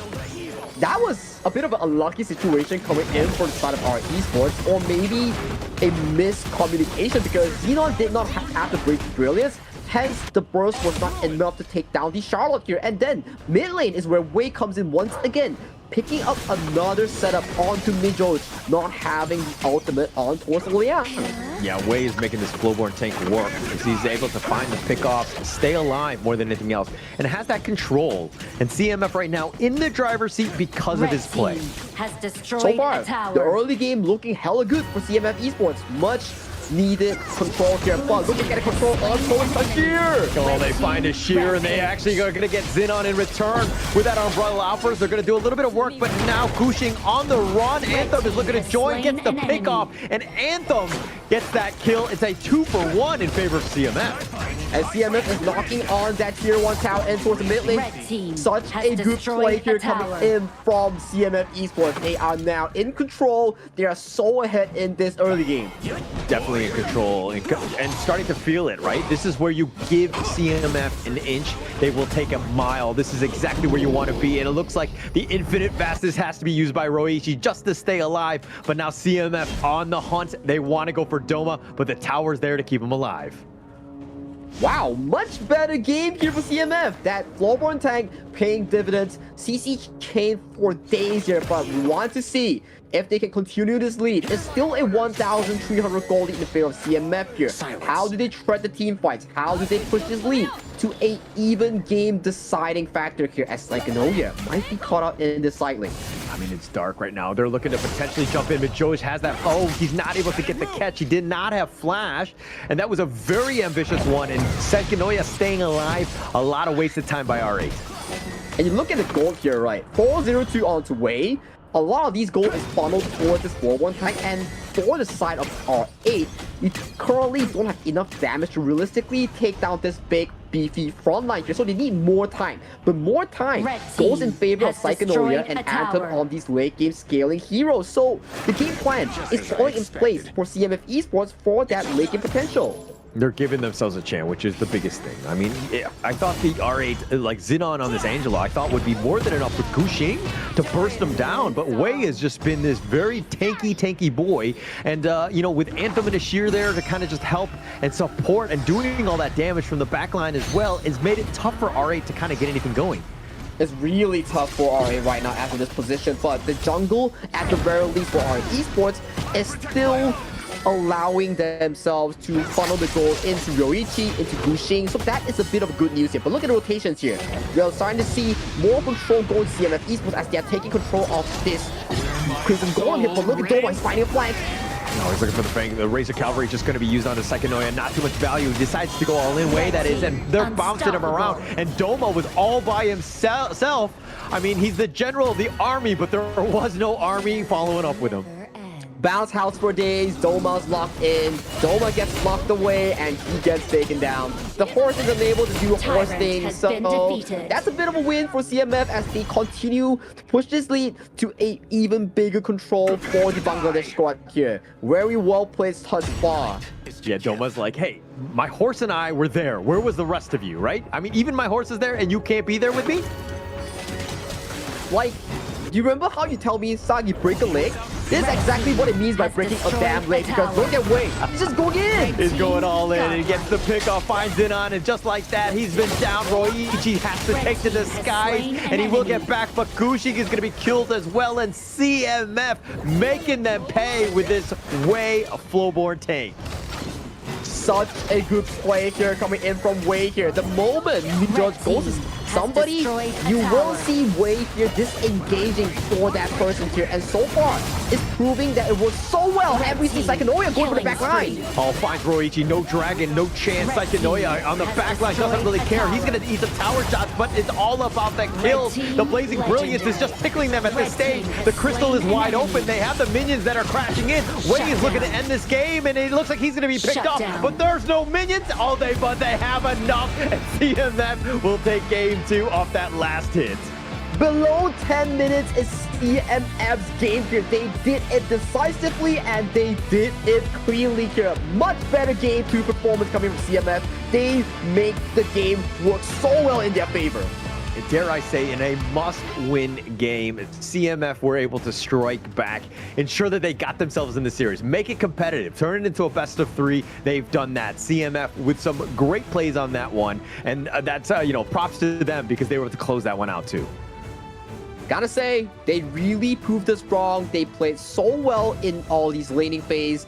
And Wei was that anchor in finding disengage and engage on that floorborne tank. We were thinking like, okay, this floorborne tank, does it really work? Does he find those angles? But it's as what we discussed during the pick and bans. It is for that early game tempo. It is for to cover his team when his team is lacking in that lane department. And it is proving to us that it worked out super duper well for CMS Wei. Yeah, they were able to just kind of exert dominance, right? Using that Wave Flowborn tank, completely catching everyone off guard, just isolating and just getting the pickoffs. And he was tanky enough where he could not be focused as well. R8 didn't seem like they really had any answers. I mean, the Liang was kind of underwhelming, wasn't able to get any sort of pickoffs with that level 4. It seemed like they were just mistiming it, or, you know, his flash was on cooldown. There was a lot of different things where they didn't get a true value out of the Liang pick. And so they paid with their lives. CMF took the fight to them and took this game. They took a game very cleanly out of our Esports, who just breezed through scars yesterday. So this is something very deciding coming with CMF Esports, because if they take the series, they push their hopes of making it out of Group A to a much more reasonable level. Because before this, we were expecting, oh, it's gonna be easy for our Esports. It's just gonna be a walk in the park. But CMF not backing down, showing signs of life and vital for their hopes for their Group A spot. Yeah, and they need everything at this point, you know, and dare I say life support on this from this series. They need to pull this one out. They need to figure out a way. CMF, though, find a way, and they're able to close it out. Again, if we're looking at some of the draft on this one, I mean, it seemed like it was more execution more than draft issues. What do you think, Sagi? I think it's a bit of both. For the side of CMF, they have the MVP player, which is Execution God, CMF way on that Flowborn tank. He had a fantastic game, fantastic start, and then we start to see when you don't get your Liang going with those early pickoffs, it doesn't provide as much value compared to the Zhang Fei, because once the Flowborn tank goes in, there's always a disengage coming with the form of the Zhang Fei, with the form of the Charlotte here, so they couldn't really burst down that first target with the Angela and also the Liang. That leads to a draft difference here, which really led them to their demise. Yeah, and look, I mean, the control, but he's by himself. Where's the damage? Xenon is now showing up, but he gets killed as well.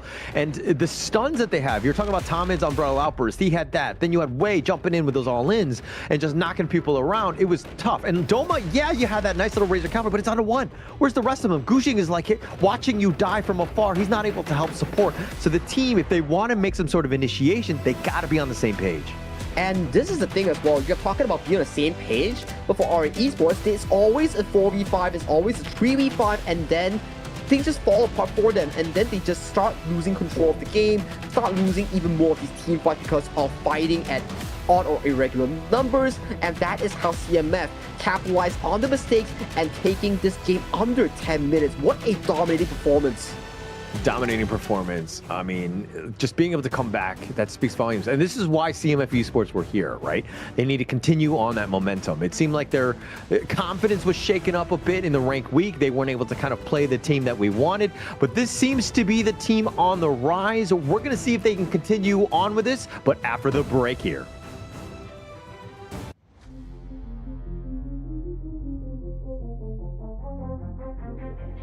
I said I'm born of this, I'm born this way, ayy. This is my chest and my bonus play. Can't be late, won't hesitate. What do you say? Race to find my face, scars to find my skin. I can't convince them, can't please them unless that I'm the one that you hate. H to the E-R-O, doing it for real, locked on my goal. From the ashes, I roll the game. Flow with a rumble, make them crumble, make them run. Cause baby, it's go time. Knocking you down's how I rise. An inspiration, I know I'm the one who will fill them up, no lie, we gon' do it. Facing our fears, we don't think we just move it. No, we the best, and we don't gotta prove it. Somebody test me, I swear I'm gon' lose it. I got a sure fuse on this boom and illuminate. The truth within, another day, another win. You got the power to turn around. Inside a champion, still to be found. It's my war cry, oh, calling out for the game. There's no time to hide, oh, won't you yell out my name when I sing on top of our lungs? Wherever lost, it's my ride or die, oh, won't you yell out my let us begin. Crush the foe, look at me now, ready to go. Power within, we're standing tall. Fight for your name, ready to give it all. It's prom time, gather round for everyone to see. On my grind, in disguise we bring you to your knees. We kick it, smashing down the walls of enemies. Hit it with the boom, then we get him with the beat. Punch it with the power, then we serve him with defeat. I ain't never missing a day, missing a night. I'm on my way, I'm holding my pride. Fill up the game, top of the show, we're not the same. Flaming the blame, same on the aim. When you reminisce on this battlefield, fits on my silhouette that you see. We gon' do it. Facing our fears, we don't think we just move it. No, we the best and we don't gotta prove it. Somebody test me, I swear I'm gon' lose it. I got a show fuse in this room and illuminate. The truth within, another day, another win. You got the power to turn around. Inside a champion's yet to be found. It's my time to fight. Oh, calling out for the game. There's no time to hide. Oh, won't you yell out my name when I sing on top of a where I belong. It's my ride or die. Oh, won't you yell out my name? Let's begin. Crush the foe. Look at me now, ready to go. Power within, we're standing tall. Fight for your name, ready to give it all.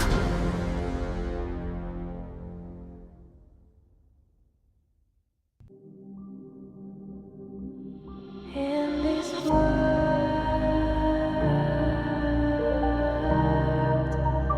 only ones in this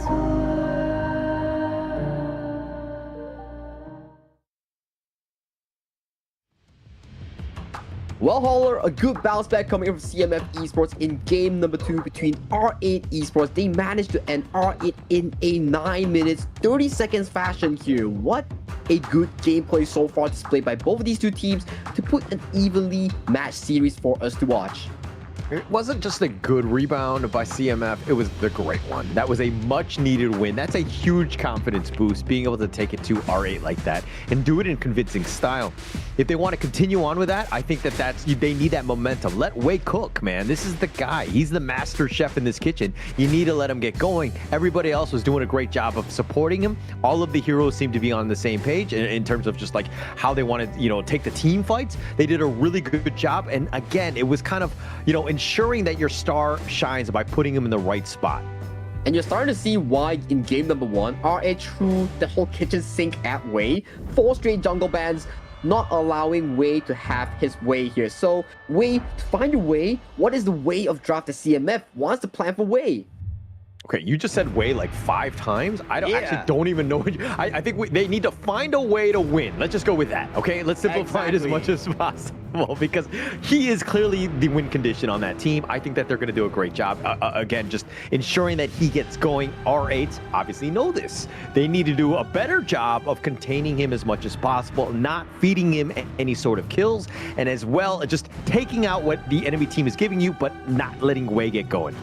But so far, I think in the drafting department, CMF does seem to have much of a better draft coming into these series. R8 is just winning these games solely based on mechanics and team fights. So coming into this game, CMF, they are allowing Pei to be going on towards the hands of Wei in that jungle here for R8. Potentially, we might see the Musashi and Dolia combination that does them so well for the hands of Kuxing and Mijoj. And look at how CMF right now, they're starting to feel it. This is that one time. You win that one game, you get that slight edge, and it looks like they're going to go hot and heavy with Wei on this Pei and just go it fast, right? But R8 looking to, I'm not going to talk about the heroes. They haven't locked it in yet. Well, they have locked in the early and the Byron. That is on the side lane for the side of R8 Esports. To scale towards the early, towards the mid game, that's where they spike the most here. And Guan Yu being hovered for Psychonoia along with the Xiao Xiao that does extremely well against the early in these sort of exchanges we've seen so far. Those are locked in, so that's a early counter secured for the side of CMF Esports. Yeah, Guan Yu in the last game by Doma wasn't played to the top tier, the level that it should have been. There was definitely some moments where you're kind of, question mark, was that the best play? But, going into this one, Guan Yu, a lot of control, a lot of potential. Yes, it doesn't really add as much in terms of the laning and the fighting prowess early for this Pei Wei, but it's all about that mid game, right? When things are starting to happen, now you have AoE control, you have that pushback with that Razor Cavalry, and then you've added in the Zaqiao, and you have a lot of, wombo combos of potential stuns. Potential stun wombo combos, we'll see Mijoj if he can find those angles, or will CMF that Guan Yu on towards Hana Psychonoia, find those success stories that we've seen so far. But coming to the second stage of the draft here, R8 is targeting more bans over to Antem in towards that farm lane here, removing the counters for the early from the hands of Ryoichi. Yeah, it's a good way. You just got to protect it as much as possible. At the same time, CMF are looking to ban out Guxing's potential counter picks here by the Musashi, which could just be an absolute menace, as we've seen throughout the day today. But the Lianpo, the last pick by R8 Esports, this is something to take note of. Majoj plays it, the Zhangfei as well as the Lianpo, both very well. The control that they provide and getting on top, because CMF want a team fight, Lianpo kind of negates a lot of that. It does negate a lot of team fight potential here. It goes on the aggressive side, it can mark down the Guan Yu, so it is a much more flexible pick here that Mijoj actually has in favor with. We've seen how well he plays the Zhang Fei in game 1, so maybe in game number 3 with the Lian Po, he will have a much better performance here, but same treatment here going into Guxing's head. Banning out the Musashi and also the floorboard tanker, that might default Guxing towards the likes of a all-ground pick here. It makes sense too, right? And then it kind of adds to what the team wants to do. And yeah, you have the Guan Yu, you got to worry about that.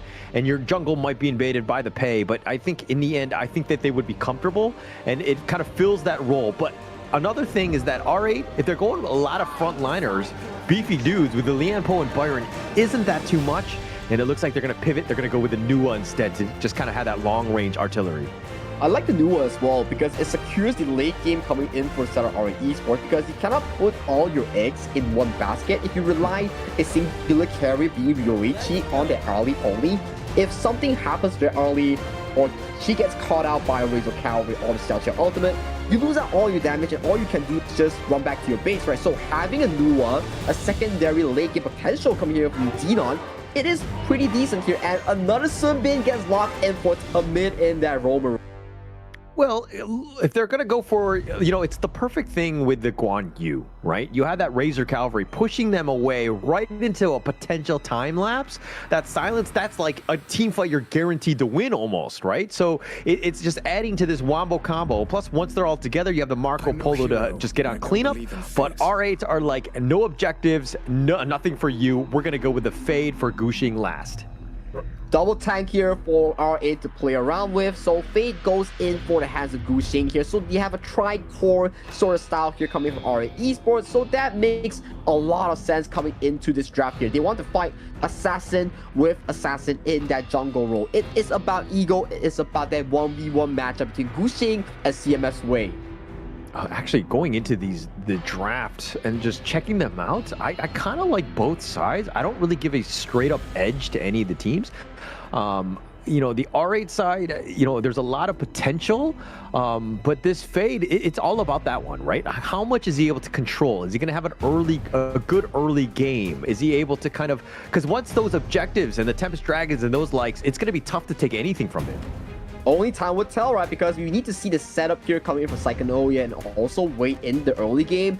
And also whether Guxing can find those key moments along with Mijoj here, because these players will be the pivotal ones in finding the tempo for their team. Because if you were to look at all these carries, all these laning phases, it matters until that Tyrant spawns. Yeah, it's going to be huge for that one. So let's see. I mean, this is going to be game 3, R8 Esports going up against CMF Esports. We're in Group A now to see exactly who's going to make it and take on one of the Titans from Group S. This is going to be an interesting game. It will be an interesting game. It is regarding the playoffs hopes and dreams here as we going in for that early game invade on towards Guxing here. But I think he didn't really get that steal, so it goes still in favor of Guxing towards the jungle. Yeah, I think Guxing had to use the smite though, something to take note of. Wei did not want to use his just for boars, but he's back in his own jungle, taking his own boars, so he'll be able to catch up in that regard. I mean, Wei has a lot of mobility as well, so something to take note of. He's going to definitely keep on pace with Guxing. If not, he's going to be a slight edge in favor of Wei. Still slight edge in favor of Wei, right? But that is in terms of the jungle clear tempo that will fall in favor of R8 Esports, because right now, you see on your screen, Guxing is already level 3 here. He's already working his way towards the Azure Golem here. So he will exit the jungle level 4 much faster compared to Wei. And he will try to just kind of... I mean, do you want to just keep on pace, Guxing, as this Fade, or do you want to be like aggressive? Do you want to be looking to just like, take the team fights? Like, what are you looking to do as Fade to kind of counter this Pei? Assassination, finding the key engages here. Look at this 4-man stack here. If Wei doesn't tread this carefully, he might just be caught out here. But you see, his disciplined here. He is smelling danger because he sees no one on the map, so he plays the reactive side. Good stuff coming in from Wei. It's because R8 are very smelly and they're easily smelt out, I would say, right? Huh? Okay. It's getting to that stage. Yeah, it's getting to the stage. He's throwing to me at that dad jokes already. I can feel his age creeping up to me, guys. I'm sorry, but yeah, it does seem to me that Wei is playing really well in this series so far. All of these plays are being dodged very well thanks to his prowess in the jungle. Imagine if you were Pei and you get caught at that moment, that could have been disastrous. It could have been. But I think also R8 could have been a little bit more patient too. They were like, oh, we didn't see anything. Let's just go. I mean, they had 4 members, right? If they're not getting anything, they're wasting time for every single one of them. So they were kind of like gone out. If they waited like another 2 or 3 seconds, they definitely would have gotten Wei. But it was just more like Wei was lucky more than anything else. Well, it depends, right? Because if you stay too long and Wei's like, I'm baiting you, I'm just backing off, then they waste a lot of time. So they clear the mid and they just go back to their lanes to pick up the waves, right? Because eventually it forces R8 to appear on towards the map because they still need to tend to the waves that's crashing towards the tower. Yeah, and I mean, most of it is going to be going into Wei's pockets. Gushing is looking to do the same thing as well, but now they're kind of just spotting things around. Mind you, it's 3 minutes in, about 50 seconds or so for that Tyrant to be there, and now CMF, I think they want to be putting the pressure on as they're falling about 300 gold behind. Not a great spot for CMF right now. It's still decent, right? Not as worse as game number 1 where we see CMF explode towards the early game, but still, the concern is still there. What if they lose that Tyrant? What if they lose control all towards the jungle here? That is not what you want to see, especially where CMF, they always play around Wei's tempo here. If Wei were to fall behind, that may spell doom for CMF. Yeah, and they find him. Look, they get the knockup and they find Majo just prancing through the river. He's going to pay with his life, and first blood goes the way of Ashir. Very good catcher coming in for CMF Esports. That is what they need to supplement CMF's early lead with the pick here. More of these catches will definitely allow them to have that lead that they really need in that early game tempo. And now CMF looking to turn their attention on this Tyrant. Quickly bursts this down. Majo's is not going to get there in time, and there's really nothing RA can do. First Tyrant goes the way of CMF. Very good early game coming for CMF, punishing Majo from this positioning, getting that Tyrant away with that contention. That is what you want to do. Avoid these fights. Get more scaling for Ashir because eventually Ashir on the Xiao Xiao will start to counter Yoichi here as more poke goes in towards Majo's face. Yeah, the Honey Sweet Breeze eaten up by Majo is taking a lot, but Ashir taking it as well, and the Annihilation, and he just gets smashed out from the mid lane. Beautiful Annihilation to snipe down Ashir here, not even making time for that flash to react to that play here. So good stuff for R8, punishing the over-aggressiveness here, but Doma might be the next to fall. Yeah, force field suppression, keeping him alive. He doesn't have that flash, and it looks like the rotation from Psychonoia. They almost caught him out. Wei was waiting as well, but Doma just too tanky, especially with that force field suppression.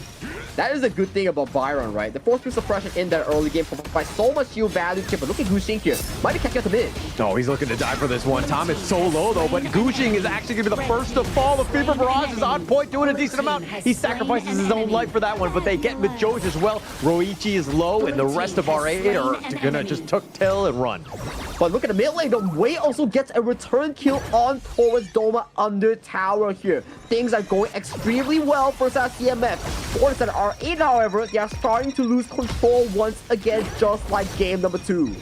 Yeah, they're forcing it. They're just really trying to force the action. Gushing just thought he had an advantage. I think it would have been better if he were just kind of constantly farming. Tom so low on that one, eating an Annihilation. But the bottom T1 being taken away, CMF, another good start for them. And you can see, CMF will start to come online when Wei is in control. He's currently 1.3k up against Gushing in that jungle department, exactly where you want him to be. Where you definitely want to be. I mean, R8 doing a great job of just trying to slow the game down more than anything else. CMF have that lead, right? And they're just going to continue to just play with their food, but Ashir gets taken out in the mid lane.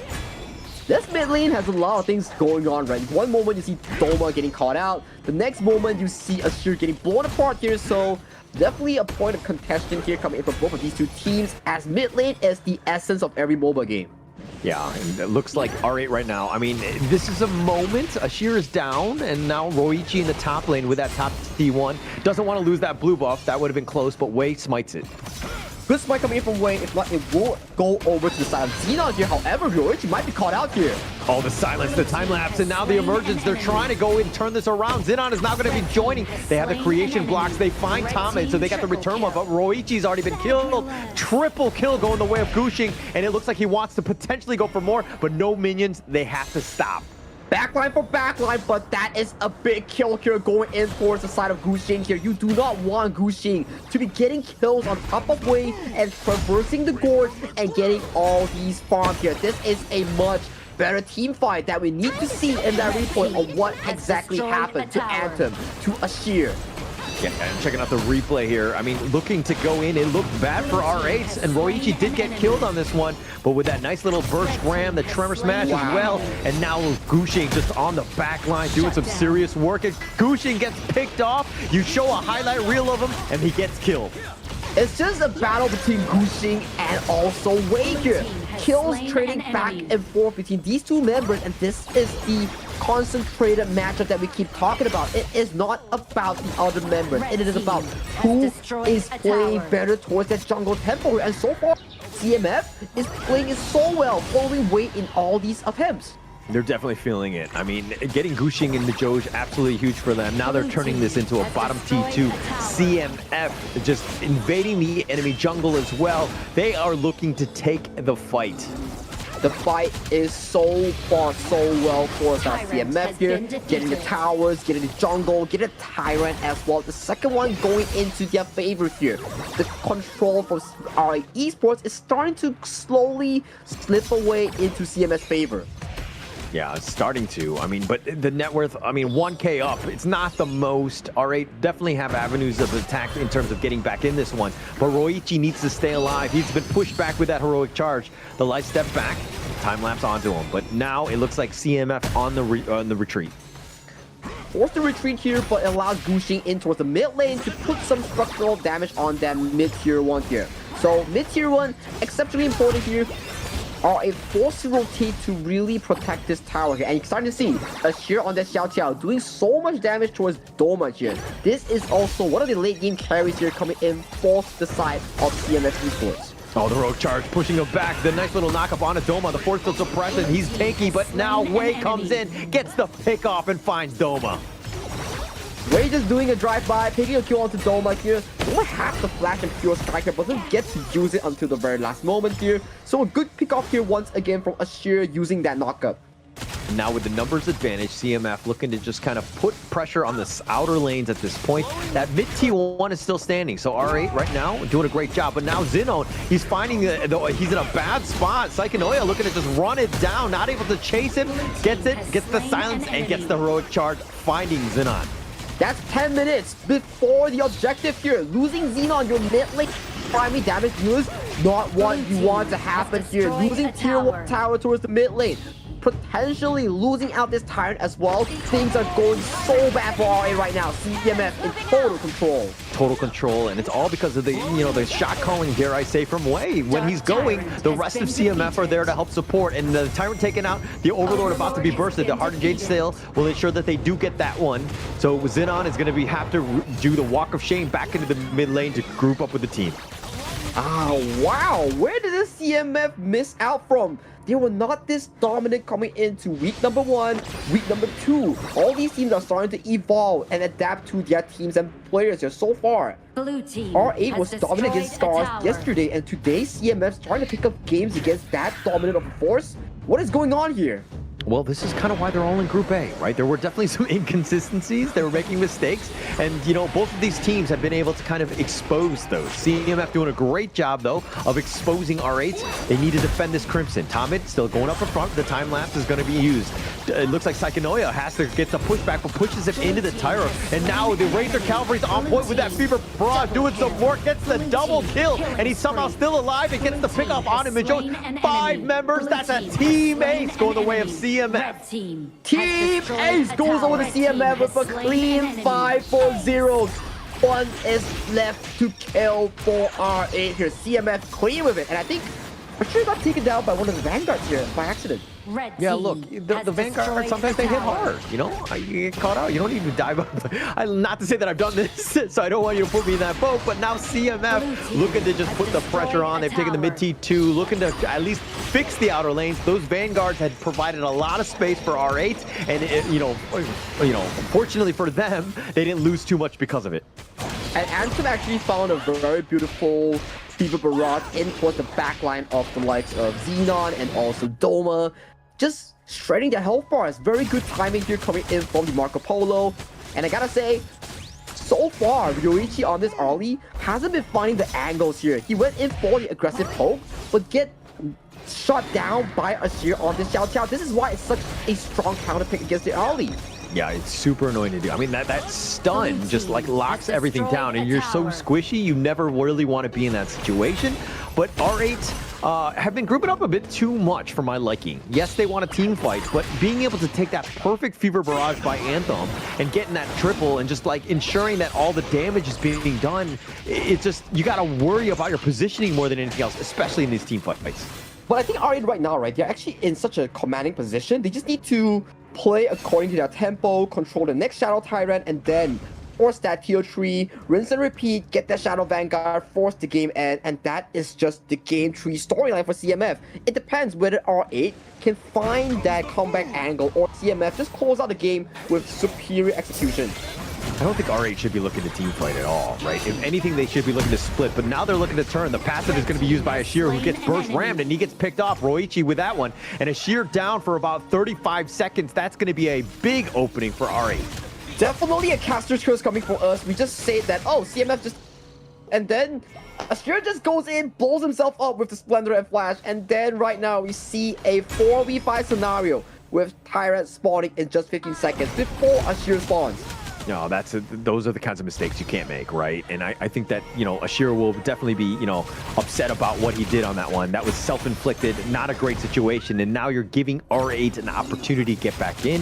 Yes, the lanes are kind of okay. The equilibrium is there, but you've lost the Shadow Tyrant because of that play. Not what you want to see exactly here, but a big annihilation to annihilate HP bars here as we see Vijoj going for an engage.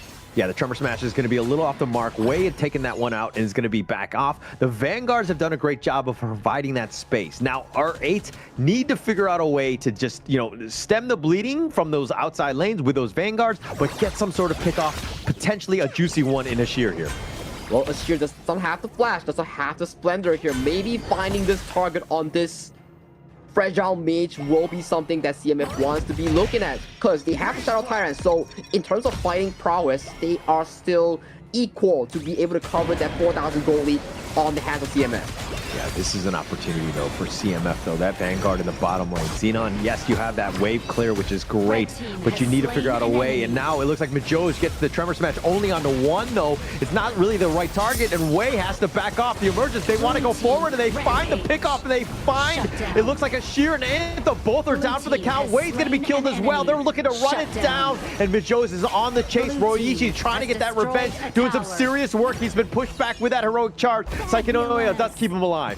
Once again, the reason why they won that team fight was due to the fact Ashir died at that Azure Golem, wasting the Flash, wasting the Splendor, allowing them to pick up that Shadow Tyrant here. But good news on the side of CMF. The Vanguards are doing work and almost taking down the second tier 3 coming in from the side of R8 Esports. But the game is back to an even state. Yeah, the bottom lane is completely wide open, and I mean, this is a potential opportunity. They need to just defend the jungle more than anything else, and this is not a great situation to be in if you happen to be, part of the R8 lineup here. That seems to be the case here, but we have to think, right, the next upcoming fight will be going down back to an equal footing for both of these two teams, and then that's where we see who comes out on top in these exchanges, because before this we were thinking, oh, Ashir was so dominant limiting the early, but gets blown apart in that team fight, and then you start seeing the members of the side of CMF start to scatter without the likes of the mage of the Xiao Xiao. has an opportunity. I mean, getting Ashir was huge, right? That control, he wants to stay alive. He needs to stay alive more than anything else. And CMF right now, yes, they're in the driver's seat. Yes, there are definitely some openings, but you can't throw any more of those kills or deaths, you know, into the hands of R8 to let them come back into this one. Yeah, the game went back to an equal footing just now due to this micro misplays here, but Doma might be on to something here as Gushing might be caught out here. Psychonoia finding a big catch here. Yeah, big catch, but they're not able to get Gushing, the heroic charge pushing him back, but Ashir has already been killed, and that's another mistake, and now CMF cannot continue this assault. They have to retreat yet again. Oh no, deaths after deaths after deaths on this Xiao Qiao on the hands of Ashir. Not what you want to be happening right now. Control is slipping away from CMF right now. Things are looking really tough for CMF after this point. But R8 haven't gotten any towers out of this. Yes, they've got the kills. Gushing is actually fighting Wei, who's taking a decent amount. Gushing trying to run away, and it looks like they've got the hardened shield. They do get the pick up on the Wei, and Psychonoia as well. And I'm not even sure why CMF are looking to fight this 4 versus 5, and they pay with their lives. They pay with their lives, they pay with their jungle, they pay with the Shadow Tyrant. Right now, everything just went again towards R8's favor here. It was CMF's game to take until the inevitable throw that they did. The throwing was actually real on this one. I mean, Ashir dying, but then CMF, why are you continuing to fight? There's no reason to. Maybe you go for the wave clear, but there's no reason to take any sort of fight. You're down a member, and now R8 looking to siege, trying to at least take the mid T3. They're not able to do so. So if there's any, you know, silver lining, CMF will at least take those alive. And right now, it gives them the focus to also do double objective that allows them to really push on the lead that they got back from the hands of CMF. They were, what, losing like 5k gold until that very point whereby Ashir got blown apart 4 times in a row. And right now, you start to see control is no longer in CMF's hand. It's back to R8's favor here, so you cannot afford 4 of these misplays here coming in from CMF. Yeah, cannot afford to make any sort of mistake. The next big one, it could be just game losing in that regard. So both of these teams understand that the game is on a knife's edge. They need to ensure that, hey, if they're going in together. It's a call that everyone seems to be making, because it seems right now they're kind of scattered and not doing what everyone should be doing as a team, but they find Psychonoia, they do a decent amount, who actually gallops away. No, he gets picked off, and Xenon makes him pay. The top T3 is somehow still standing, and now Roichi playing with fire. He has to back off, but there's no minions here. In the bottom lane, Gushing trying to fight this 1 versus 3. That's Sage's Sanctuary. Here come the reinforcements. R8 looking to just solidify and just kind of fortify around Gushing. They're continuing to push on this bottom T3. They take that one down. They're looking to die. They get the Tremor Smash. They find Wei, and they get the pick off, but that's Sage's Sanctuary. He comes back in, wants to continue fighting, and Gushing is so low. Doma is as well. They're going to turn their attention on the mid T3. Through that all, Wei is still alive. They get the pick off, and now R8 on the run with 2 members still standing. Excuse me, just 1, and that's Doma. But still a very good trade here coming from CMF here. Can they look for the potential end? Because that's a 30-second death timer. So they can potentially look for that top lane pusher because they have 1 minion against the world. If that's the case, if they do not, there is still a Tempest Dragon up for grabs right now. If they do get a Tempest Dragon, they get back the full control that they lost. But it's still such a good play coming in for Ashir, finding the 2-man knockup, securing this lead for them in this final moment. That was a huge opportunity, being able to just kind of salvage that team, but R8 got a little bit greedy. They stuck around a bit too much, and now the first Tempest Dragon of the game, of the series, will be taken by CMF here. Good stuff here coming from CMF. They're once again back in the driver's seat. It's just down to the fact how they want to end this game here, and there is also a concern. Yeah, I have a lot of waves. Minion waves will be a key factor here. We've seen cases before where minions just act as the 6th man of the team, ending the game in 1 go here. So minion waves has to be clear from both teams. Yeah, the game awareness right now, it's like one thing to get those kills, understand where the enemy teams are, but you gotta understand where the lanes are. yes, it will crash in the bottom lane. That is a potential avenue of an opportunity for CMF to win. They're looking to just kind of wrap around, but right now they've taken the top T3. They're chipping away at the mid T3. This is going to be a tough hold for R8. Tough for R8 as they are forced back to their base here. No Tempest for the next few minutes here. 35 seconds is until the finish of this Tempest here. If you're CMF, definitely looking for that final push with these team fights, with the potential final fight that they have in their grasp. But the Tempest Vanguards, they've kind of gone to baby size in that sense. Yes, they will continue to push, but R8 have a decent wave clear. Yes, they're looking to go in all 3 lanes, and they will crash now. They will crash now. Let's see the final moments that's going to be happening so far. The Gushing still on the side. He's going to be using that ledge, using his map packs. The Razor Cavalry is going to be expended. He tries to push him back into the fountain, not where you really want to be. The Storm Strike is on point. The Heroic Charge is keeping him alive. Psychonoia is so low. CMF right now has to be careful. Ashir has to go golden, stays alive. Sage's Sanctuary, that's going to be used for him. But Doma getting low himself, turns us around, gets on the Psychonoia, who tried to go for the Heroic save. Ashir has been picked off, and now Wei is on the run. 3 members are still standing from CMF, and they got nothing from R8. They managed to survive with that Tempest Dragon push coming in from CMF. Baron base coming in for the side of R8 here. Good news for CMF at the very least. Top is still up and available in that Clash Day. The final tier 3 of this game. Wow, what a game so far from both of these teams. Yeah, the top T3, that tower is hung on like it's like put together with scotch tape at this point. But that is a little bit of a difference in terms of push, right? The top lane will push for CMF, so they have a little bit of an opportunity. This is going to be a tougher hold for R8. Now they're looking to turn this attention and put the pressure on as 40 more seconds for that next Tempest. They definitely need to get that top tier 3 to equalize this tower disadvantage, because that's double minions worth of like value that CMF has in their favor. So bottom side, you will see when they dance for this Tempest, it won't be a point of contention here coming from these 2 teams, especially when it comes to backdoor, but Doma might be caught out. Oh, he might be caught out. He's actually used the flat already, and Psychonoia looking for that heroic charge, pushing him back, and that's going to be pretty much all she wrote for Doma. No chance. Sage's Sanctuary, you're going to be dying twice. You're just a Gemini, but here comes the emergence. Oh, the Cavalry comes in, and Ashir gets picked off. Doma is still alive, but Psychonoia, now he's getting run down. Gushing gets the knock up onto him, but now they're continuing on. Roichi gets Sage's Sanctuary onto Anthem, so they did get that pick off. That's going to be huge for them. Now Roichi uses his own. Now they're continuing to push, but they don't have the minion waves. Somehow Doma and Psychonoia still alive. But R8, they found the Cavalry, they found the reverse point, and they have control of this Tempest Dragon. The second Tempest might go in favor of R8 Esports. They do secure it with the Heart and Jade Seal. Game is back into their favor once again. This is such an insane game so far. Insane game. Trading Tempest Dragon for Tempest Dragon. Now the push is going to be onto CMF. Somehow being able to hold on. We were talking about Gushing, and on this fade to take those Jade Seals and to take all those late game objectives. They take this one, the most key one, dare I say, at the 24-minute mark.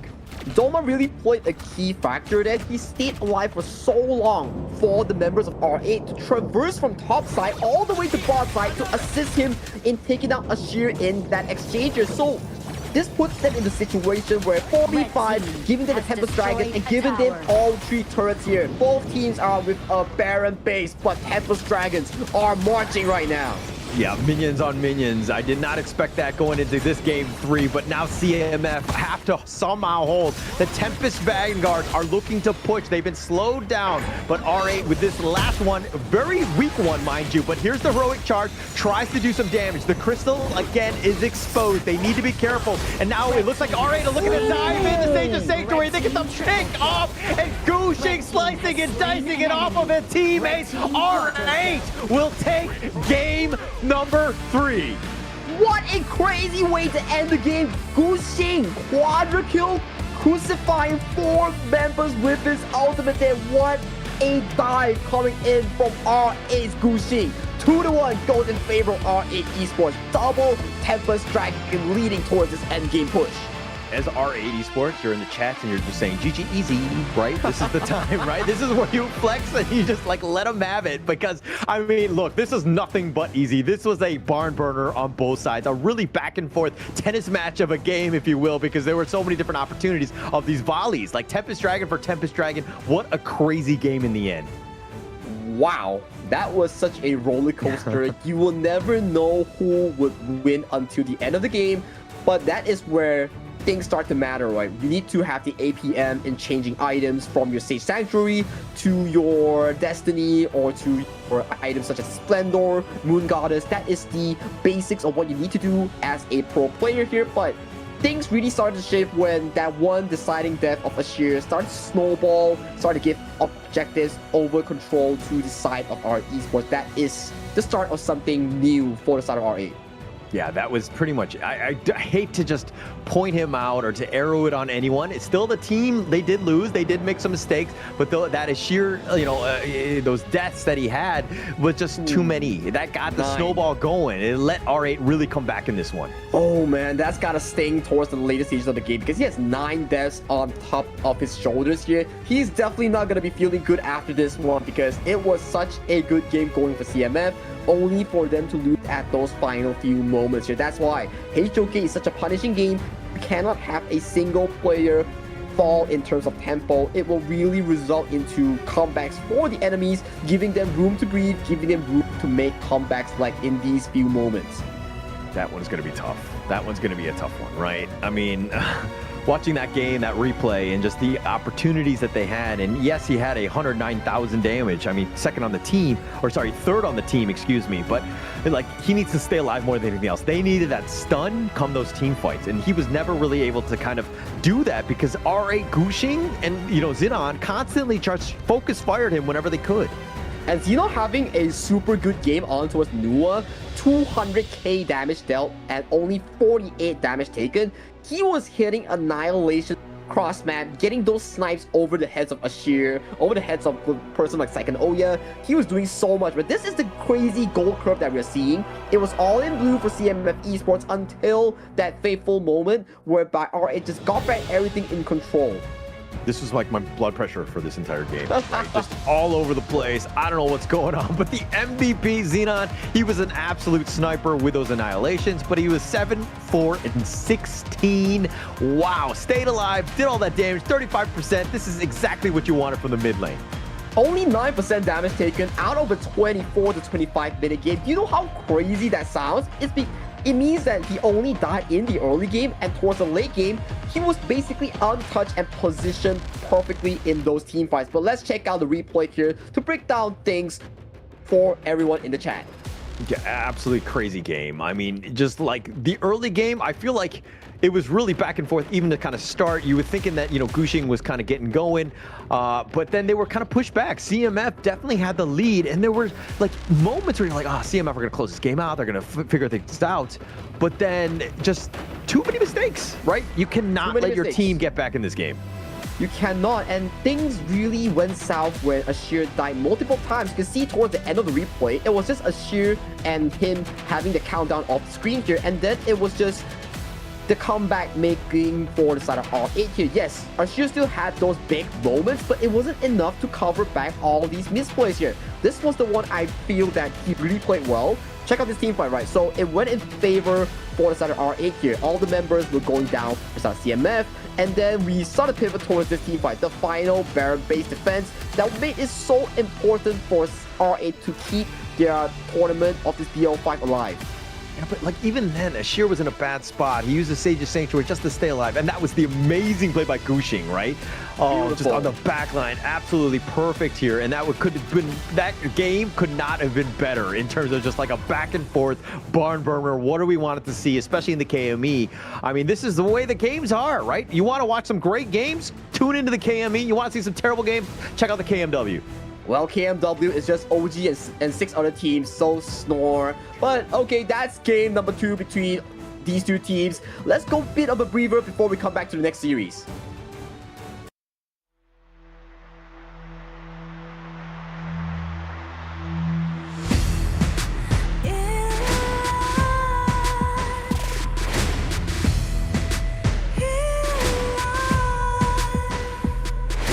What's a life without its worth? Compromising with what hurts inside. When you let fear decide your fate, you don't choose which path to take alive.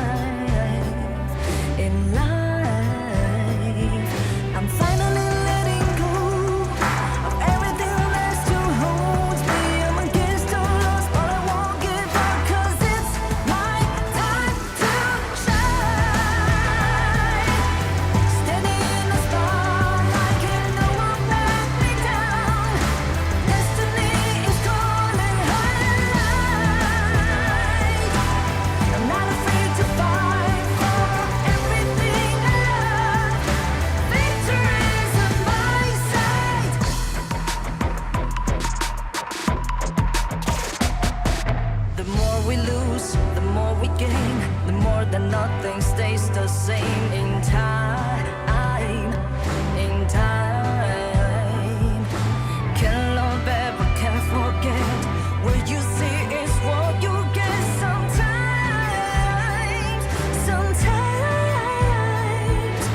gonna show the world tonight. The light that shines inside us. We're against the odds, but we won't give up. 'Cause it's our time to shine. Standing in the spotlight, can no one back us down. Destiny is calling high and light. We're not afraid to fight for everything we love. Victory's on our side. Takiki takiki takitao. Takiki takiki takitao. Takiki takiki takitao. Takiki takiki takitao.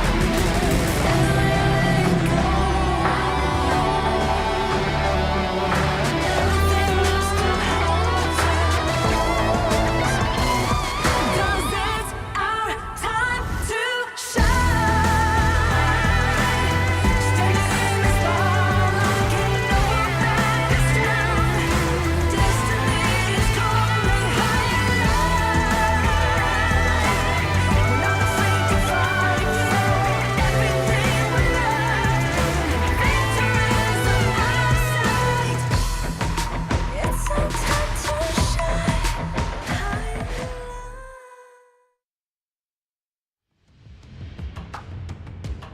Ooh, short break for a 25-minute game that we had between R8 Esports and also CMF. Things were looking like a roller coaster so far between the teams, but in the end, it fell in favor of R8, where they found the final push and found the game-winning seal. My name is Sagi, alongside Miss Holler. Any comments so far for that game? I mean, I think we're all kind of recovering, right? I don't know how the players are supposed to recover from that, especially CMF after that, like, dare I say, throne game where they had an opportunity to close it out. But that was a tough one if you're a CMF Esports fan. But R8 just finding ways to claw back into this game, in this series, just a really back and forth game. And that really stings the side of CMF, knowing for the fact that they went through the distance just to be met short in those final few moments. So they really need to fix up their mental, come into game number 4 where the global ban pick has started to kick into shape. 15 heroes on both teams are automatically banned away. Yeah, and I mean, going into this one, now global ban pick, I think that this is going to be interesting, right? To see exactly how these teams respond. More than anything else, like CMF, when you have a game lost like that, like, how do you recover? Like, what do you do? Because that's got to hit the mental psyche, right? Gotta hit the mental psyche, because when you go through such a long series, when you know you have to lead from the start to finish, maybe not the finish, but 80% of the game, just to fall short in those final few moments, you gotta feel bad, especially Ashir. He was the one who found plays on Mijoj in those early moments. He was the one who set up his team for success, just to be met with those lacking moments in the end. He's gotta be feeling kind of bad here. So if you're his teammate, you gotta make sure his mental is in check for this game number 4, because this may lead to tournament elimination. Are you looking at, dare I say, kind of telling him now, be like, hey, Ashir, step up? Or is it more of just like, just forget about it? Like let's continue moving? Like, what is your thought process there? I think the main moment is also, okay, it works like this, right? Because you need to tell him, like, okay, it's fine, we understand you just want to make plays, it's fine, it's cool, just play your best for the game number 4, we got your back, just go with it like how you used to. Because you cannot tell him, like, bro, don't feed, don't do this, don't do that. It will definitely kind of sting him, right? So you just gotta say, we trust you. Anything else, you do your review back at your base or at your house where you are set up and everything, for that review session. Yeah, that makes the most sense, right? Just be positive about it, especially in the situation, right? You guys are like in the trenches together. Right now is not the time to be finger pointing more than anything else. But now we're in the Game 4 draft here. Fatih, Musashi, and Yuhan, all meta picks, I would say, looking very strong already for R8. I'm loving R8's esports draft. They are drafting a very low counter heavy composition that makes it very difficult for Anthem to play in that farm lane. So we have to see how CMF really formulates their draft in that 4th to 5 pick here, because we know out of 3 games, 15 heroes has been automatically banned, 3 junglers are defaulted out. So for Wei in the second stage, 2 junglers are banned out already here. Maybe more will be targeted towards him. Who is the... I mean, the Lady Jun, the moats kind of deal with Musashi if he's looking to dive you, but as a jungle pick, who are you looking for Wei in this second phase of the draft here? Wei for the second phase of the draft here, Monkey, one of the counters has been removed from the draft here. Wei has spent the Ogren, Wei has spent the pay. He's also used the Floorborn tank here, and I believe R8 will also invest in one more ban against him, so his option seems to be quite limited. So I'm still thinking here, potentially the Yao. Okay. I'm just very underwhelmed by Yao at the end of the day. I just, like, I know it has potential. Theory crafting is great for him, and he has that, but like, I just feel like whenever you see him on the big stage, he really doesn't shine. He doesn't really kind of showcase his skills or, you know, really take over the game. I think it still remains like a undiscovered or experimented pick to the fullest, right? Because we've seen the strong regions like KPL, MKL, they bring it out, they fight the Lung or the Yuan using it. So you can go in for the poke and prod, back out with the return to dust, so it baits out their ultimate, right? So maybe that's something that the KME region is still experimenting for those big BO7 lineups. Interesting. Yeah, no, I mean, like, being able to pull it off, yeah, great. But, you know, when Musashi is duel to the death right on top of you, and then, yeah, you try to get yourself back in this one, but it looks like they're going to go a different direction. They're going to go, okay, they're pump faking. I'm not going to say anything until they lock it in, right? We don't know. We don't know what's going on right now. We don't know what's going on. They are just baiting us. They're just making a fool out of us. We're just like, okay, it's this. But no, last minute swap. That's just CMF playing with us. Okay, the Dian Wei. All right. So you got a little bit of a bruiser who can kind of survive, dare I say, the duel to death. He's going to be able to just kind of consistently farm. This will be interesting. I don't think we've seen a Dian Wei in the KME fall thus far. I do need to check that. So this could be, yeah, I mean, this could be an interesting pick here. It could be interesting because he is one of those junglers in towards the pool that can remove CC from casting spells, right? So if you do to the death him, you can just CC removal, so he walks away safely from Gushing's Musashi here. So that's something for them to find out here. But R8, I think they just lock in the Hoi and Gan MO here. So Dian Wei will play a pivotal role in blocking all these Burning Sun arrows from Dorichi because he has that innate CC removal. Yeah, it's going to be huge for him to just kind of set things up. He's going to be that frontliner. He will be scary. So now R8 need to find ways. I mean, they're going to use like the Musashi Fatigue to potentially jump the back line, avoid the Dian Wei as much as possible, and get to the back line. Won't be an easy task ahead of them. It won't be an easy task. It will boil down to execution, but so far CMF in last game and game number 2, they have shown signs of improvement in their early to mid game. We just need to see whether they can repeat that success coming into this game number 4, because it is so pivotal for them to find that footing to make the series to a 2-2 for both teams. And this is, I mean, the R8s were probably thinking that they would just roll over, you know, CMF, and CMF right now have answered the call. They've definitely been, you know, tested. They've tried them, you know, that game 3 was not an easy one. They had to dig deep, but going into game 4 now, we see this draft. Who are you giving the edge to? The same thing I told you 3 games ago. I gotta say, it's still a 50-50, and I'm loving the Dian Wei pick so far coming in from Wei. I think this pick will make wonders happen for the side of CMF here. But in the end of the day, it is still a battle between junglers. Whoever gets control will have a smoother game for their team. This is game 4, R8 against CMF Esports. Yeah, Gushing, Wei, those are the main 2, the targets if we're looking at. But if we had to look at some other matchup, like who else needs to step up on both teams? Maybe the roamers here. We keep talking about all these roamers here.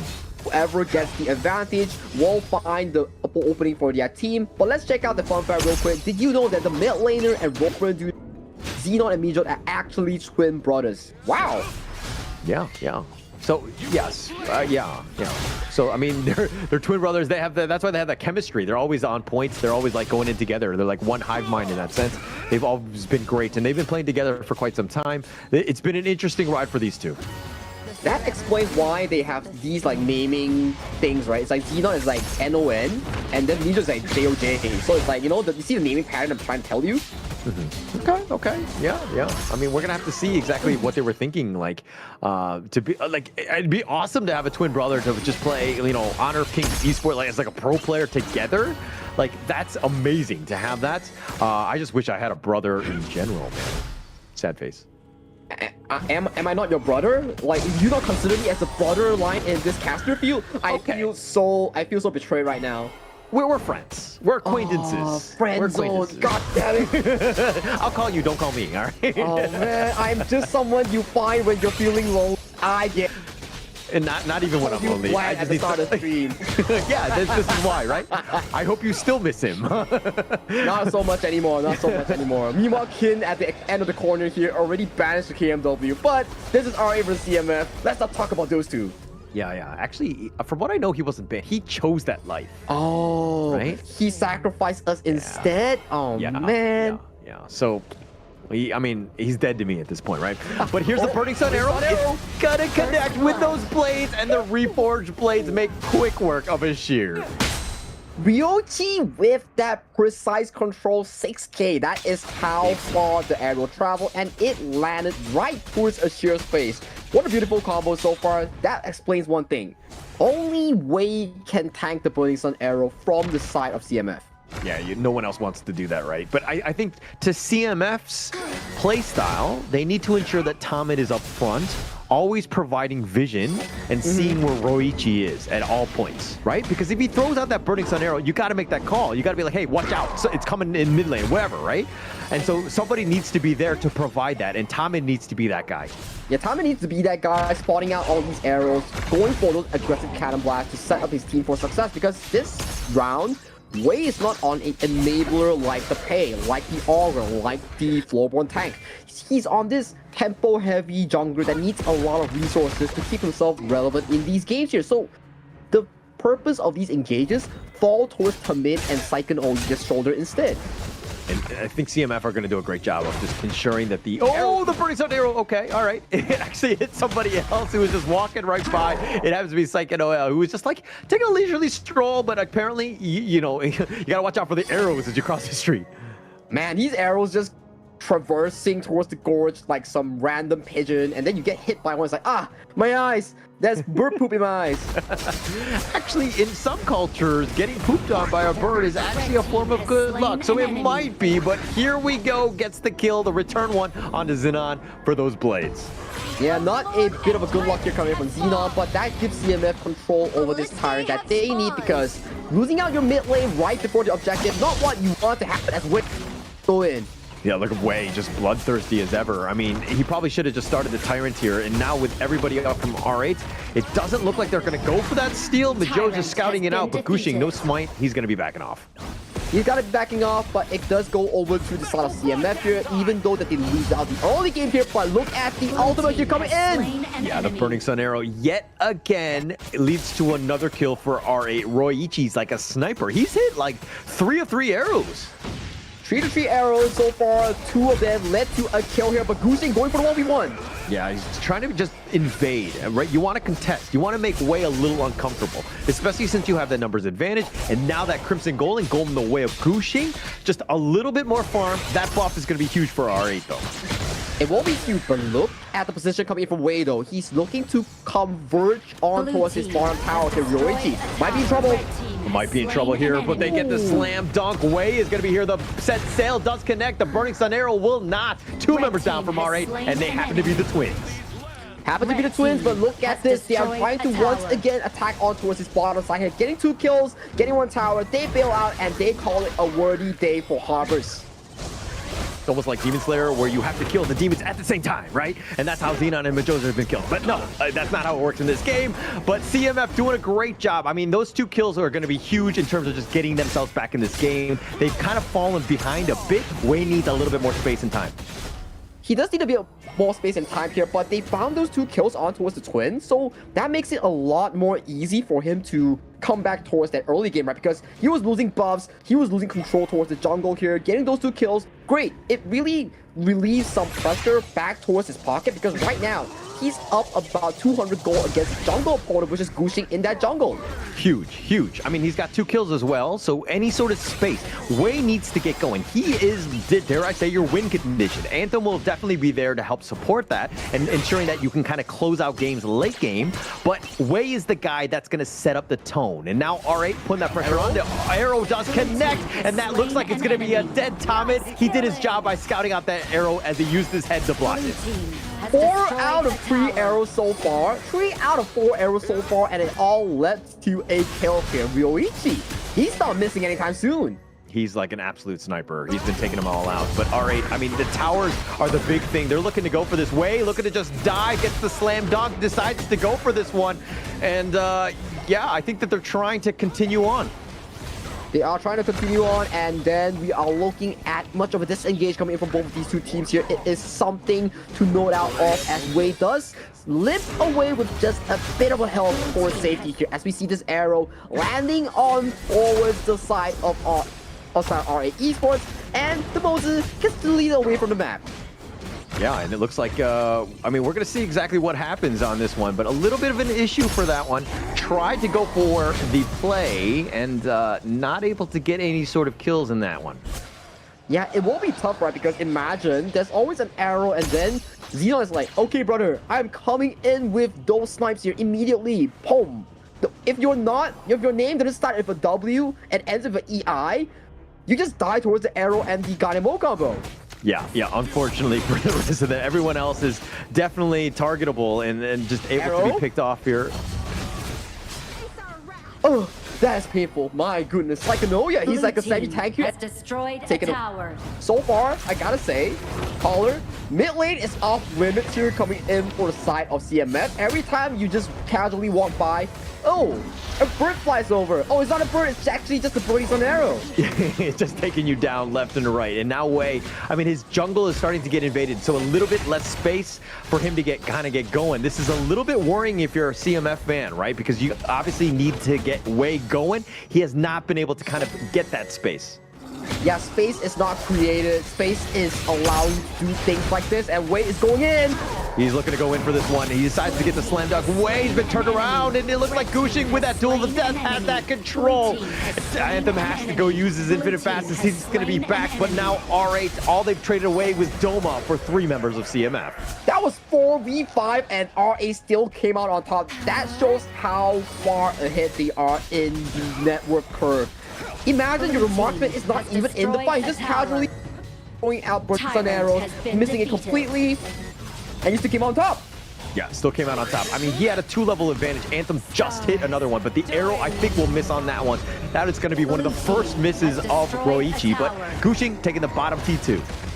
He definitely has to make sure that he gets away to re-engage onto his Ashir, he has to go golden, but now Gushing is fighting him versus the world, and it looks like Mijoj wanted none of that action as he was looking to retreat. Gushing will die.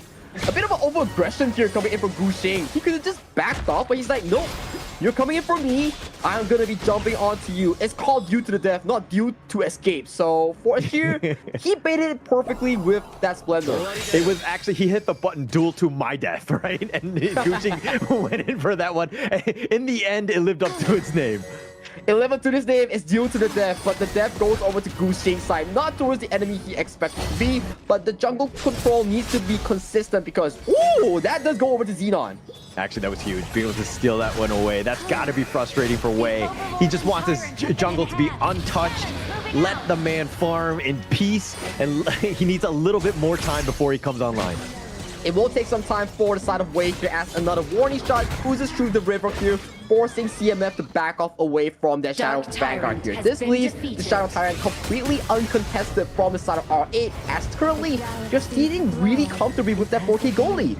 Yeah, they're sitting definitely comfortable, but they're putting pressure on, right? And they're looking to go. Psycho decides to back off. He thought about going in for Xenon, who actually uses Guarded Grave to ensure that he stays alive. But now Ryoichi will look to chip away this bottom P3. Just staying alive. Those blades are doing some work, but there's no minions to continue on. CMF will go back to the fountain and heal up, but R8 haven't even taken the mid T2. That was very close there, and I was gotta say, I thought Raccoon could have just one-shotted Xenon in towards that approach, and that could bought so much time for CMF to get that scaling that they desperately need here. And right now, we see Raccoon going in. He's thinking about it. He was pumping it, but those RedForce blades, that's going to do some work, and they do some serious damage. Xenon is slicing and dicing, gets the double kill, taking them out, and now R8 taking the top T3, and they might just end it here. And that is probably game here. Ladies and gentlemen, go type in YouTube Xenon tutorial and he will teach you that nasty GAN ammo that he just did. Because my goodness, so much damage that's being delivered. Roichi with the setup with those Burning Sun arrows, and then Xenon just taking him down with those blades. That 1-2 combination, just too much for CMF Esports. They go down 1-3. Well, good performance still from the side of CMF. Not what we expected comparing R8's performance yesterday against Scars, because R8 was like, what? 3-0 against Scars, and all the games was under 10 minutes. So coming into this series, everyone thought like, oh, it's just gonna be a walk in the park for R8 Esports 3-0. But CMF definitely showing signs of improvement, pushing games towards enemies' limits. Yeah, they definitely played a much better series here. That was probably the most competitive that we've seen CMF Esports on stream, going even back to the ranking week. That was a good bounce back game, but being down, what, 0-2 now in both of the series that you played, CMF, is this the end? Or, I mean, they still have a chance, but it's going to be tough. It will be tough because think about the remaining games that they have. As a double round robin, they have 3 other opponents, so that is about 6 total games here, and for the side of R8, they're already 2-0 on the leaderboard here. They definitely need to force something like a 4-2 finish for them to be actually relevant in those standings here. But this is 3-1 R8 Esports, currently 2 series wins so far in Group A, making them the first team on Group A. They're going to be definitely on top right here. I mean, off of the play of R8, Xenon just really stepping up. Those blades have been on point. But Roichi, Majoj, all of those guys just setting it up for Xenon. Guching, yeah, he had a decent game, but I mean, he died that one time trying to go aggressive. But it was really everyone else that really stepped up, Xenon especially in this one. Are you sure that Majoj and Xenon are twins? I'm seeing the combo come more often from Yurichi and Xenon, because these two, one arrow into one sword, one arrow into one sword. They have so much chemistry in that combination. All right, Roichi was adopted. No, I'm just kidding. I don't know. It's Xenon and Majoj, of course. Those two, they've been on point. But yes, to your point, Roichi's been like really gelled well with the twins in that sense. He's been really next level and taken this team to the next level. Yeah, you can see from the damage chart, right? It was always just Ryoichi landing those arrows. He doesn't need to be physically in those fights. As long as the arrow hits, then you see the swords come in on top of the enemy's face, which led to the GAN ammo just continuously stacking that passive, getting more magical power damage, and then the rest is just history. Look at this gold chart. Smooth sailing in the hands of R8 towards the endgame victory. And it was just like slow increase, right? And just throughout. But okay, they're going to go with the Roichi, setting it up with those Burning Sun arrows. I mean, if you're hitting them left and right and you're setting up the kills for Xenon to just, again, get those couple blades to take them down, obviously your team's going to do well. And clearly his impact was there, an MVP for Roichi here. He definitely deserves it because so many of these early game plays to set up the likes of Xenon in that mid lane was coming in for this player known as Ryoichi. He was sending down all those arrows down towards mid lane, hitting a few of them, hitting them on top of characters like Ashir or Tamid, really allowing the GAN MO to play towards their full potential. And this is the first one that we've seen so far on towards Ashir. Immediately, poop, you're gone. Yeah, first of many. Like, look at this. This is like the Roichi highlight reel. Like, if you need to do a show reel of just like how well you play, watch these arrows. Boom, another one. So like, this is like literally the same game, and they're like 5 minutes from one another. And this is the moment where Guching, I think he tried to turn this around. It gets the kill on the way. I mean, this was an all R8 game. It's an all R8 game. You can see that Ryoichi is not even physically present. He was just like, what, chilling. And as of this point, Xenon is so fair. Look at his damage, right? Spear into another one, silencing to mid, flashing in because he knows he's such a boss at it, and then he just takes everyone down with him. And oh my god, Anthem taking a full load in front of his face. Yeah, just taking everyone down and just bursting them. I mean, R8 Esports, all of the guys that were like doing so much damage, but they're able to kind of, you know, stack on top of one another. Like the spells, like the wombo combo was real. R8 Esports finding their groove. I mean, they won the series 3-1 against KME Esports, but of course, that will be the end for those two. We're going to go to Nongshim and Gen.G coming up.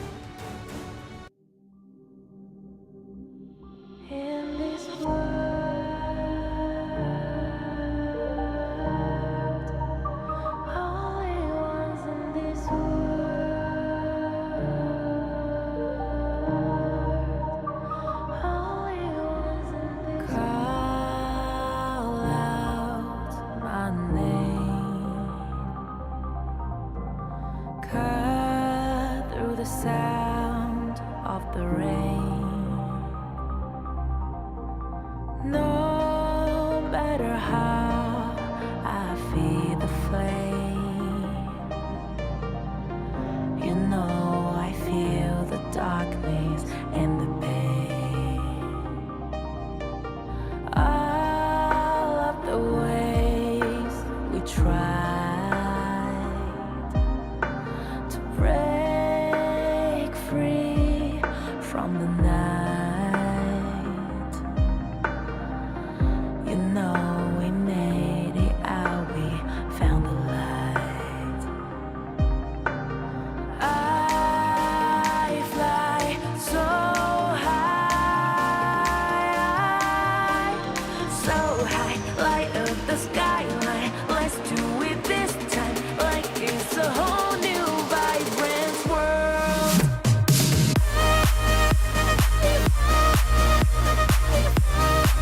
Like we're the only ones in this world. Like we're the only ones in this world. Now I see that I got everything I need. It's alright, I'm on fire, I'm alive, 'cause now I fly so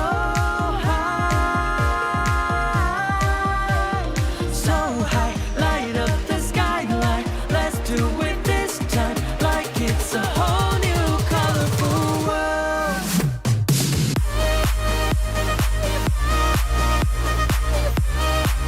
Like we're the only ones in this world.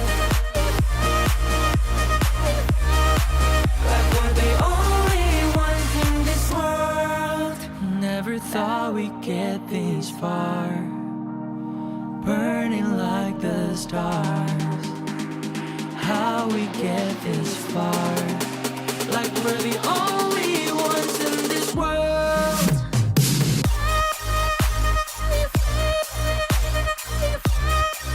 Like we're the only ones in this world. Like we're the only ones in this world.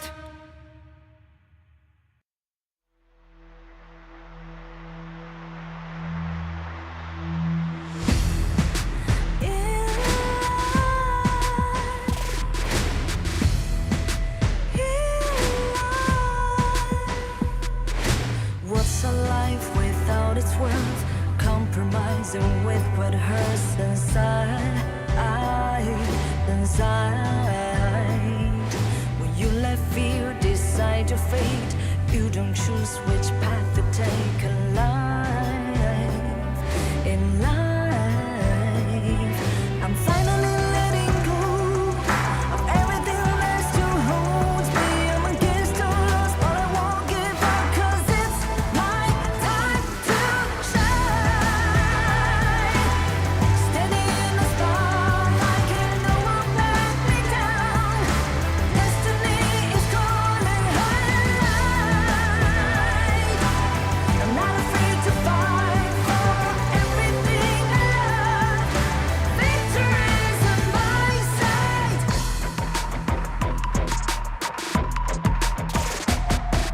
The more we lose, the more we gain. The more that nothing stays the same. In time, can't love ever, can't forget. What you see is what you get. Sometimes,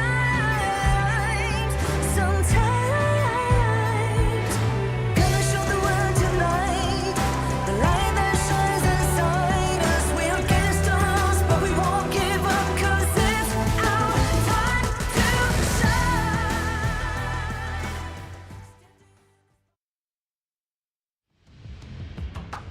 And we go back to the last series of the day. It's going to be Nongshim RedForce going up against crazy Raccoons. Nongshim already beat Gen.G earlier today. My name is Holler, with me is Sagi. How are we feeling about this series?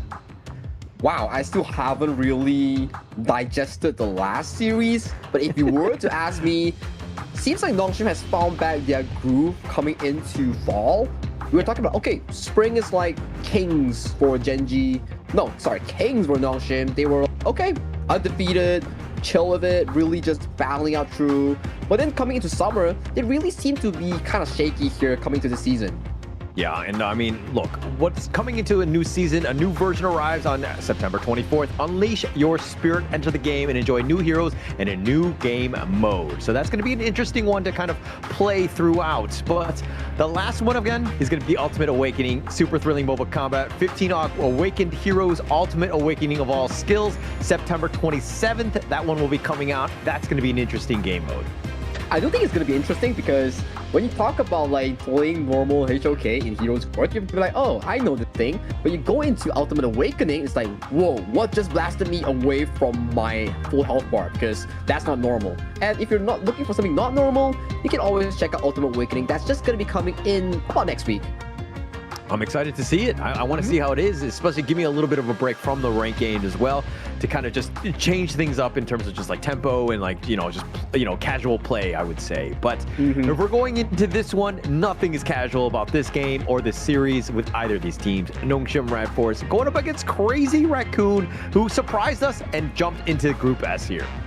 Yeah, Crazy Raccoons did pull off some miracle plays, especially they were one of the few teams to push Nongshim RedForce in that ranking week to a best of 3, almost taking the entire series away from them. But we're talking about a different form of Nongshim that's not the same compared to that ranking week. Currently, Nongshim, they just breezed through Gen.G. We thought it was going to be 5 games, but 3-1, Siri, Haku, Illusion, Kyung-Nai, and also Faye, super duper on board in this survival week. They were very clean, right? I think that was the biggest thing. I mean, they played last night as well. So this is, two teams that have been kind of getting very familiar with one another. And you're kind of seeing Nongshim just stepping up a bit, understanding that the competition has gotten much better. So they need to improve as well. And they really stepped up today, at least in the earlier series today. Well, they did step up, right? Because we were seeing like, oh, game 1, it was all about the Dharma that's being shown off by the side of Gen.G's Wawa. But then game 2, game 3, and game 4, we're starting to see Siri take control of the game. We're starting to see Siri make all these crazy farm over the side of Monto. That's what makes Gen.G so strong. But also that's why Nongshim is able to topple the fact that they make Clue and Wawa look like irrelevant in that series. So can they replace or repeat that same success against the likes of the Raccoons? Will be an interesting factor because the Raccoons, the person you need to shut down will be Kong. They did shut them down once. Will it be second? We'll find out in a short moment. Yeah, and that was actually the biggest thing. They came in with a strategy, Nongshim against Gen.G, and they were trying to, limit what some of those, players were bringing. Wawa, Clue, and Monto had stepped up to certain degrees, but they kind of shut them all down, right? And they were very focused with specifically, in terms of like the laning, of just kind of limiting what they were bringing. This is a tougher battle in the sense that Crazy Raccoon, you have a guy that had 8 MVPs in the ranking week. The guy has been an all-star, basically shining because of him. Dare I say his name? His name is Kong. And King Kong is here, and he wants to take down Nongshim RedForce. Yeah, King Kong is definitely here, but will he get limited once again by the crazy boys in red? Or will the Crazy Raccoons really fumble the dumpster and then put that dumpster right on top of the greatest red here? So it will be interesting because the last time they faced was just yesterday in that first series. It was what? 3-0, and every game was so dominant coming in from Nongshim. But coming to today, I believe in storyline changes. I believe in terms of different teams being once again up and available. So for the Raccoons, maybe they found a different win condition aside from Kong. Yeah, I think that the rest of the team needs to step up. I mean, there's been a lot of pressure on Kong's shoulder to perform, but you become like a very one-dimensional team. Nongshim can kind of eye that, and they can definitely ensure that they kind of get onto that. But let's find out who the first team will be playing in this series now. So you should never give up. You gotta fight for it. Whoa, let's go. I know you want it. I see the fire in your eyes. You gotta fight for it. Let's go. The battle's calling. You better give it all you got. You gotta fight for it. The time is right for you to raise a bar. Cause you could be the greatest of them all. Let's go. The battle's calling. You better give it all you got. You gotta fight for it.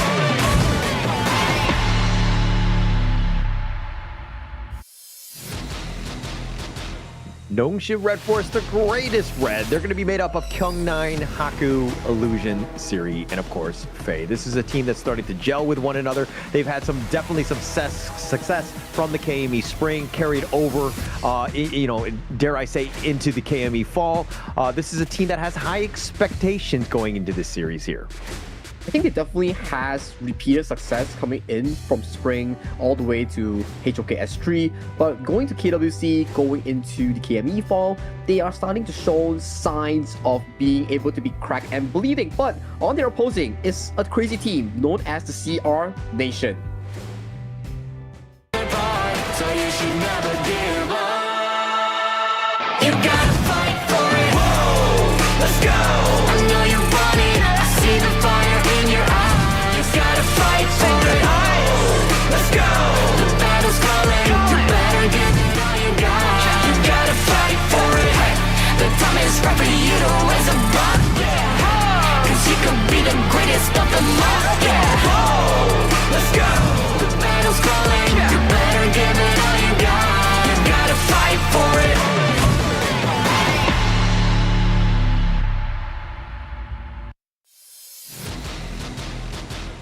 This is the Crazy Raccoons, the CR Nation, represented by Kai in the flash lane, Kong in that jungle role, Cliche in towards that mid lane, Nano Hana being their father, and Nia comprising of the roamer role here. So for this team, they have shown success by playing towards Kong tempo, and Kong so far, I think he has the most MVP of 8 so far in this tournament. Definitely. He's been the guy. But I mean, it's been largely set up by, dare I say, Nya, who has the 3rd highest assists per game. He averages about 7.2. That's across all teams in the ranking week. He really sets it up. And a lot of the team, when they're playing well together, it's Kai, Cliche, and Nanohana really stepping up and doing that damage. And Nya is, again, with those stuns, providing that control for Kong to just take him down. Yeah, that's the special thing about the side of Crazy Raccoons, right? A lot of teams want to repeat their success, but they always find tough ways to do so because Kong is such a niche player where he always have so many of these crazy picks here. But this is the head-to-head between Nongshim Haku and also Kong in towards the jungle here. You can see the biggest discrepancy between these two will be that damage department and the average gold per minute. Look at the kills, right? In this head-to-head, the jungle matchup is going to be key. Haku versus Kong in this one, 86 to 82. I mean, it's very neck and neck between them. I mean, going into this one, I think Haku was 2nd most in terms of all kills across. And then the most kills was actually by Kong in the ranking week. He did very well. So there's a reason why Crazy Raccoons are top 3 here. If they are top 3, but can they continue their dominance from the likes of the Falls ranking week? Because so far, their ways of playing has been challenged by the side of the Nongshim RedForce, and they are starting to see cracks as well. We are talking like, oh, Nongshim doesn't seem to be on the best of the forms here coming into fall due to that KW 2025, but look at Crazy Raccoons here. They're being investigated, they're being researched, and the first ban does fall onto Kong's signature fade. You said investigated, and I was like, wait, what are they doing? Like, oh, no, in the game, yeah. Okay, in the research. Okay, I thought there was some impropriety, but okay, we're in the game now. This is, of course, going to be game number 1, the 3rd match of the day, but going into the ban's going to be key. Nongshim are going to be on the blue side. They want to pick first, and they're going to go with Illusion's Mai. This is the benefit of being able to have a strong team that plays all these premier picks, right? You can always have Arlie being locked in for Siri, you can always have Maestro being locked in for Illusion, you always have Dharma being locked in for Kyung9. That is what you need to formulate drafts in this tough environment, especially under the influence of global ban pick. And it looks like the Ogren Dharma in return. It's a little bit of a counter, just the sustain, the control, and dealing with this. And Nongshim, they're going to go with their tried and true. Whenever they see an Ogren, they usually will go to the Agudo. Yeah, the Agudo makes a lot of sense, right? Because you're limiting the Ogren's like zap of the laser. You're making sure that he stays in place and has to get rid of all the critters here. But you know who can get rid of the critters? It will be that Halo that being covered by Cliche in towards that mid lane. What's wrong with that? It's a good pickup potential here. I think that because the Ogre, you're going to have a long sustaining fight anyways, and then if you've got the Hano to kind of continue on with that, now it's going to be a little bit tougher. Nongshim, they don't, I mean, they have that burst from Mai, but if you just Fate Rewind it, it's not a big deal. Yeah, it's not a big deal, but that is if he gets that moment to Fate Rewind, right? So potentially we might see Halo picking up that Purify towards the mid lane, but we're starting to see more of these lane being banned away from Siri. Already the early, already the Gen.G, and also the long being locked away from Siri in that farm lane. A lot of different potential like farm laners being pushed away from Siri. Gonna be tougher. He's gonna have to be digging deep, so to speak. I mean, look at Crazy Raccoon with like 3 bans of the farm laner, very targeted, but at the same time, they don't have a farm laner themselves, so they're kind of like, oh, we've banned our own potential picks too.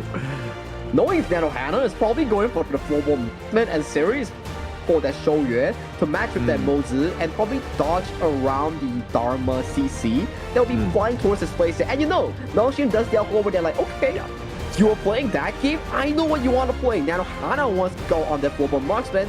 Not gonna be happening. It's gonna be bad. So he's defaulted to that channel. So channel is a special pick here, right? Because he's always served as the counter towards Long and Arlie here. So picking it in game number 1 result in this counter pick to be removed from the pool in the following games of the best of 5. Yeah. Also, oh, it looks like, okay, they're pump faking quite a bit. But, I mean, yeah, to your point, though, they've also banned out the Lung and Arlie. So you know that at some point, those heroes will potentially be opened up. They've gone with the Chano Hin, as you rightly said. It is a great counter, but now they're like, hey, actually, we're kind of out of farm laners ourselves. We're going to have to pick the Chano now. I think that's why Nongshim's final ban on towards the Global Marksman puts CR's Nanohana in that position, because Nanohana has this tendency of only playing 3 marksmen, which is the Lone, the Global Marksman, and also the... Let me brain a bit. Lone, Global Marksman, also the Chano here. So being forced on into that situation, you're kind of in a tough pickle here. But once again, Nerza being hovered for the side of Kill Knight. He has found success with this pick in yesterday's first game of the series against Crazy Raccoon. This could be a potential. I mean, you get the jump in. I mean, you see the Fate Rewind, he gets them back, so the Neza can kind of just get that potential jump. Also, just saving your own backline if you need to go. But this is going to be an interesting pick with the Cayenne. Going to be last? No. Secure. We should not even be talking about heroes until they're locked. like you mentioned, they're just pump faking us. They're just like, you know, jigging us with all these picks. They're like, haha, they're caught again. I win. But it will be slightly harder towards the Secure here but we know so far Nia loves to play the Zhangfei and the Lian Po here, so game 1 coming in with such a different approach. Maybe this is Crazy Raccoon waking up from their slumber from day number 1 here. So it will be interesting because this is a Raccoon that the style has yet to be seen before in the ranking week. I think it's more about just getting that stun locked in. Crazy Raccoons, like this is like you have your favorites. You definitely want to ensure that you put your best foot forward, but this is a long series, right? Losing game 1 is not the end of the world. So it might be that they're comfortable with just like this hero type. Yes, it has a stun. It has that Mulberry power, that AoE stun in that sense. So you have opportunities, but you don't need to pick your best heroes, especially now. Yeah, it's a best of 5. It's a long stretch, like we mentioned. If you do put all your cards onto this table in game number 1, you will be putting yourself in a tough situation if you lose out that game with expensive picks. So it's the same story for both these two teams. For Raccoon specifically, their picks are not so expensive per se compared to the Nongshim lineup. Definitely not as expensive, which kind of, you know, it's an interesting way to play this one, especially in the global ban. You don't want to... You want to win games, but you don't want to give up your best heroes. You need to find that balance, especially when it's there. But you might just lose 3 games in a row. That's another problem that you might have as well. Well, this is a world in esports where the strong takes over the weak here, so it'll be one of these situations, but it won't be Nongshim RedForce go head-to-head once against Crazy Raccoon in the second round robin of the series here. But all this wouldn't be possible without our prize sponsor. Realme is the official gaming phone. The Realme 15 Pro, built for performance, made for gaming, smooth, cool and reliable, just the way esports demands. Ready to level up? Get yours now and feel the difference. Definitely will feel the difference. Haku here starting to feel the difference, looking to go for that invade to start things off, getting a little cheeky. Saw some of the rotations. This is what research and investigating the other teams like you were talking about earlier, this can add to a huge advantage for them. It could be a huge advantage, like Colin's like, haha, I got your wife. But Haku is like, sure, take him. I will just take your Crimson buff and I'll be back towards my jungle. So you're one buff down in an early game where Kong needs to be strong and relevant. And right now, he's already at a disadvantage at just what, 1 minute into the game? Yeah, it's not great to be starting off like that. I mean, it's a little bit of risk. I mean, Nongshim sometimes, like, when you're looking to go for those jungle invades, you sometimes do pay with your lives, like they did against Gen.G. But in this case, they get away scot-free. Crazy Raccoons, I think they need to just kind of add a little bit more CCTV to their own jungle. Yeah, CCTV, some surveillance cameras in the form of Nia or potentially Cliche to really spot out the pesky Haku running into a jungle and taking it as a favor himself. Yeah, he shouldn't be just free farming in that regard, but Kong has to level up in that sense, so he's continuing to farm without the buffs. Not as, you know, easy to do, so to speak. But okay, let's talk a little bit about this bottom lane. Siri, we've talked about, but with Nanohana going up on this one, I mean, we've seen Nanohana, there are moments of brilliance, but there's some lowlights as well. He's been, dare I say, a little inconsistent at times. I think inconsistency falls on some of these KME farm lanes where they do not find resources as well compared to the likes of Siri. This happens with players like Monto, Nanohana, or even the likes of ASD from Scar. So this seems to be a repeated thing that they have to fix going on against stronger teams, even from the KMW, NKL, IKL, even PKL. Okay. It's interesting that you say that, because you're just like, I mean, I mean, they're kind of similar in that sense, right? I think that even in the different leagues, you'll see definitely, you know, play styles and just the way that they kind of play, especially in the farm lane, right? There's only so much you can do in that regard. But it will be interesting seeing how Nanohana just like levels up. We've seen the rest of the team kind of level up. I want to see more out of Nanohana. Same, I want to see more out of Nanohana. I want to see him share the burden away from Kong's heavy shoulders here. Oh, the push back! Cliche! Oh, the fade rewind. Oh, he gets on out of there. He goes 88 miles an hour, just fast enough. That was so close. Almost getting a speeding ticket was Cliche, and he were ready to pay the price here, but Kai almost getting the punch. But that's the moment you want! Oh, he gets the nice little mulberry power. The Conductor of Souls and Haku gets seer stated. He's going to be executed, and Kong, King Kong, remember the name because he's going to get a double. He gets a double, but then he falls short towards kill 9 as well. Finding that return kill, but that beautiful engage coming in from Nia. The two-man flash mulberry power was the deciding play to seal Haku and kill 9 towards that grave.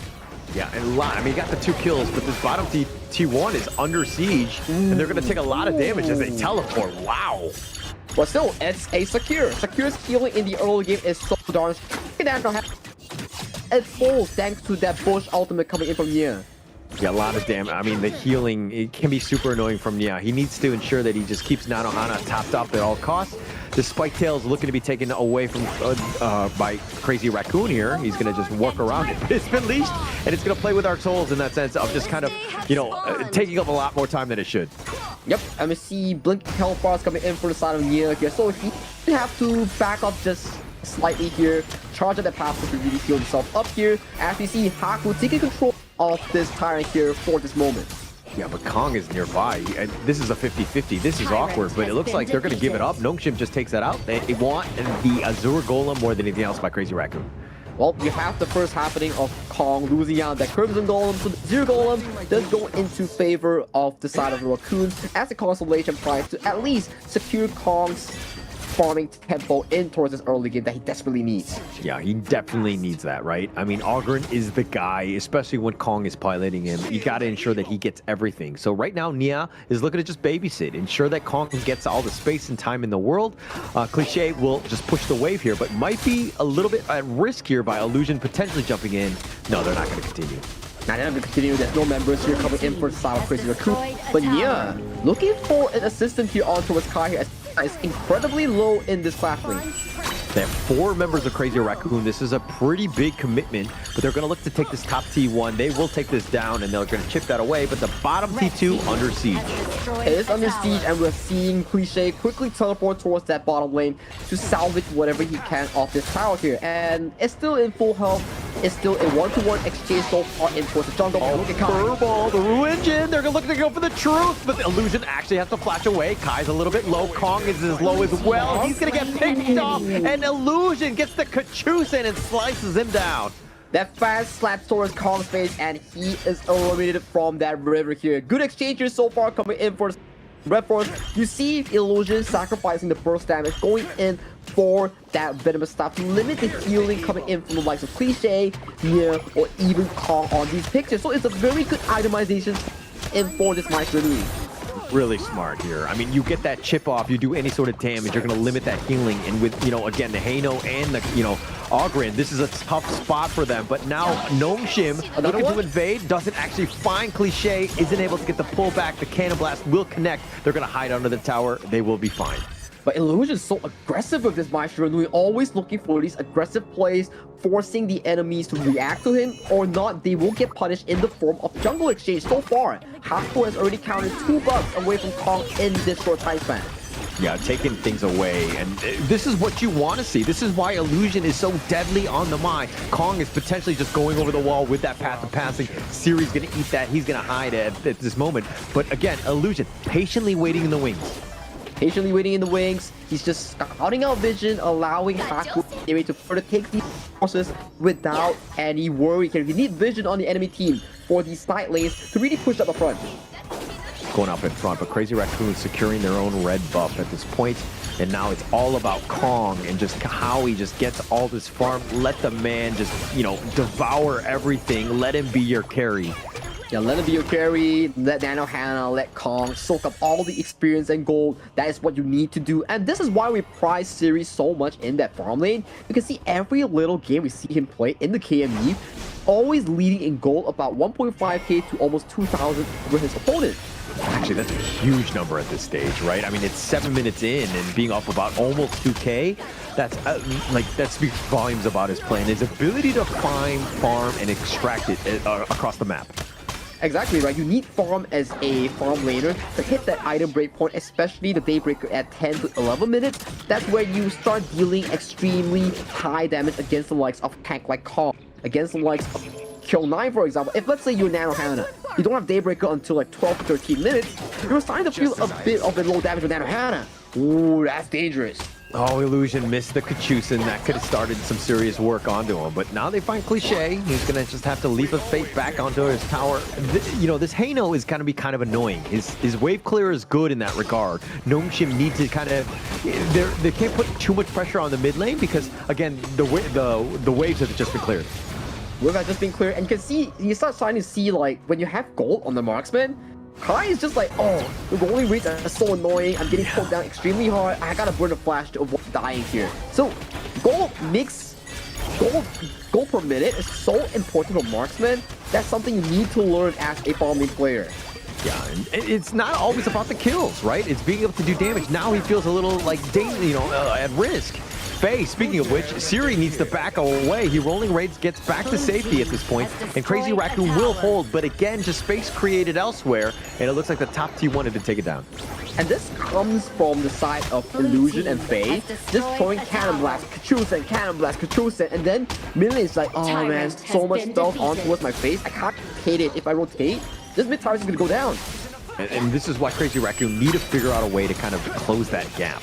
It's going to be tougher for them. Kai, I mean, yeah, you have the flash truth, but kind of, assuming that he's not just hiding in a bush, being able to ambush, it's going to be very linear in terms of where they want to strike from. So, Nongshim, as long as you kind of keep everything at bay and at arm's reach, dare I say, and keep things in front of you, I think that they're going to see everything coming.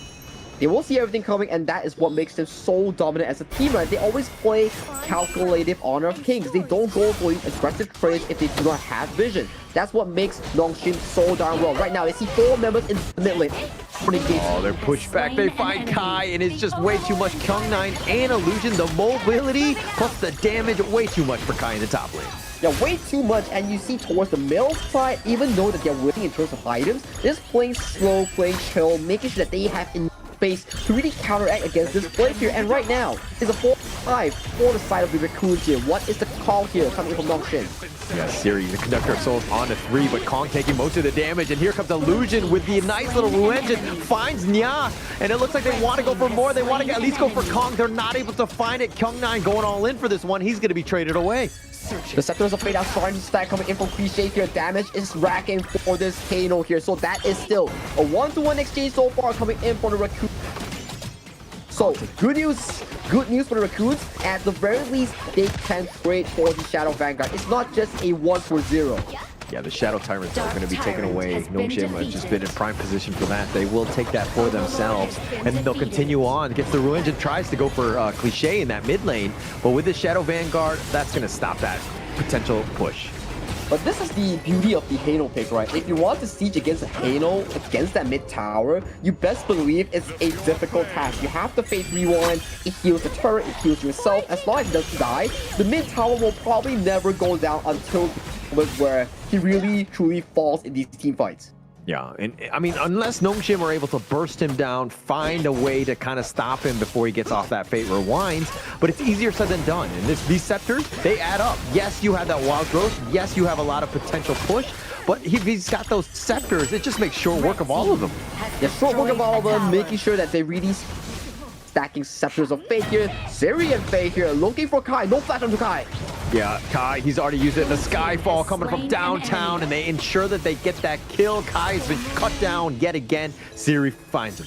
Siri does find him, and that is a free kill, especially in moments like this where you are looking at a 4v5 up front, and this tower may not be for long. Yeah, it won't be for long. I mean, yeah, you have the Fate Rewind, it comes back, but at very little life, and Siri will take that down yet again. I'm actually not even sure how the gold works on that double kill on the tower.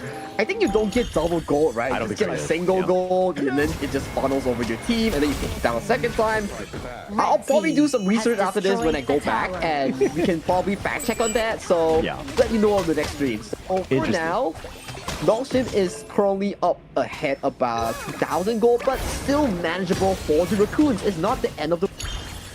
It's not the end of the world until Kong dies. That's the biggest thing, right? As long as he's fine, Kai can die. I mean, it's not great, and you definitely don't want to be dying. But, oh, speaking of which, Nanohana gets picked off. Siri gets killed as well, and that's the shutdown. You do not want to funnel gold into Kong, but he takes that one, and he's going to continue to chase, and he wants to protect his own jungle, but he actually has to get rid of all of these members of Nongshim. Kong9 has been pushed away.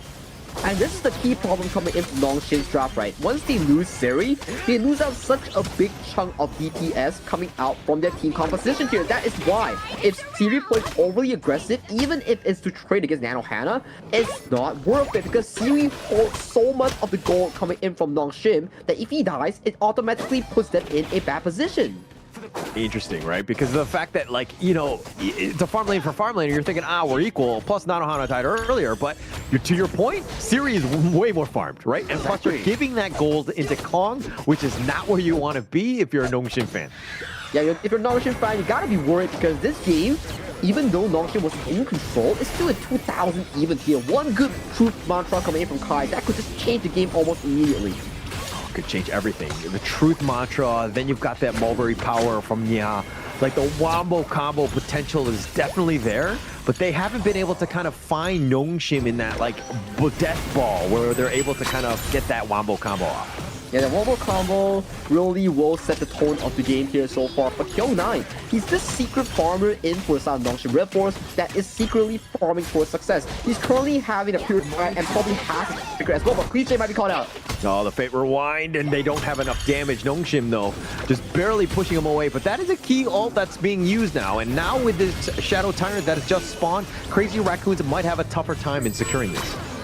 That won't be the case here, especially not having a Phase Rewind means that this Hano isn't able to play aggressively, and Nanohana just only finished his Daybreaker at 14 minutes. This will be tough coming in for Side Raccoon. Faye has to just flash just to get out of the tether of Kong, but they find Kai on the top side, and now Crazy Raccoons, yes, they've grouped up in 4, but with Kai down, that was a huge one with Truth, and Kyung9 just barely limping away. He limps away, but he can join the fight with his Skyfall once it's off cooldown here. So it's still in favor of Nongshim. If you lose Kai's flash and also the Dharma, who is going to catch Siri on this lady soon? Because she is so mobile in team fights.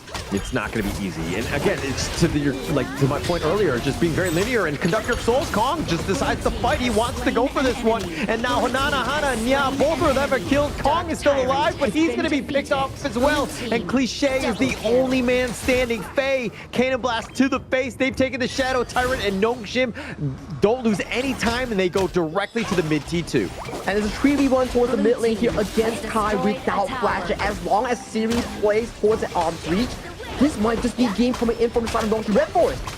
25 seconds before Kong is back. That is an eternity at this stage. Nongshim looking to go in. They find Kai. They want the pickoff. He gets to the fountain. He's barely there, but the crystal, and it looks like Nongshim with the box just pushing him away. They will take game one.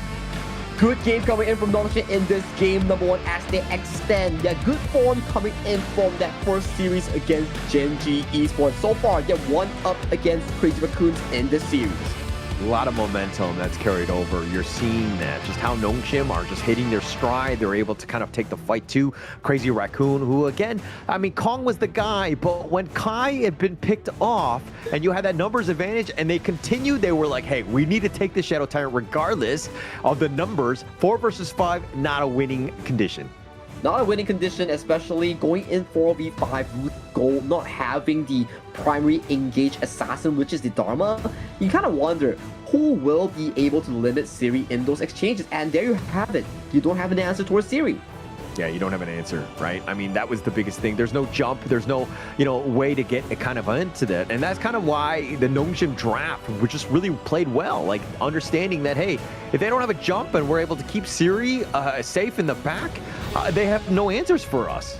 Yeah, they have no answers for us. And this revisits back to the question you asked me just now. What does it take to win against Nongshim? Check out the goal discrepancy from Nano, Hannah, and also Siri. That's 5,000, almost 4,000 gold away from these two players. That just make a lot of changes, right? Because when we talk about marksman, you always think about the Daybreaker. If you have no Daybreaker, you cannot fight against tanks in this game. And you don't have Daybreaker, which leads to Nano Hannah not doing enough damage, take down the likes of Haku, even Kyung-Nai in these team fights. Just too much. I mean, he was definitely behind. 5K is like huge, right? Huge. Absolutely huge. Right, to kind of come back from that. And to your point, without those items, you really don't do any damage. So the rest of the team really needed to have picked it up. Kai was kind of getting caught out. He was split pushing. I understand that as a Clash laner. You definitely want to create a little bit of space. But, when you got paid, you just kind of died. And then you're putting your team in a bad situation. This is what happens in the gold graph, completely in favor of Nongshim. But still, it's still an acceptable gold graph in towards the late stages of the game. It was always at that, 2,000, 3,000. The game is still shakeable between these two teams, but in the end, it is what the final fight looks like. And the MVP goes over to Illusion. He was setting up so much of these plays, especially on towards the Gorge, like the members of Nana Hannah, Cliché, and especially on the Kai. Yeah, and Illusion just kind of with that early game, like spike, the presence, the pressure in the different lanes, just always kind of sticking around, right? Making things uncomfortable, and why Illusion is very scary on a Mai, and you'll see a lot of that in the highlights here. But the highlights are exceptionally well coming in from Nia, finding these early catches here, setting up the tempo for Kyung in this early game here.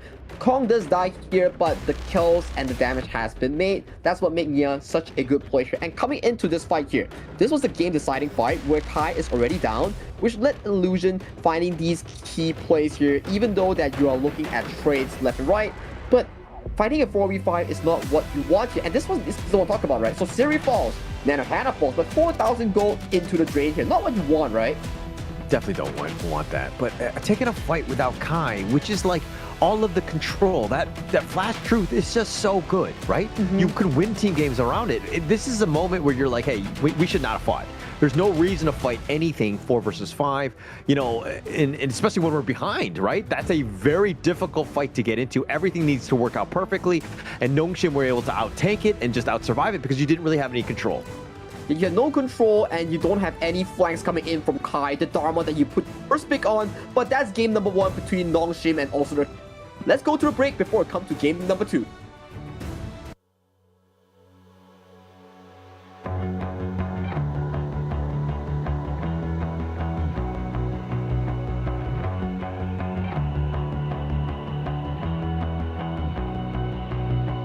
Give what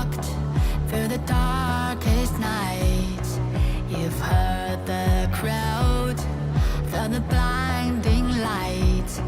You were standing there when your heart comes alive. It's a dream I've had, and it never dies.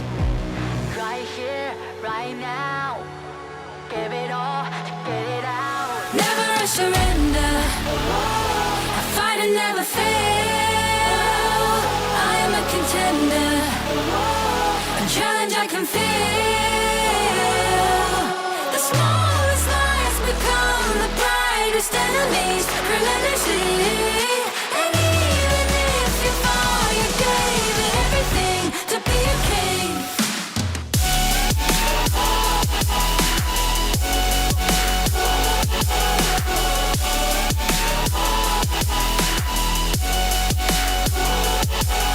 The smallest lies become the brightest enemies, relentlessly.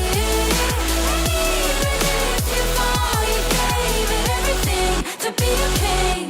You carved your way with a sharp attack. You watched it all burn, and you never looked back. There will come a day when your fears will arise. You protect your crown, so it never dies. Never a surrender, I fight and never fail. I am a contender, a challenge I can feel. The smallest lies become the brightest enemies, relentlessly. And even if you fall, you gave it everything to be a king. On my way, on my way, find my way, find my way. On my way, on my way, dream my way, dream my way. Never a surrender, I fight and never fail. I'm a contender, and challenge I can feel. The smallest lies become the brightest enemies, relentlessly. And even if you fall, you gave it everything to be a king.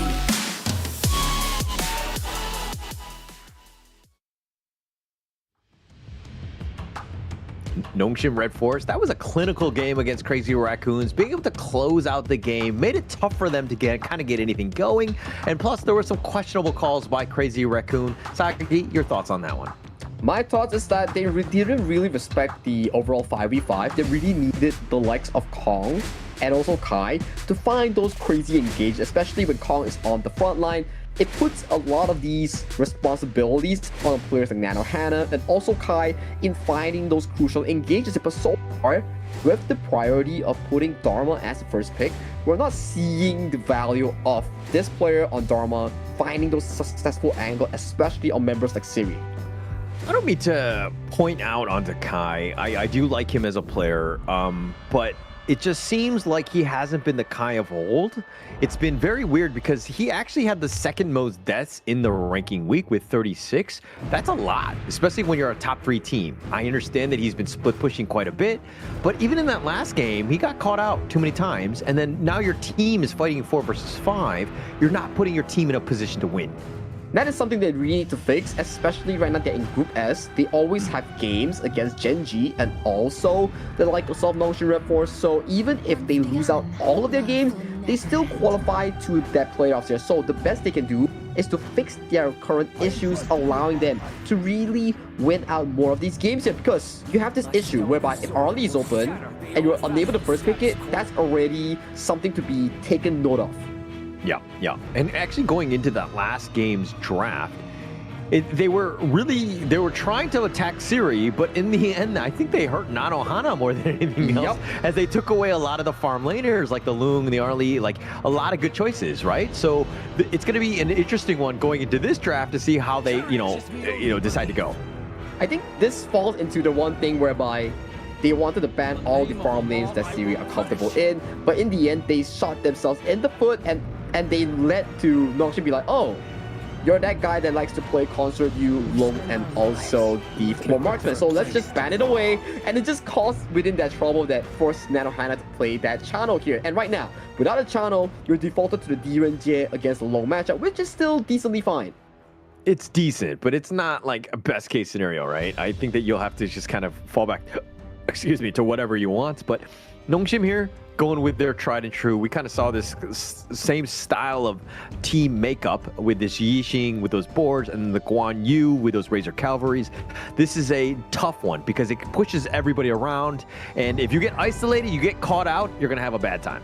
This is what we call the bounce house, right? Especially you're against the likes of a Gen.G and Byron. You're not the best in terms of the mobility department, so you won't be much more required to be careful against the likes of a Yixing board or Guan Yu pushing you around like a ping pong ball. Yeah, and that's the biggest thing, right? Nobody wants to be like sent around like a pinball, right? That's the biggest thing, and you want to just stay alive more than anything else. But Crazy Raccoons, they need to find some way to kind of initiate. They need to do it so that, again, they do it safely. Not easy to do, especially when Kyung9 is just, you know, on the flanks looking for that perfect Razor Cavalry.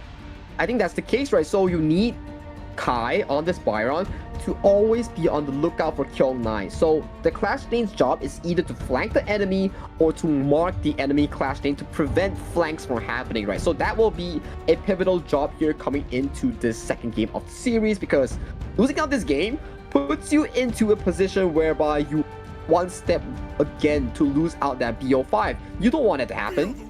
You definitely don't want that to happen. You got to stay alive. You need that vision, and I think that they've provided that vision by this Fei Leon Po. The guy has been an all-star in terms of just being that frontliner, being that forward scout, and he's generally speaking stays alive because Leon Po is just so tanky. But vision is key in this game. Being able to understand where you need to jump in, when to jump in, is going to be key in this one. Like how we always mention, vision, intel is wintel, and wintel leads you towards the game-winning gameplay. But oh my goodness, are we seeing a Bai Chi towards the jungle here? Because this technology is originally introduced in the KPL region, where you have the Yuhuan, Sun Bin, and the Bai Chi, whereby you form this indomitable, indestructible frontline tank coming in as Bai Chi and also the Byron here. Very interesting draft coming in.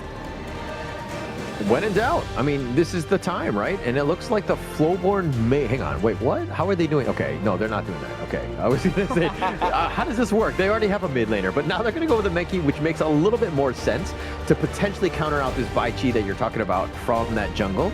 But adding that in with the Sun Bin, right? You see that the potential team fight, where are they going to happen? The pushback from the Razor Cavalry from the Guan Yu. Now you have the time lapse on top of that. That could make for some a serious counter initiation by Crazy Raccoon here. And the Raccoons actually drafted into a very interesting draft that forced Nongshim to change that monkey last pick into a Nakoruru, because if you rely all those damage output from alone, you will find that this Sun Bin, Bai Chi, and also Byron and Yuhuan combination will lead to a point where the Long isn't able to hit all these front lines and take them down. So drafting a Nakoruru to replenish the damage department is a smart move here coming in from Nongshim RedForce. Very good drafting here coming in from both teams. I like it. I like it. I mean, there are definitely counters to it. I think it's going to be interesting to see how this Kong Bai Chi really plays out. If he gets the nice little, you know, the pullback, the death sight, and you know, just putting them in a bad spot where they're able to kind of burst down the Haku Nakoruru, you have some options here. You have some options here, so we have to see how they formulate this draft, right? Because Bai Chi, although he's a tank jungler, he only starts to get going with the Sun Bin and Yuhuan combination in towards the mid game at about 8 minutes, when they start to ramp up these items. Give them the lead, you will find an indestructible monster of a tank in that front line. I'm not looking forward to that. I think it's going to be very scary, nightmare-inducing, but I think that we need to see the rise of Kong in this series. Game 2, this is going to be key. Being down 0-2 in a world of hurt for Crazy Raccoons. They do not want to be there. Dare I say, this is a must-win for them. This is a must-win for them, but it still really lowers down the pressure that they have, because fortunately, their efforts coming in from week 1 was a real darn well job. So right now in Group S, they don't have to worry for dropping out like in the Group A. They can still play, they can still learn, and still take some games away from these top tier teams while trying compositions like the Bai Chi and swimming combination here. So it's the props of them for being able to land that spot in Group S. I think that there's definitely two agendas going into this one. I think it makes a lot of sense for what you were saying with Crazy Raccoon and just testing things out. You do have a little bit of time. You're not knocked out of this thing, right? So you might be playing the 4th place team or whatever, but at least you're still here. But at the same time, Nongshim on the other end, they kind of want to close things out. I think they don't want to give out too much data of what sort of heroes they like. There's already a plethora of that data out there already from like Season 3 on, but I think especially now with the new meta, they want to ensure that they want to hide things as much as possible. Yeah, hiding things as much as possible will be something that Nongshim wants to do, but especially, you're Nongshim, you are a fundamentally strong team. Just like that Clash Lane exchange that Kai almost got slammed away here. Not something you see on a normal basis here, but coming in from Nongshim, you are the KME champs. You want to make sure that you continue that legacy. Yeah, definitely want to complete that legacy, right? And Kyung9 there with his own legacy in that top lane against Kai, against the Byron? Like, what? Like, that's a lane matchup in favor of him in that regard. But I guess he got caught out a couple too many times, too many heroic charges. And he actually had to go back. So he's going to be back in, but he's definitely behind as, you know, showing in the levels. Yeah, not the best approacher coming in from the side of Crazy Raccoon's Kai. Something for them to figure out in some of these games, right? So one thing that you need to learn as a Clash laner or farm laner is to freeze the wave, which really limits your opponent to overextend in lanes, really walk up for these minion waves. Because imagine, Kai has to walk into the tower to take that minion. That's kind of crazily overextending that allows players like Haku to really punish the enemy team. Yeah, very smart there by Kyung9. I mean, the freezing the Raves, if he doesn't get those 2 minions, he's missing out as well. So it's like damned if you do, damned if you don't kind of thing. But, you know, Nongshim understanding these are the small advantages that really kind of snowball in the game. And they already have like a 600 gold lead.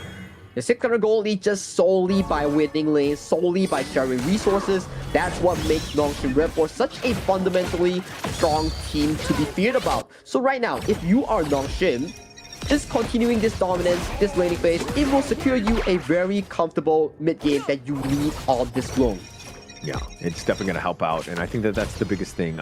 We've seen just Siri doing very well today. He's the farm laner that's going to be consistent, that's going to be able to carry you to those victories. So giving him sort of space, going to be a great time. Illusion here trying to do so, but he's not going to really find anything.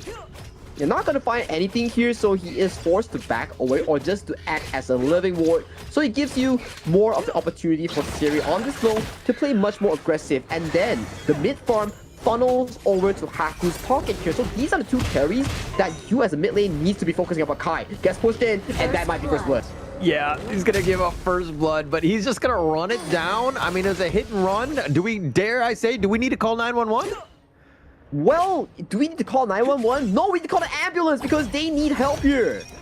Well, I was going to say call the police first because Kyung9, I think we just saw, you know, a hit and run by onto this one. But Kai just getting run down under the tower of all things and letting the tower do it. But Kyung9 pays with his life. They get the revenge tour in that top lane.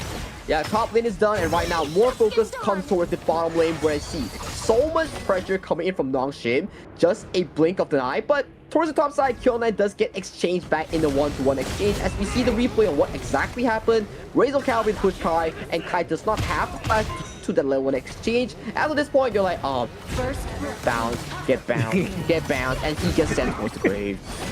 Yeah, unfortunately for Kai, that's a feels bad man, like in that top lane. But now the Tyrants, this is going to be the key one, right? Nongshim are like moving around. They're not going to give this up for free to Kong. It actually gets tethered back into its lair though. It does get turned back to the lair hill, but both of these 2 Crash Lanes has arrived for this objective. But once again, back to the question, you are the assassin jungler. Prioritize your buffs first, so giving away this camp towards the side of Crazy Raccoons is reasonable side of Nongshim. Yeah, I think that they're going to be okay with that. I mean, Haku was nowhere nearby. You were talking about that red buff being picked up. Probably more key for him. Haku needs to just get his farm. I think on the other end, Kong, yeah, he's going to get his farm, but he's definitely more about that control setup for like the Kai, Nanohana to really just kind of pounce on the potential Death Scythe pull. That's what you're looking for, right? Because if you are the Nongshim RedForce, you don't want to fight the enemy team when they are in their priority, right? You want to make sure that, okay, Haku, get your Starbreaker, you get your items like the Siegebreaker, then we're looking for these fights. But right now, don't seem to be in a comfortable position to fight. And look at the mid lane. Oh, they're looking to go. The board has been set up. The mid T1 hasn't just been barely taken out the Tremor Smash, but now Crazy Raccoon on the run. Kyung9 is joined, but not able to get any sort of catch. Haku's not able to find anything as well. Crazy Raccoons take the mid T1 and they get out safely. But look at Sirius' position here. He might be looking for a potential gank on towards the likes of Nanohana, but he does back off and he does get more structural damage on towards the bottom side here. But that is the potential coming in from Nia and also Kong on these picks. You see how much healing that's provided by these two? That's just crazy. But Illusion finishing up that item, Venom Staff, does provide the healing reduction that Nongshim RedForce needs to really limit the enemy's approach here, especially on the Raccoon. A lot to go through, right? A lot of sustain from Crazy Raccoon, and they're going to give up the top T1. I mean, essentially, they traded away the mid T1 for that, but Faye, he's going to be walked on. The time flux right on this one. Finding Faye, and they're taking liberties. They find Kong. He's stuck inside the board. The Tremor Smash is on to 2, but now Kong solo. Here comes Haku with a heroic save. Gets the kill. Gets the kill, and that is the setup coming in from Illusion and also Faker. If you get locked in and not able to wait for the next rotation coming in from Nia or Cliche, you are in a very difficult position even though you are such a big monster tank here. And right now, jungle is a buffet for Haku to take in more gold funnel sword to Haku. That's more damage to be dealt on such a strong tank. Yeah, Haku taking everything from that. I mean, he's been just like largely off the map. He's been quiet because he's just farming. He's 5.3, highest in the game right now because of that. And Kong, yeah, you're on the Bai Chi, which is interesting. Yeah, you have a lot of control as a tank-style jungler, but it's you're going to fall off. You're not as able to farm as quickly as Haku is on this Nakoruru. We'll have to see, right? Because I am so interested in how they play these late game team fights. Time Flux, this thing is a miracle worker. If you time it correctly, Siri, Haku won't be a big problem here. So the hidden carry in this team composition is actually the Sunbin in the late game. It's going to be huge if they're able to get some sort of catch. And plus, when they all have time flux and they're running at you, that's scary, man. That's like zombies scary, coming at you, right? So I think that, you know, Nongshim are going to be a little bit wary on that one. But right now, Nongshim, with this small lead, it's about 1K or so, but this is the time to put a little bit of pressure on the map. A little bit of pressure needs to be put on the map, especially against the likes of these teams here, because we're starting to see Time Flux, Time Bombs being trolled randomly in towards the bush as they are desperately looking for vision as the engage goes through. Oh, the nice little burst ram. He's looking to turn this, and now the Razor Cavalry, and Faye is still alive. Haku is doing some damage, finds Nanohana as well as Kai, and they've turned this around. And now Crazy Raccoon, they have 2 members that are still standing, but Nongshim looking on the prowl, not looking to give up at this stage. What a beautiful team fight coming through for Sam Nongshim. Set up, the gameplay, Faye just playing is so darn well to a perfection, allowing Illusion, allowing Kyung9 to make that follow up with ease. Nanohana was to fall and he gets annihilated through that exchange. And Faye, it looked like he was bait, right? And he was all the way up in front. Crazy Raccoon was like, all right, we got 5 members. We should be able to take him down. And he was just literally there just to waste their time, get the nice little Tremor Smash, and that board was flawless. And Nongshim on the cleanup with Haku just doing some serious damage. That was a great team fight for Nongshim. That was insane team fighting coming from Nongshim. They played it to perfection. They knew the task here. And Haku here, this is the first thing you need to do as a pro player. When nobody's on the map, don't reveal your position. Wait for them to reveal. Only you go for that secondary clear.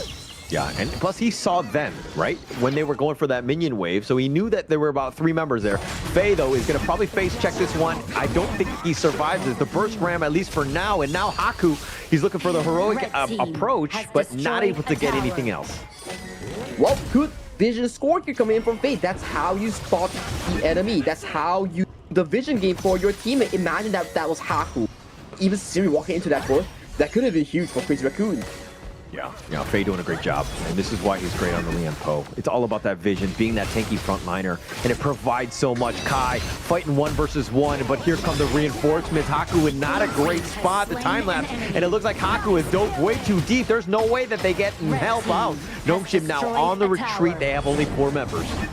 Good catcher coming in for side Crazy Raccoons, punishing Haku being overly aggressive, going in for that 1v1 under tower against Kai here. Not the best target you want to be facing because we know for a fact Kai on this Byron, so tanky, so much shielding. So that really makes sense to me that why Kai can stall until the members of Crazy Raccoons to come in for that Razor Cavalry save.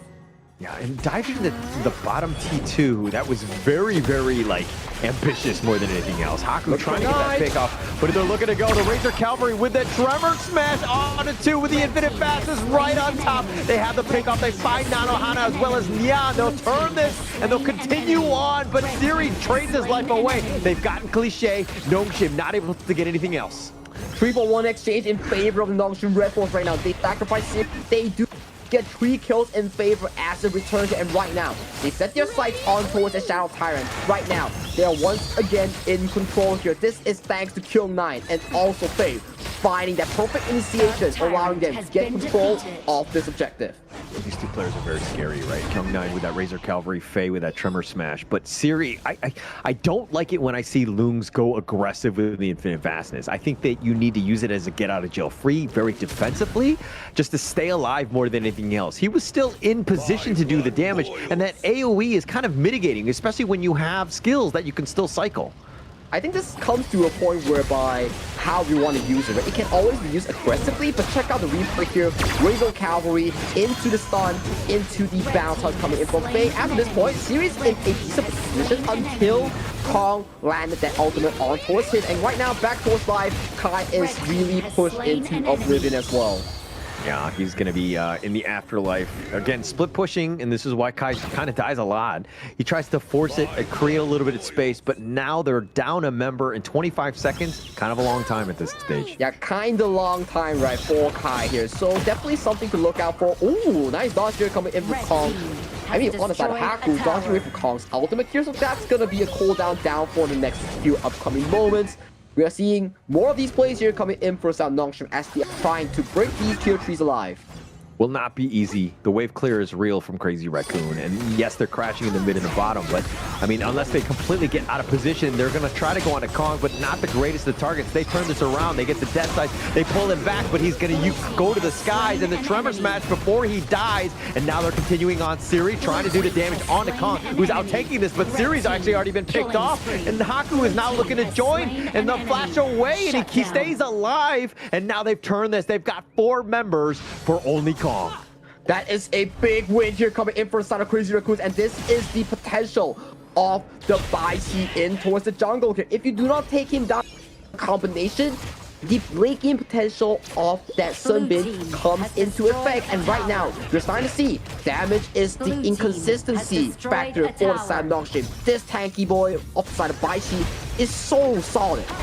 So solid, so difficult and annoying to deal with, right? But it seemed like at multiple times there were moments where they're like, okay, he's in a bad spot. Actually, Siri was fine. They don't need to keep going for this one, but they continue to fight. They tried to go for this one, and Kong is just taking so much damage that, like, literally bought the rest of the team. Nanohana is just free-firing on the back line, and now this Overlord going to be picked up by Crazy Raccoon.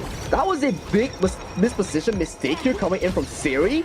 He landed into 4 people in towards that lane, which really caused him to have this bad position that led into the demise of Nongshim, because we keep talking about, okay, Haku needs to stay alive. If not, no one can take down Kong on this objective. He's such a big raid boss here. He's like a Shadow Vanguard. So you need Siri to keep alive at all times. He needs to stay on the back line. He needs to stay safe. He went to the skies, and I thought, okay, that was a good disengage. Everybody needs to get out. Nobody had died, but they continue to fight. They were over-aggressive. Infinite Fastness, he's probably going to look to go aggressive. He's going to go in reverse. Oh, no, he's going to go all the way deep. He wants to go. He gets the pick off, but he only gets it off the Nya. He's traded his life away for a rover. That is not the same thing, but the fight does break. Oh, as we have the horse coming in. Big push is coming in for the side of Kyoma, as he is the savior that Nongshim RedForce needs. 5-man ace only for Siri. Yeah, and picking it off, and you're like, hey, actually, we don't need Siri, but we need the top T3 to do the damage. And they were able to pick them up because the Razor Cavalry was so good by Kyung9, putting them under the tower. Ooh, that was nuts coming in from these teams. That is something that you don't see on a regular day here. Kyung9 coming in as savior here. Siri's positioning, not the cleanest in this game number 2 here, but so far has been working out. But let's check out the replay here as he wants to break over. Kong's ultimate has been done fantastically by Siri.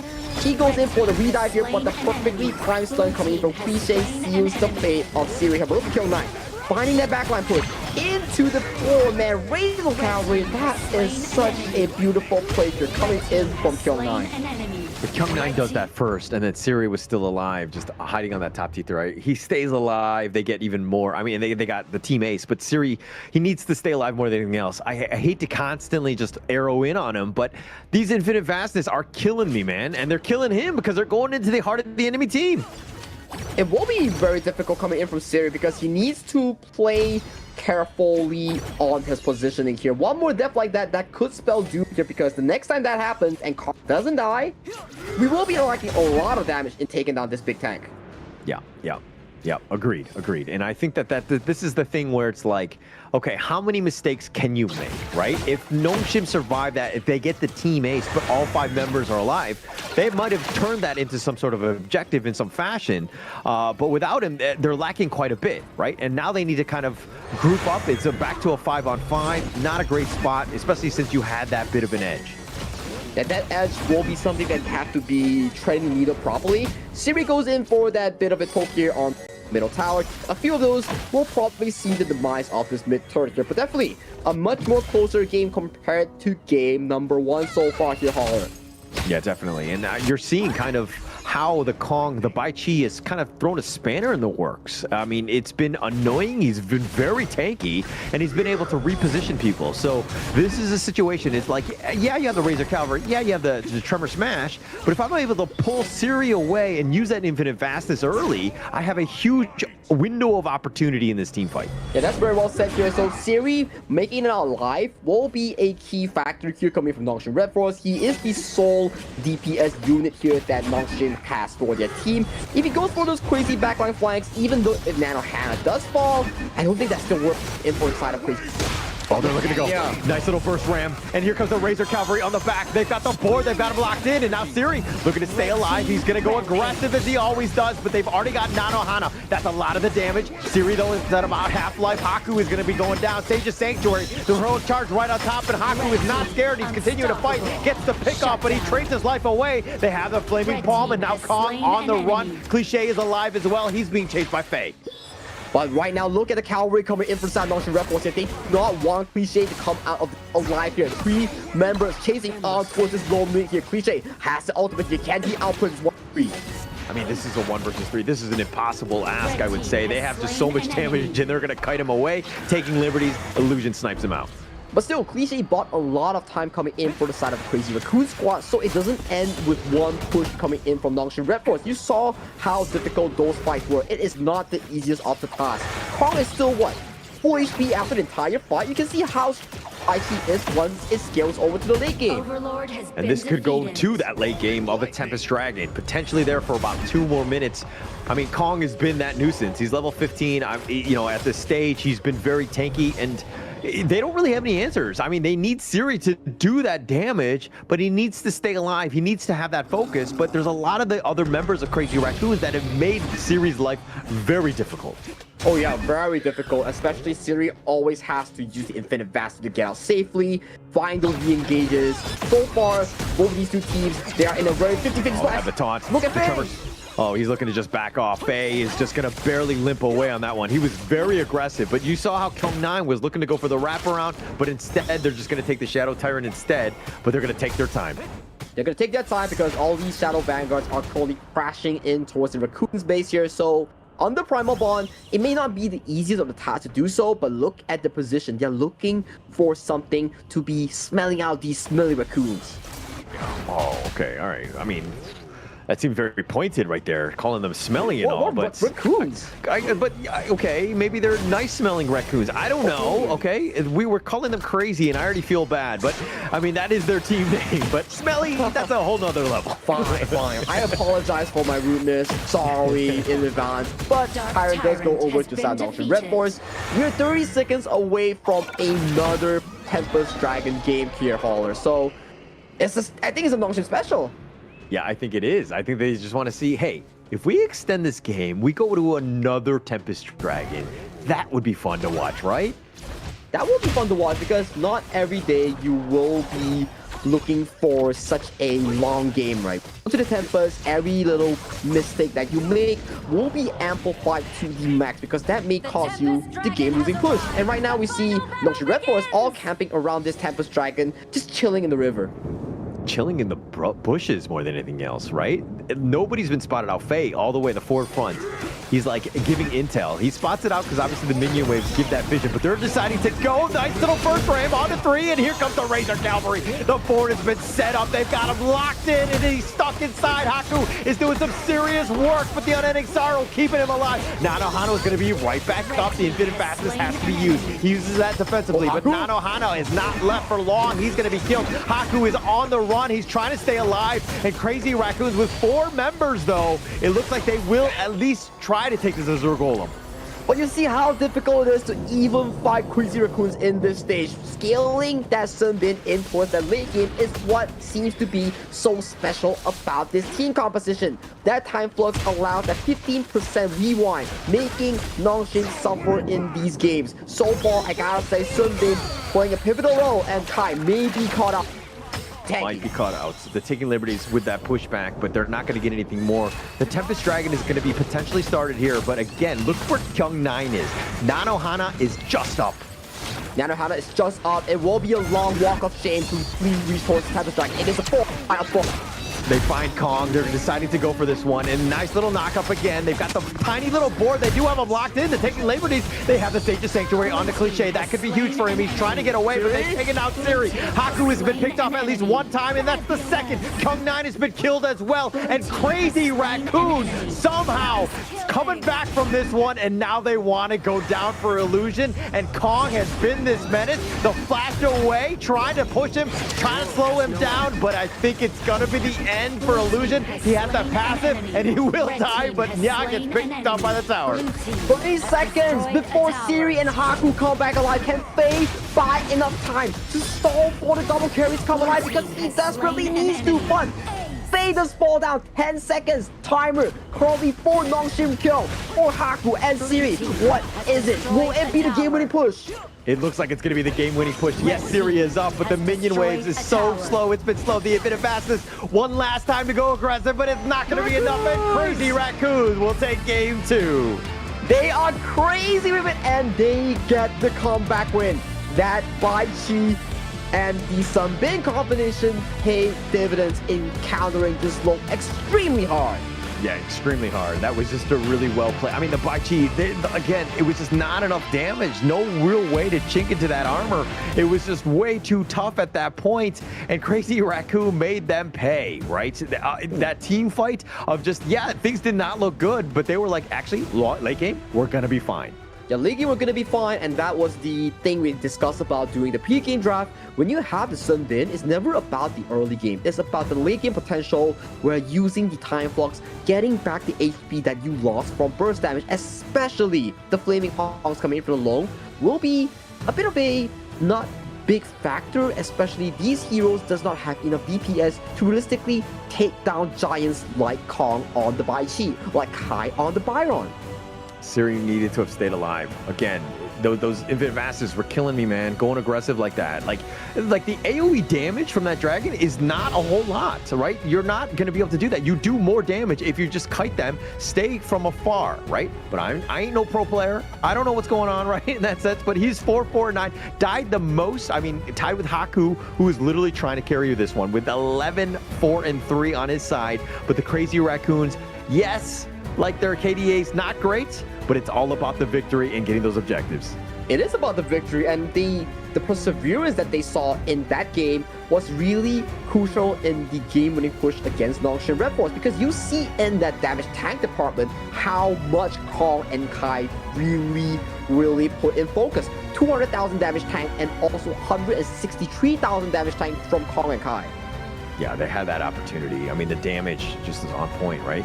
Damage taken by Kong, 211,000, absolutely just a beast.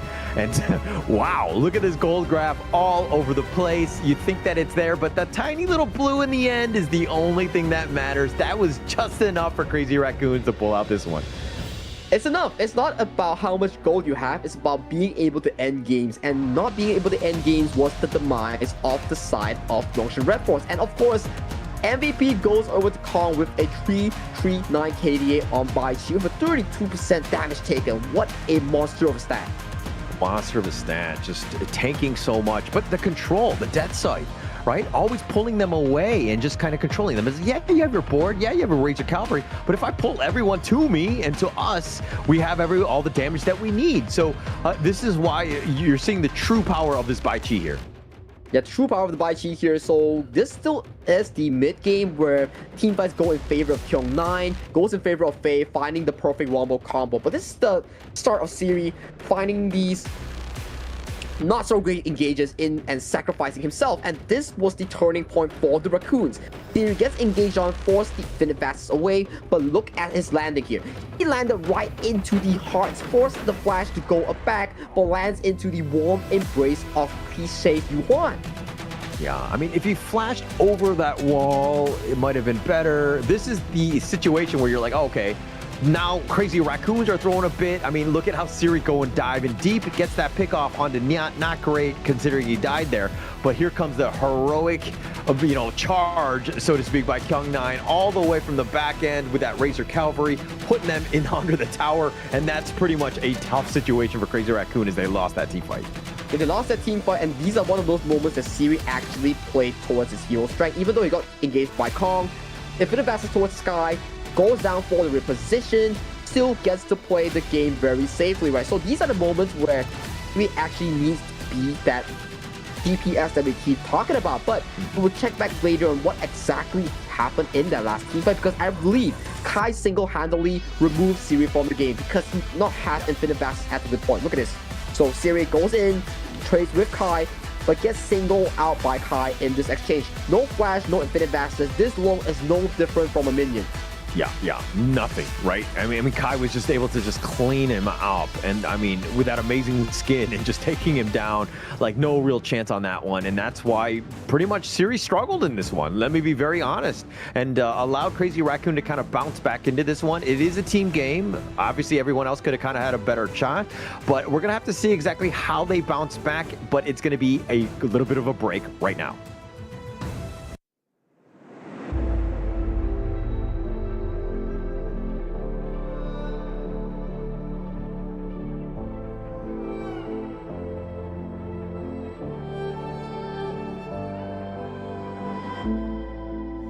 Stranger to the fallout, it's what got us here.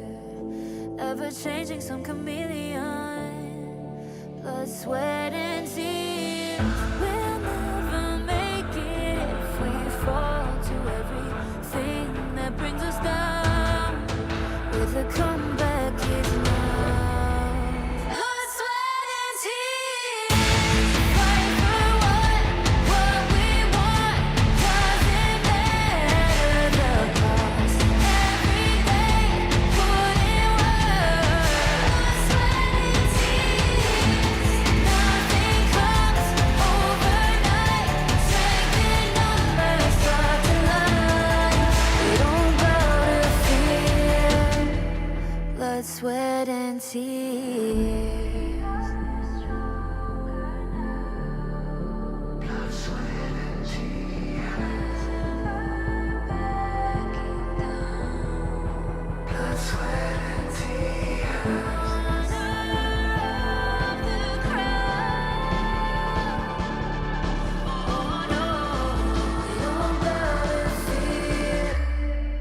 Blood, sweat, and tears.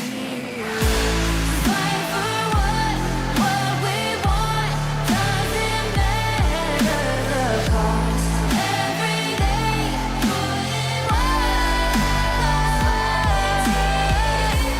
Nothing comes overnight.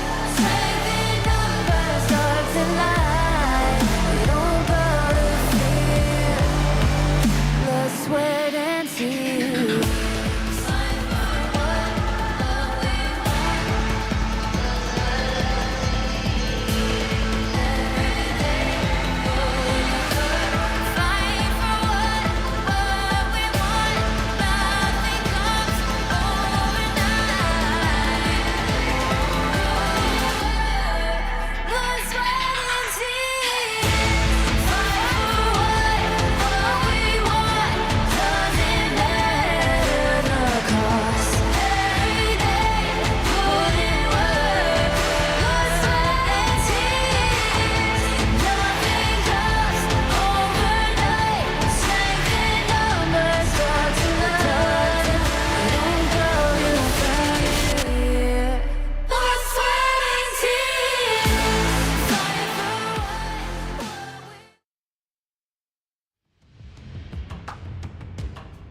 Crazy Raccoon with another victory and another MVP going the way of Kong on that Bai Chi. Really showed up on Nongshim. Sagi, again, we're, a best of 3 essentially at this stage. Your thoughts on this one here? The late game Sunbin so far has been showing dividends with all these picks coming in from KME. We've seen Clue bring it out, we've seen Nongshim copying the success, and right now we're seeing Crazy Raccoons bring out something that they are familiar with in this series here. So it's really down to team compositions and draft against these. Even if we've seen Nongshim RedForce control that early to mid game, but if you don't find those key winning team fights, it will be really hard to end games for both teams. Yeah, it's about, I mean, like we kind of, I don't want to beat a dead horse at this point, but with that, the Siri play there, but I think that, had he played a little bit cleaner, stayed alive, they might have been able to close that one out, but they just gave too many opportunities. It was all him to just do that damage, not able to do it, but if anything, maybe they need a better draft, right? I think the Bai Chi completely caught him off guard. They did not have enough damage to deal with him. But still, it is still a global ban pick.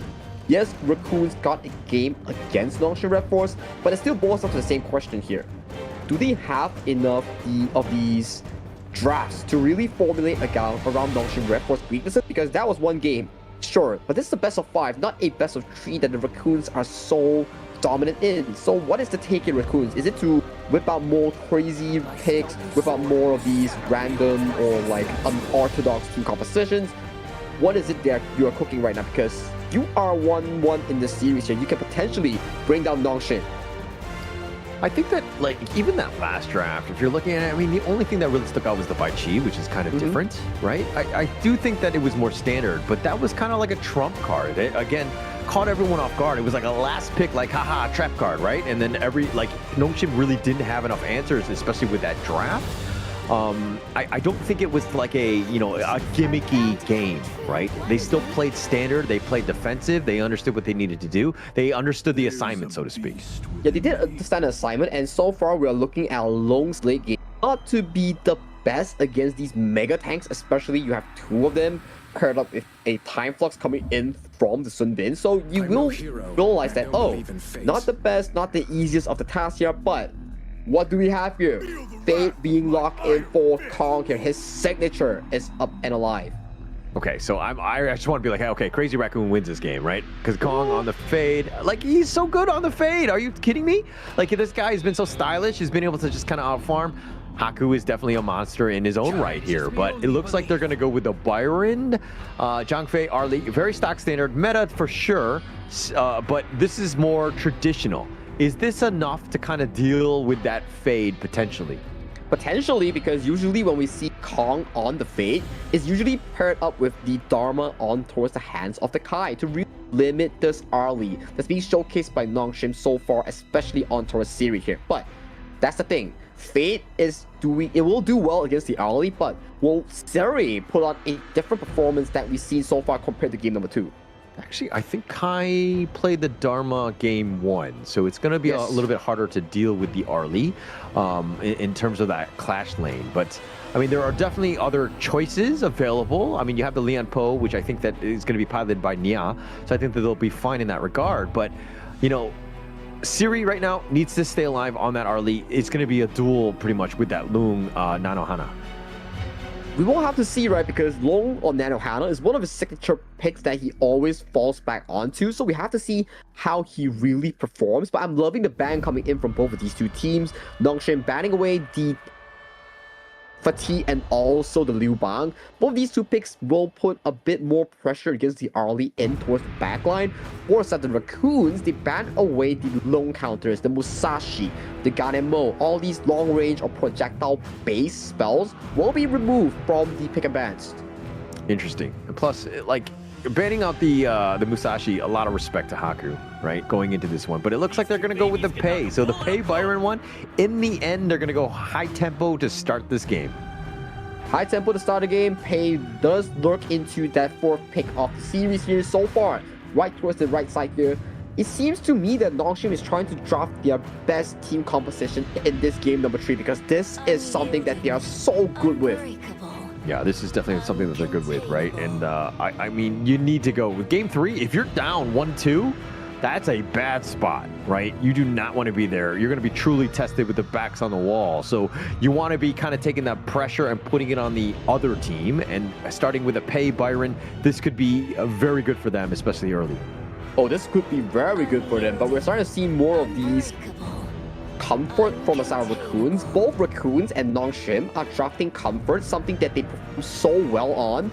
For Raccoons on towards the left side, this is the exact same combination that they actually found success with against the likes of Nongshim RedForce, against the likes of Gen.G, Nongshim as well. All these picks are their stock standard, their go-to picks here.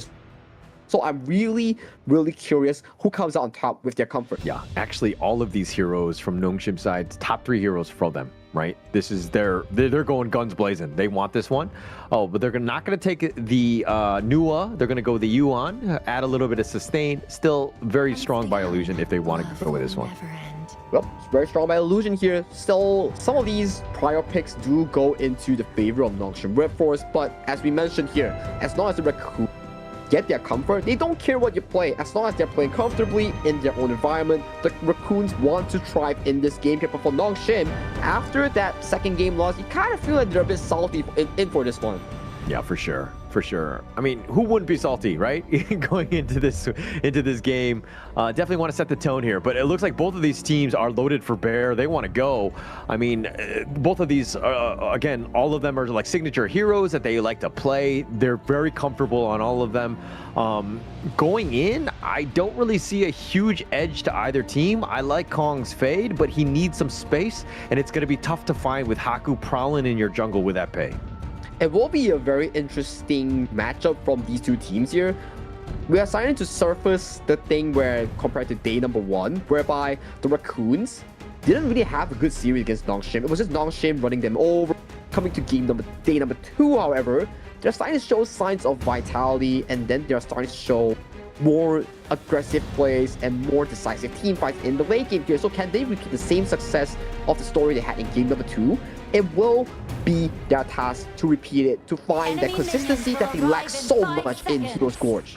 Yeah, going with that same thought process. I mean, they've played 5 games, these guys, from yesterday and today going into this one. And Crazy Raccoons were able to take only that one with that buy cheat, right? So if they're going to play a little bit stock standard, Nongshim have gotten the best of Crazy Raccoon. But this is going to be an interesting one because we're going to find out exactly how good this Kong fade is. Kong fade Kong, that is his stock standard, and we see both of these two junglers and also the farm lane go for these unorthodox start here. So Kong goes for the top side start here, so that leaves jungle wide open for Nongshim as a buffet. Yeah, and Kyung9 actually had to use his flash early. Finding Kai gets the Storm Strike on him. He's going to do some damage, but not enough to really kill. And now Kyung9 is going to go for that Spike Tail. It's going to be aggressive. The Ocean of Tears finding Haku. He's going to actually have to use that Smite Kong, that is. And it looks like he will be taking that. But Nongshim looking to be aggressive, trying to take away the farm from Kong.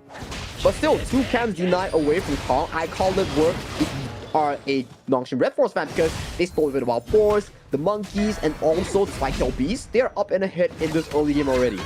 Huge for them, right? And again, when you have a Byron and a Pei, this is how you want to be. You want to be aggressive. You want to be invading the enemy jungle as much as possible. But now Crazy Raccoon need to find farm elsewhere. They need to contest, not give this up. If they were to take the Spike Tail, that'd be gravy. Well, the smite does come true coming in from Faye here, so it does go easily towards series full gold here. So more farm for the early 500 gold lead in favor of Nongshim RedForce. You can see Kong not even level 4 yet after the full clear. Yeah, and he's actually falling behind, but nice little Ocean of Tears onto 2 though. He's setting it up with the burst ramp back. Nia will be fine. Kong using that wall to just kind of, you know, go from barrier to barrier, but he'll take the boars. He will take the boars. He's forced to smite it away because Haku and Faye is just limping in towards those bushes like, okay, don't smite it. I'm coming in if you don't smite it. Like, please smite it. Okay, no smite. So having the information of no smite from Kong, it just gives me the wonder. Oh, top lane. Yeah, they find him out. He's gonna go Jade Seal, and he gets the pick off. Kong, that is, on to Kyung9. Nice little rotation, makes him pay. You can start to feel that Nongshim is slowly shaking off some of their concentration compared to game number 1 and also series number 1 against Gen.G. Not something you want to be seeing from the Nongshim RedForce lineup. So They need to find ways of coming back into this early game. So far, they're doing a decent job in denying camps, but Kyung9 getting punished there is not the best situation you want to see, especially when the kill is going over to Kong. So I kind of look at this as like when you're playing your ranked games and you lose a game, right? The mentality that you have, a little bit of shake-up, right? It's kind of not a great feeling. And obviously these guys are professionals and they understand how to lose and things like that and learn. But it's still going to kind of affect you, right? You're human at the end of the day. And I think that for Nongshim, the biggest thing, especially that I learned from KWC from this team, is that they don't know how to lose well, like to bounce back from a loss. In a best of 3, when it's just like you got to forget and just move on as quickly as possible, it didn't seem like Nongshim were really able to do that adjustment on the fly. Well, you have to really dig back deep on why this is a recurring issue, because look back to the HOKS3 run where they only lost back to KME Spring where they didn't lose a single game at all. That's why going into that KWC, you start seeing signs of this team having issues in that BO3 against stronger teams, the KMW region, from the MPL region, and that is what really affects them as well, because they are not losing coming in from such a dominating KME Spring and also HOKS3. And as weird as it sounds, this is why you need to lose, right? Yes. Because you need to be able to just like, oh, okay, how do you shrug that off? How do you kind of, react to a situation like that? But now with this Tyrants, they don't want to lose this one. Nia's at half-life phase, still up in front, has the Unbridled Outburst if they want to go, but space was already created. Haku taking that one down. Ooh, Infinite Vast is being forced out by the hands of Siri here. So Siri, good camp onto Nano Hana, forcing him to drop low to almost a 40% as of this point. And Fei with another smite steal, just being a nuisance on this Zhang Fei with those smites. And now they're going to put the pressure on this bottom T1. Nongshim have been making some moves and have a bit of a lead to start this game. Oh, what a good lead so far. Securing Tyrant, securing also the bottom tower here without any form of trade so far. Gotta say, Siri still consistent with this RDS engage. Oh, Haku looking to go in the Umbrella Outburst, but pushing them the wrong way. Haku, though, has to pounce away. He's got the Leaping Savior. The Jade Seal is going to be picking off Illusion. Not going to be enough, but Kong gets killed as well. Haku needs to be careful. He is very low.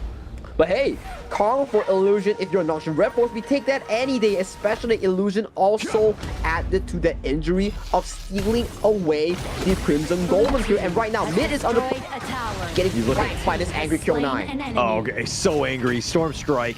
And he's so good with this. Just being able to just walk around, like you think that the fight is in front of you, but no, it's coming from behind. He's like the boogeyman in that sense. Yeah, he's like the boogeyman, hunting for you, giving you a scare for your money, and so far, things are looking extra crispy and good for South Nongshim RedForce. This is a tempo they want to play in. Allow Siri to be this second jungler from the jungle, from the minion, hunting the likes of Kong, start hunting the likes of Kai in that side lane.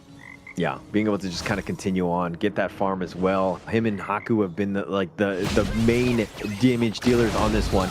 But now it looks like Kai tried to go for the get serious play onto him, but Fei is not able to find out, and Kai gets killed. The burst ram onto 2, but now Nongshim just chasing them down. Yes, he's on the barrier, but Kong has to get off, and Haku wants to go for the play, doesn't have the damage, and Kong limps away. But hey, that's worth it, right? You get one kill, you force Kong back to base, rinse and repeat, get your jungle cap again, and guess what? Crimson buff is spawning right towards the bottom side. You best believe Haku is traveling there right now. Yeah, he wants this one. I mean, the Crimson Golem doesn't want to give up anything for free, and Illusion has to just flash back, but now Kong's just trying to do his damage. The Umbrella Outburst nice onto 3, finding Kong. He's been stuck into the barrier. He's going to be killed. The Infinite Fastness. He's going to go aggressive. He wants to turn this around. He decides to go. He wants to go for the back line, and now he's going to get stamped on. 3 members down, but traded away for 2 from Nongshim. But that's a 4v5 still in favor for the side of Nongshim RedForce. Siri was not there at all, and they are coming in on top in these exchanges. Oh gosh, Kai gets barely away. He dashes and he gets to the fountain. He will heal himself, but Siri had been picked off elsewhere. Well, so a win for Nongshim RedForce, even though they did not get the kill on towards Kai, is still a much needed play here. Check out this 4v5 being displayed from the side of Nongshim RedForce here. Yes, Kai is late to the fight. Good unbridled outburst catches on the tree here. Haku, not afraid at all, goes in for a deep dive, executes on the two members, and right now, you see on your map, even though Nano Hana gets the recurring kill onto Illusion, they still lose a 2-3 exchange while Siri is just free farming on cross map. Yeah, he'll take that one. And again, Nanohana going aggressive, just wants that kill onto Illusion, but then he was just like in a bad spot. The rest of Crazy Raccoons not able to kind of help support him. And this is kind of way, you know, even from the remnants of the last game where you kind of saw Siri doing the same thing, being aggressive. Nah, he needs to stay defensive more than anything else. But the Jade Seal will secure that one for Kong. And so far, we thought this was like a 10-minute game already, going to the Shadow Barriers. It's just 8 minutes and 4,000 gold lead already. The immense by Nongshim RedForce. So dominant in this game. Yeah, definitely dominant in this one. I mean, up about 3K. Now they're putting the pressure on this mid T1. They have to be backed off because Faye looking for that flank, and they do take the mid T1. They do take the mid T1. They go for the Tyrant, and then rinse and repeat. What is spawning? It won't be that Crimson Golem. Yeah, and now the Tyrant is going to be picked up here. And looks like they're going to take that one away essentially for free, but the Crimson Golem is going to be the big target. And they do have to stun. Nya has to just try to get back to safety. Kai is going to be there as well. The Crimson Golem getting a little bit low, and Faye will smite that one, keeping that one alive, at least for their team. Still a win is a win. As long as it doesn't go towards Crazy Raccoon, whoever gets it will be great for the side of Nongshim RedForce. More resource denied from the hands of Kong means more win for the side of Nongshim RedForce. You can also see Haku going for that tank build on this K. It just shows how much respect he has against Kong on that phase. Yeah, he needs to be able to fight him 1 versus 1. He can't be a glass cannon. He needs to understand his role on the team. He will be focused quite a bit by Kong, which again, you know, has that damage, has that potential burst. He needs to stay alive more than anything else. But good tempo so far, right? We are starting to see more of these plays coming from Nongshim RedForce that really puts them in the driver's seat right now. Not even 10 minutes, already amassing 5,000 gold lead and moving super strong towards that Shadow Tyrant take here. And the jungle is still under fire coming in for Kong. Oh, the Jade Seal ensures he gets it because Faye had that smite if they wanted to go for that, as well as Haku, who's kind of in the mid lane at that point. But this is a, you know, you're constantly being contested.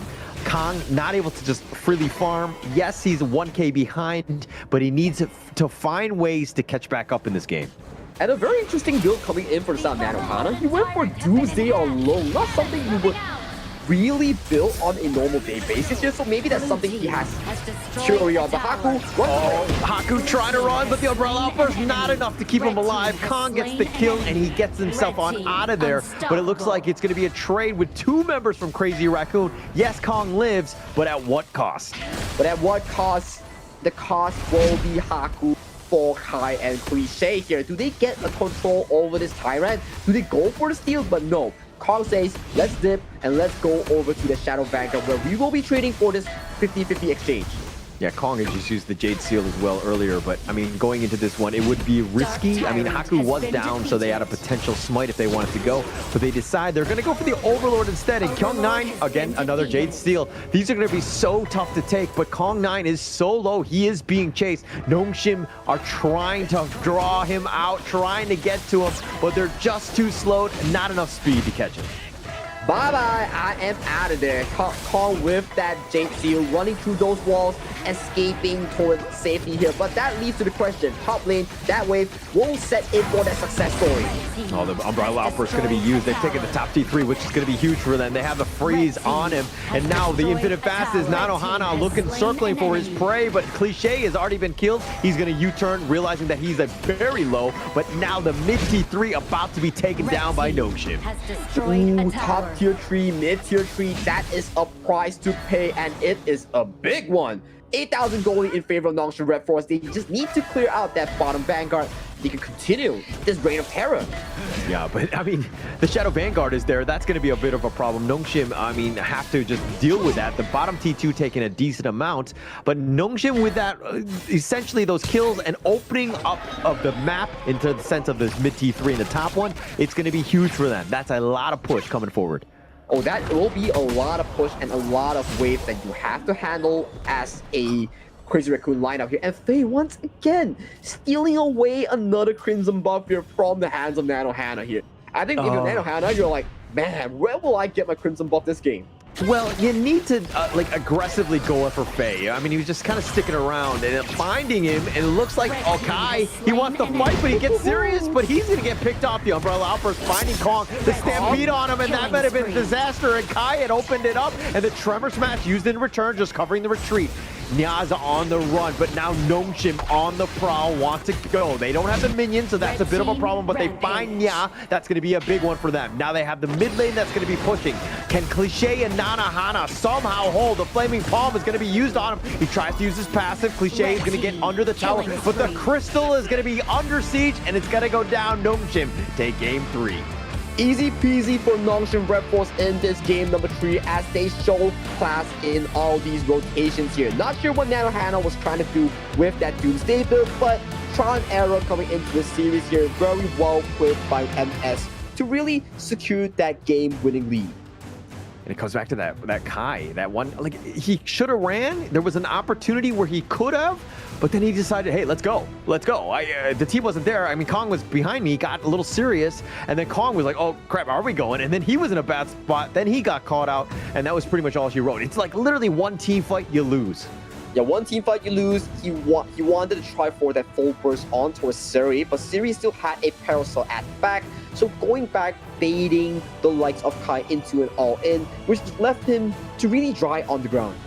Yeah, no real chance on that one. I mean, there were moments where Crazy Raccoon could have done well. I thought he would be fine with Fade. It just like extend the game, just wave clear, don't look for any sort of picks, and then just take all the big objectives. Because how can they Jade Seal, you know, outduel you when you have Jade Seal, right? So you're just able to just take those fights, and then you eventually get back in that game, especially since you have a Loom. But unfortunately, that was not the case, and Nongshim just were able to prevail in this one. I'm not really a fan of the Nanohana build on that Long. Doomsday into the Shadow Ripper. It removes the identity of Long being this burst marksman, looking for the targets like Haku and Siri or even Illusion. So maybe it's a trial and error coming from Nanohana, but probably didn't work out as he expected in this case. Yeah, and the damage is showing that, right? I mean, 44,000, like, pretty minimal. Kai and Nia are a little bit lower than him, but still, you needed to have helped support, right? If you're looking on the other end, Siri on this Arlie, obviously Arlie's going to do a decent amount of damage, but Siri with 70k, the most in the, you know, on the side of Nongshim there, so, you know, completely carrying at this point. They're completely carrying, proving to the point that you give him gold, he's going to deliver in terms of that DPS department, and this is all red, the greatest red in your screen. It's just a smooth sailing curve all the way towards Nongshim's RedForce draft. Yeah, just completely in control, Nongshim. This is when they're the scariest, so to speak. And it might have been like, hey, they got frustrated, impatient that is, and why they decided to push it. But the MVP in this one, Kyung9, 5-1 and 5. He was on point with those Storm Strikes. He was really on point. He was finding those flanks, finding those key engages, and he was always on the front end looking for active plays in when the side of Haku or also Siri are on these carries. And that's why he's such a valuable player in Nongshim's RedForce team lineup. Yeah, definitely one of the best, right? And you always need to kind of understand where he's going to be. And we're going to check out some of these highlights to see some of them because he was making moves, right? And nice little Tremor Smash here. Just the Jade Seals were on point. But the disengage and when to go back in, it seemed like Crazy Raccoons, most of the fights were dictated by Nongshim.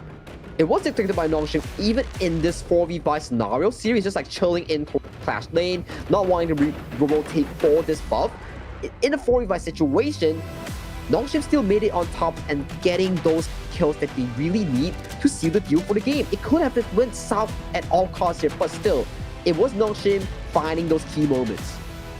And it was just the tiny ones. That was all you really needed, you know, just to kind of turn this around. And I mean, once one member died, and this is not the end, but Kai, does he get killed? Yeah, he decides to turn around. Yes. And then Kong is like, okay, what do we do? But the Umbrella Outburst perfectly slowing him down with that stampede, and Kong just got completely caught out because Kai decides to go, right? That was just not the right call there.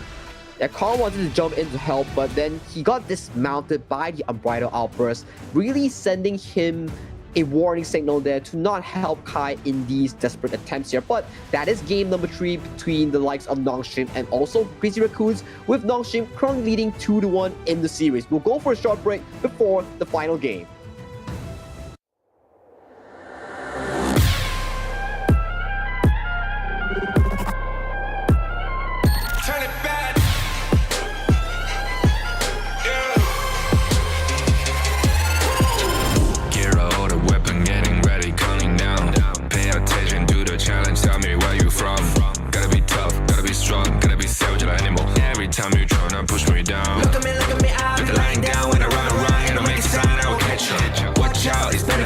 no mercy. Look at me, I'll be rising. Carry the season, you got a damn, gonna weapon. You never hesitate for another moment, but my bone is golden. I'm invincible, just let him know. I can show you all the glory I own. To the drunk, go find a way to the palace. I'm waiting here. Go, live from how can we go? It ain't a river turning back. Storm is coming, tired of your call. It's my kingdom, fire blowing up. We the kings, it's our honor showtime.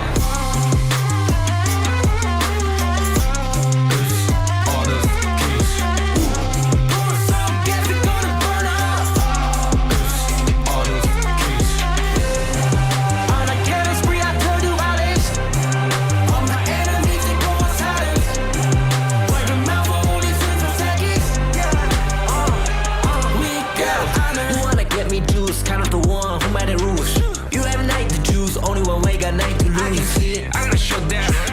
We got no cry. We burn it out as one. Crash in pieces, you can G. First blood, double trouble, then I take a pen, I kill. All you do is sweat and look at me stay with the rain. Say. I've triggered my soul down. Follow my pace. We the champions screaming, I'm invincible.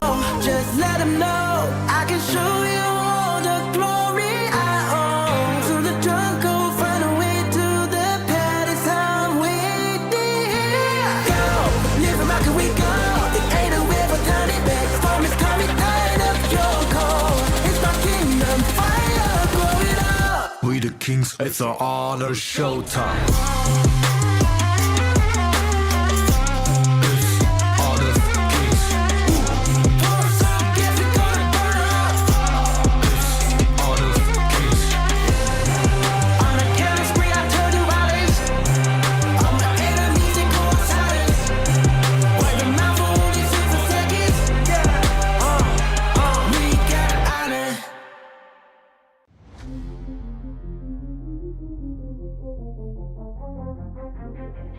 I said I'm born of this, I'm born this way, ayy. This is my chest and my bonus play. Can't be late, won't hesitate.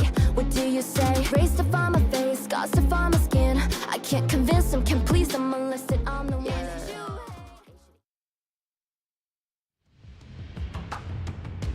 Nongshim up 2-1 game point up against Crazy Raccoon. Do they have enough in the tank, so to speak, to take them down in this game for Sagi? I think as the series progresses into a game 4, you are starting to see some of these hero pool lacking coming in from some of the CR members, which really puts them in a disadvantage, even though, yes, Kong is splendid, excellent in these games, but who is the other member that's gonna pick up slack that Kong isn't able to cover in all sorts of directions here? There's something that needs to be done in this situation. Absolutely correct, right? I think that you were kind of talking about it earlier about how Gen.G had the previous rock, 4 protect 1, 4 rock. The strategy is difficult to kind of pull off, right? And I think the same strategy is being used by Crazy Raccoon, with Kong being that one.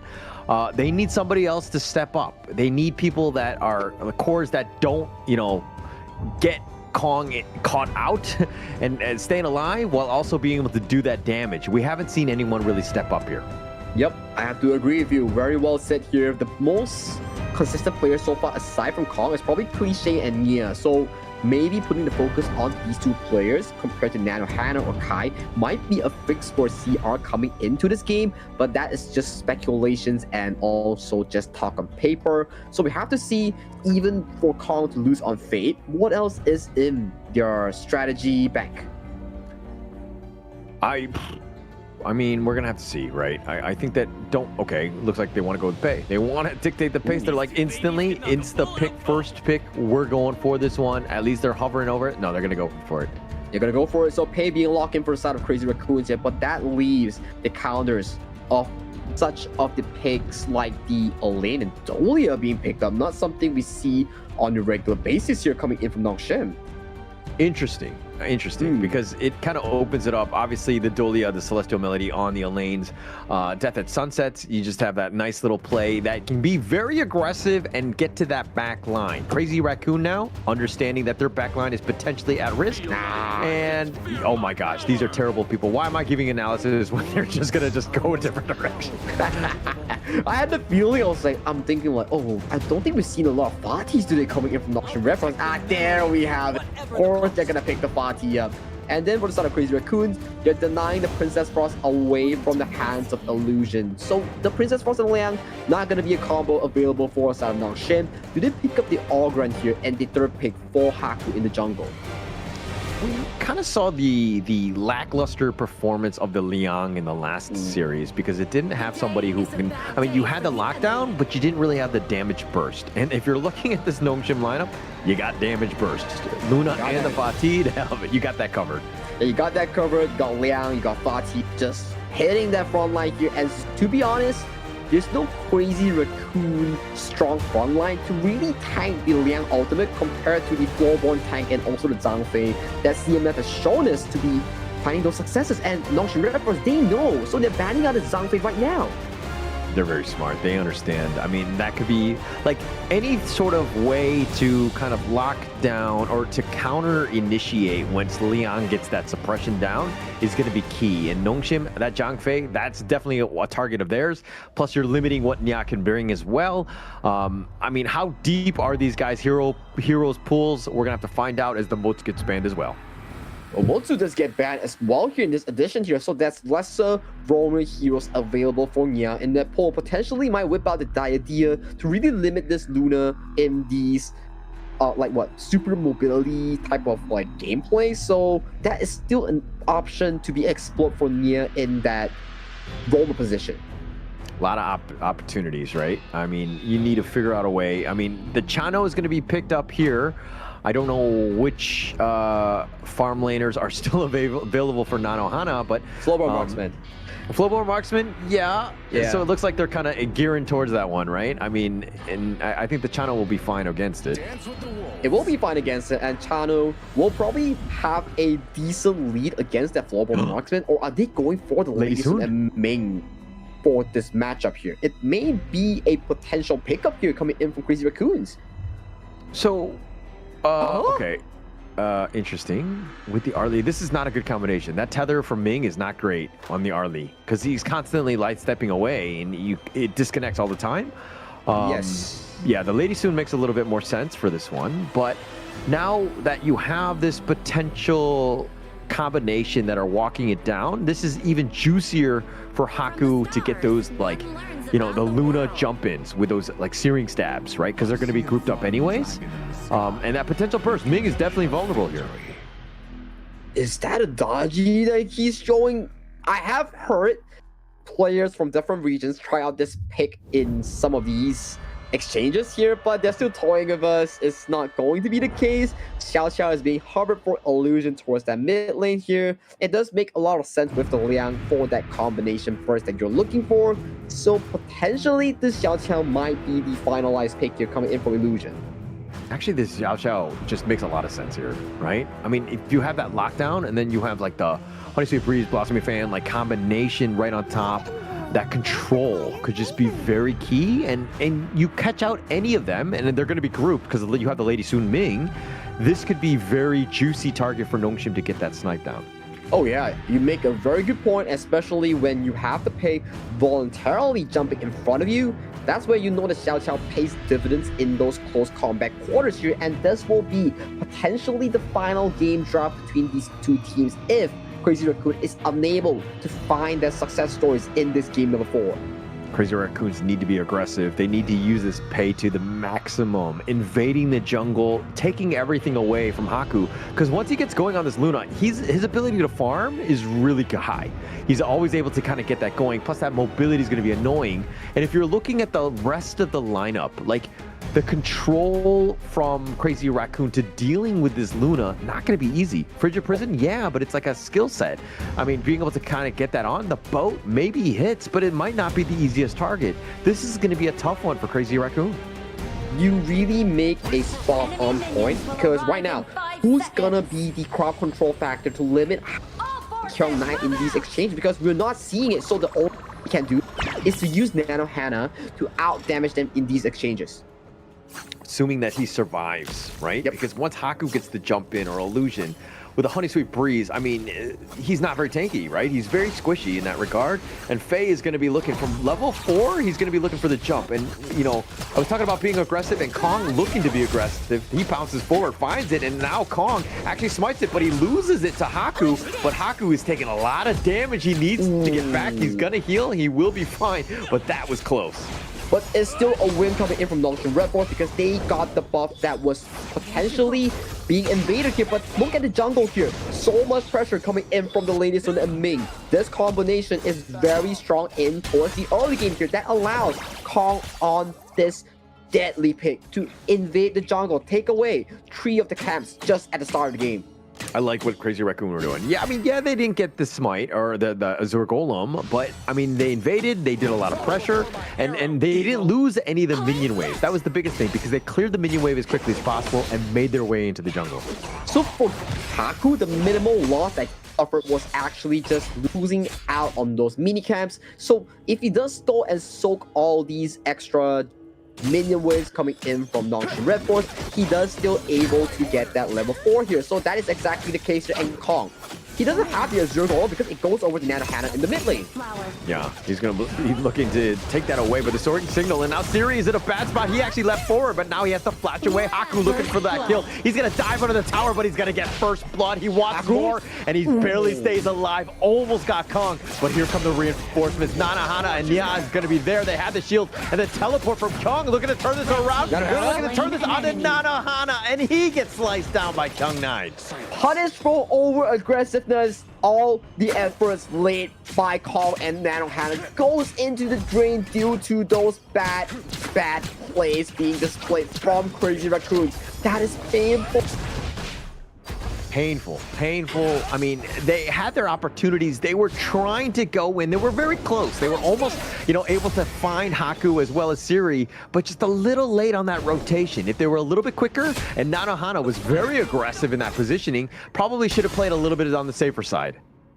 They really should have to, right? But they really got outplayed by Haku in those teams. But if you can get to replay that, we'll see how much mechanical gameplay that Haku really showed on this Luna pick, because that was a masterclass of performance. Just being able to just dodge in and out. I mean, he's aggressive, and the control under the tower with that Honey Sweet Breeze, and he says goodbye.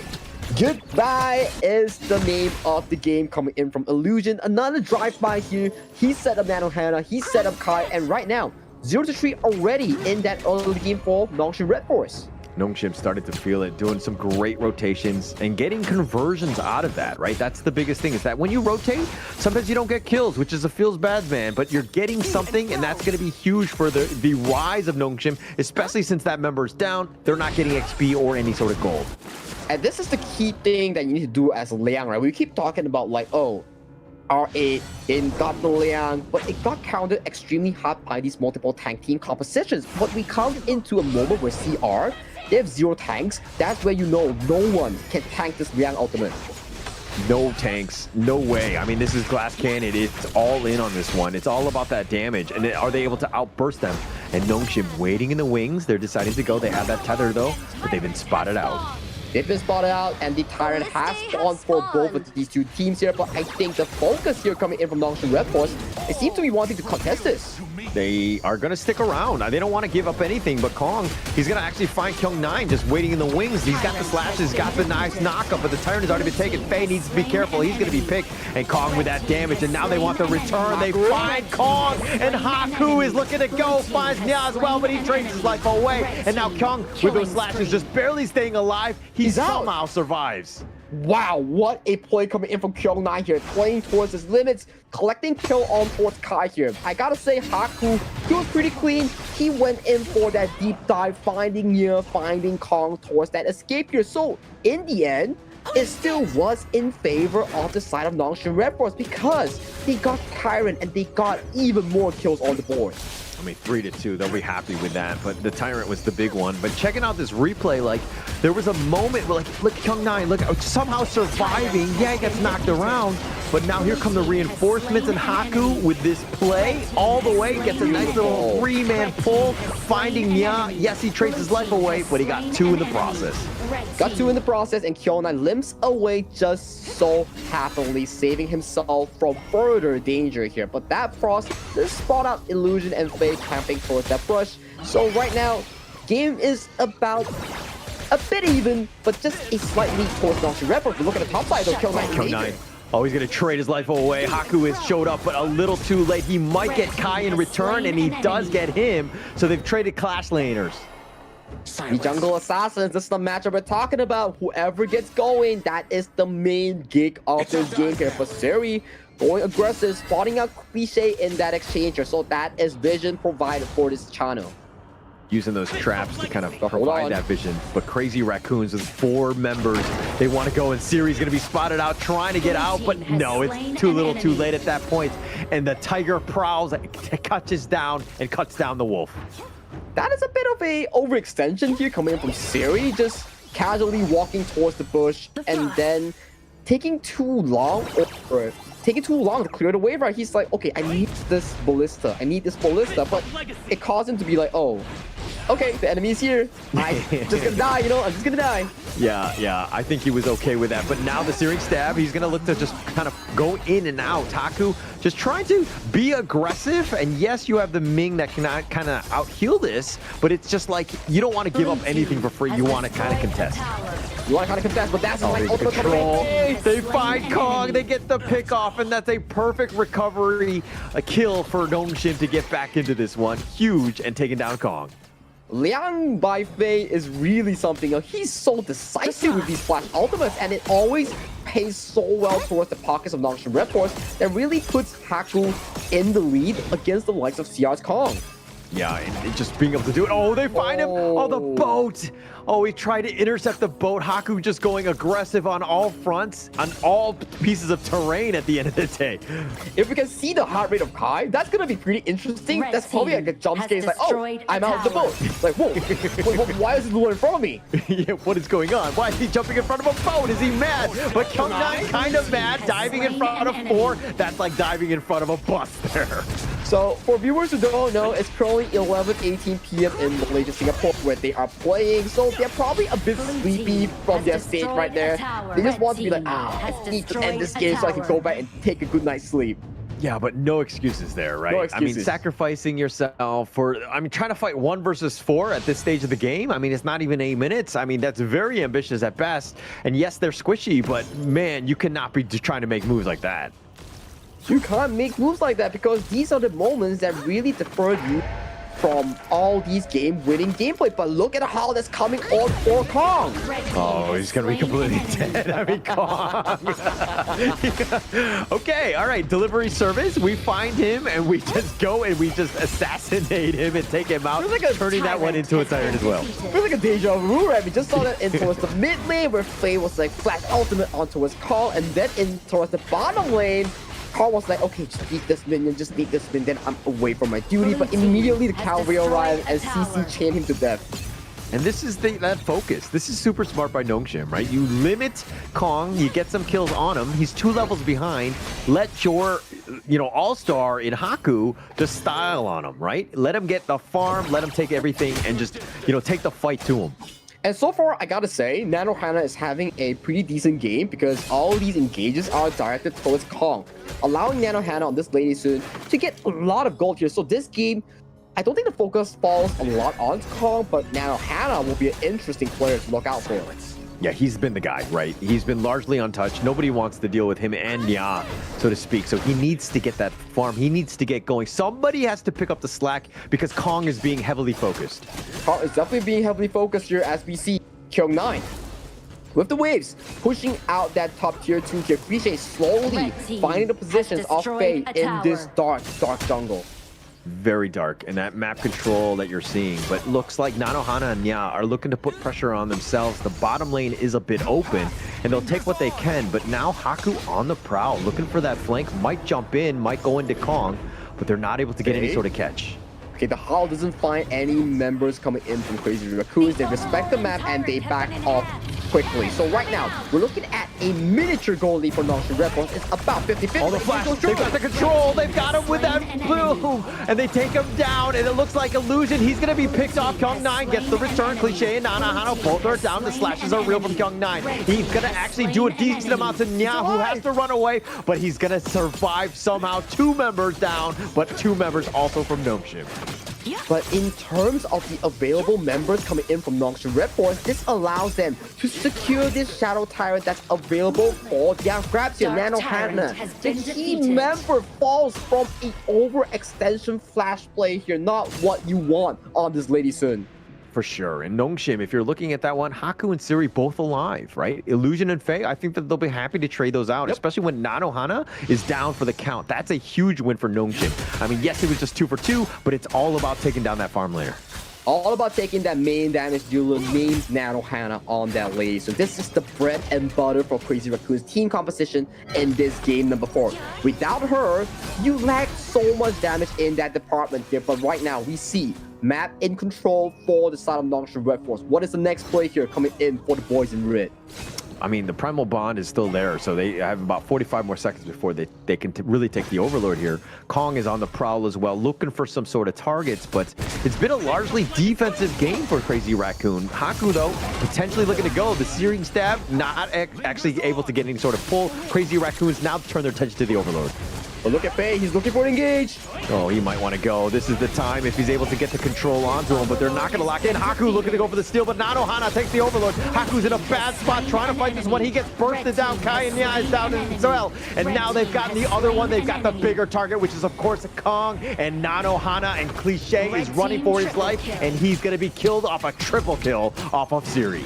I think Cliche died towards the jungle monster again, so not the best showing so far from the side of Crazy Raccoons, even though they managed to get Haku in that exchange, and that might just be game here for the side of Crazy Raccoons because Nongshim RedForce, they have the wave, they have the players, they are looking for that crystal.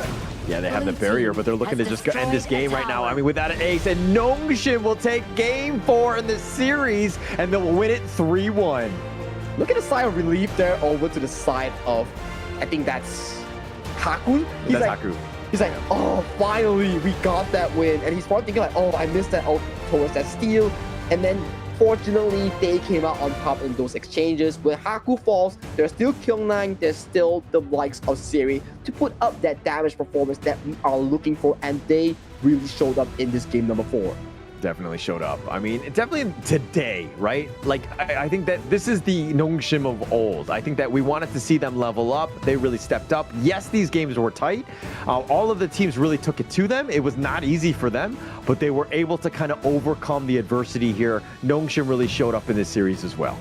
I have to agree with you. Nongshim definitely, aside from that game 2, it was really down to Crazy Raccoon's game, whereby they outdrafted Nongshim in a very well-fashioned manner there. So these are the team compositions that we want to see going into Game 5, going into Game 7. So props to Crazy Raccoon for showing us a decent performance in this series. But at the end of the day, it's about consistencies instead of those one-game wonders here. That's why Nongshim RedForce is crowned to be one of the better teams in KME region.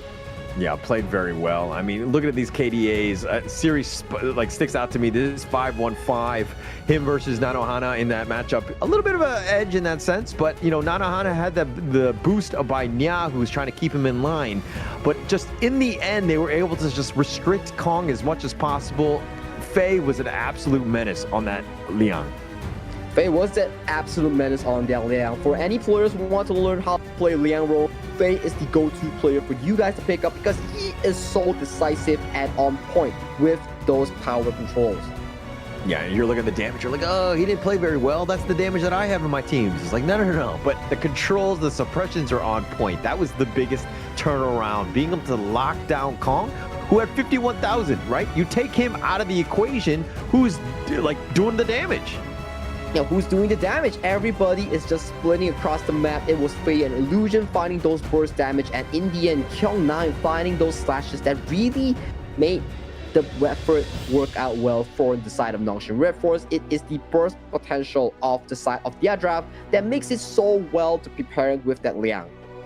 Very well played. I mean, the gold graph, it was much closer, right? And you're kind of seeing that throughout. But Haku is going to be the MVP, and he's 5, 2, and 7. Did a decent amount of damage with 21%. He took quite a bit as well, but he was always never afraid to initiate.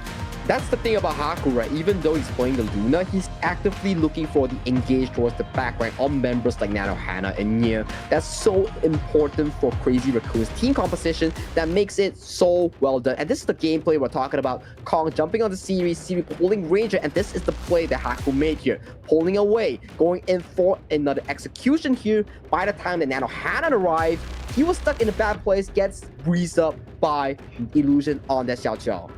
Oh, just the way that they played it, the mechanically, right? I mean, it was very scary, and Kyung9 barely surviving as well. Faye sacrifices his life for the greater good. Haku tries to make that play, gets the jump in, gets a double, trades away his life. But the biggest thing is that Kong was killed, and that was a huge win.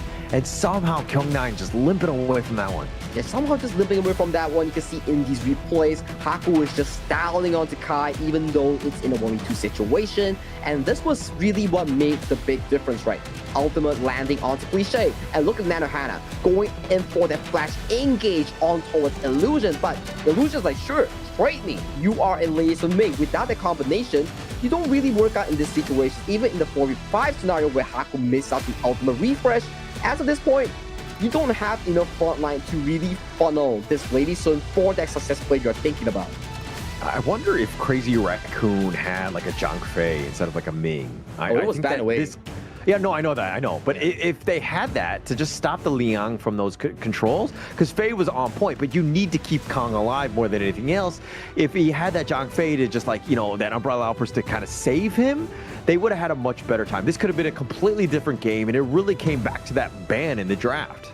I think it also went down to the draft whereby they had an angle of picking up that Zhang Fei in the third and second pick, because it was a 1-2 pick coming in from the side of the Nongshim RedForce draft. So they kind of had a direction where they could have countered it with a Zhang Fei, which they didn't really invest the pick to do so. So it's probably down to drafting or experimenting different picks that they are not so used to in drafts. Yeah. I think that this is all going to be just like experience, the learnings and everything, and trying to take it to him. I mean, none of the games were like complete blowouts. They definitely had their opportunities. It was just like the minor mistakes here and there where they're like sacrificing themselves or getting out of position. There were definitely some moments that were kind of questionable, but those are the mistakes they need to show up, and they'll be a much stronger team moving forward.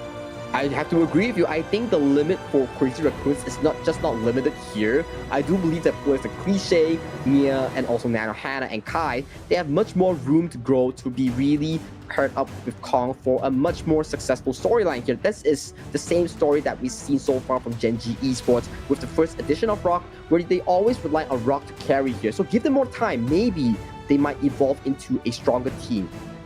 Yeah, they're not out of this one, right? I mean, that's the biggest takeaway. They still have games against Gen.G. There's plenty of opportunities. Plus, they're Group S. They're not eliminated. They could be trying. I mean, they could understand that, hey, we don't need to be first place now, right? We need to be first place when it matters, which is going to be the very end come playoffs. I think that this team is like taking their licks, and they're going to like learn from these things and be well prepared going into next week, which is going to be huge for them. And that's a very well said statement, right? Because they are, in the end, in Group S. They don't have to worry about not making it to playoffs. They are guaranteed 4th place in the region of KME. But unfortunately, the Group A teams, the likes of CMF, A-Star, R8, and also the likes of Scars, not so fortunate for them because they failed at the ranking weeks, which will result them in only one team progress to that playoffs there. But today's matches end in a 3-1 fashion all around for these teams. Yeah, and all of them in favor of Nongshim when they played 3-1 throughout against Gen.G and Crazy Raccoons, and R8 Esports over CMF 3-1. That was also a great series as well. Very close going to the end. It could have gone the distance, but just in the end, R8 were too strong. But going back, one last update in terms of the survival week. Nongshim coming out very strong, 3-0, and yet they still had that one final game against Gen.G. They need to play that. They'll be playing that one off stream tomorrow to see exactly those results. wins. But Gen.G right now, 0-1. They need to play some games against Crazy Raccoon to see how the Group X is going to do. Oh yeah, they are 2 games away from really finding themselves either above the Crazy Raccoons or below the Crazy Raccoons. So that's something for them to figure out. But for tomorrow's schedule, it will be a KJL Fiesta as we have Scars against CMF, Crazy Raccoons against Gen.G, and lastly, Scars against A-Star. So for KJL fans, you do not want to miss tomorrow. Yeah, you're going to see every single one of your teams in every one of those games tomorrow. It's going to be exciting. I will be there with Blam. Sagi's going to take a day off, and then he'll be back on Sunday. So he'll be there to kind of finalize the survival week. But we've just had a great time. Thank you so much, Sagi. We had like 12 games today. That was pretty much all she wrote at the end of the day. We had a great one. We will be signing out. My name is Holler. This is with Sagi. Thank you so much. We'll see you guys next time. Bye-bye.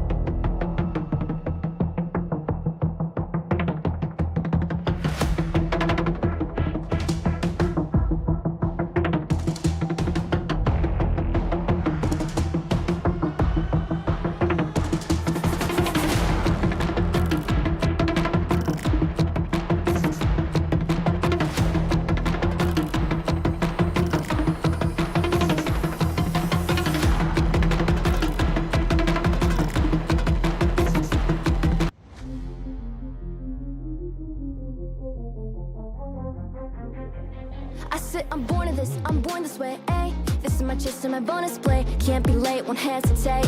What do you say? Race to find my face, scars to find my skin. I can't convince them, can't please them unless that I'm the one that you hate. H to the E-R-O, doing it for real, locked on my goal. From the ashes, I roll the game. Flow with a rumble, make them crumble, make them run. Cause baby, it's go time. Knocking you down's how I rise. An inspiration, I know I'm the one who gon' fill them up, no lie, we gon' do it. Facing our fears, we don't think we just move it. No, we the best and we don't gotta prove it. Somebody test me, I swear I'm gon' lose it. I got a sure fuse on this boom and illuminate. The truth within, another day, another win. You got the power to turn around. Inside a champion, to be found.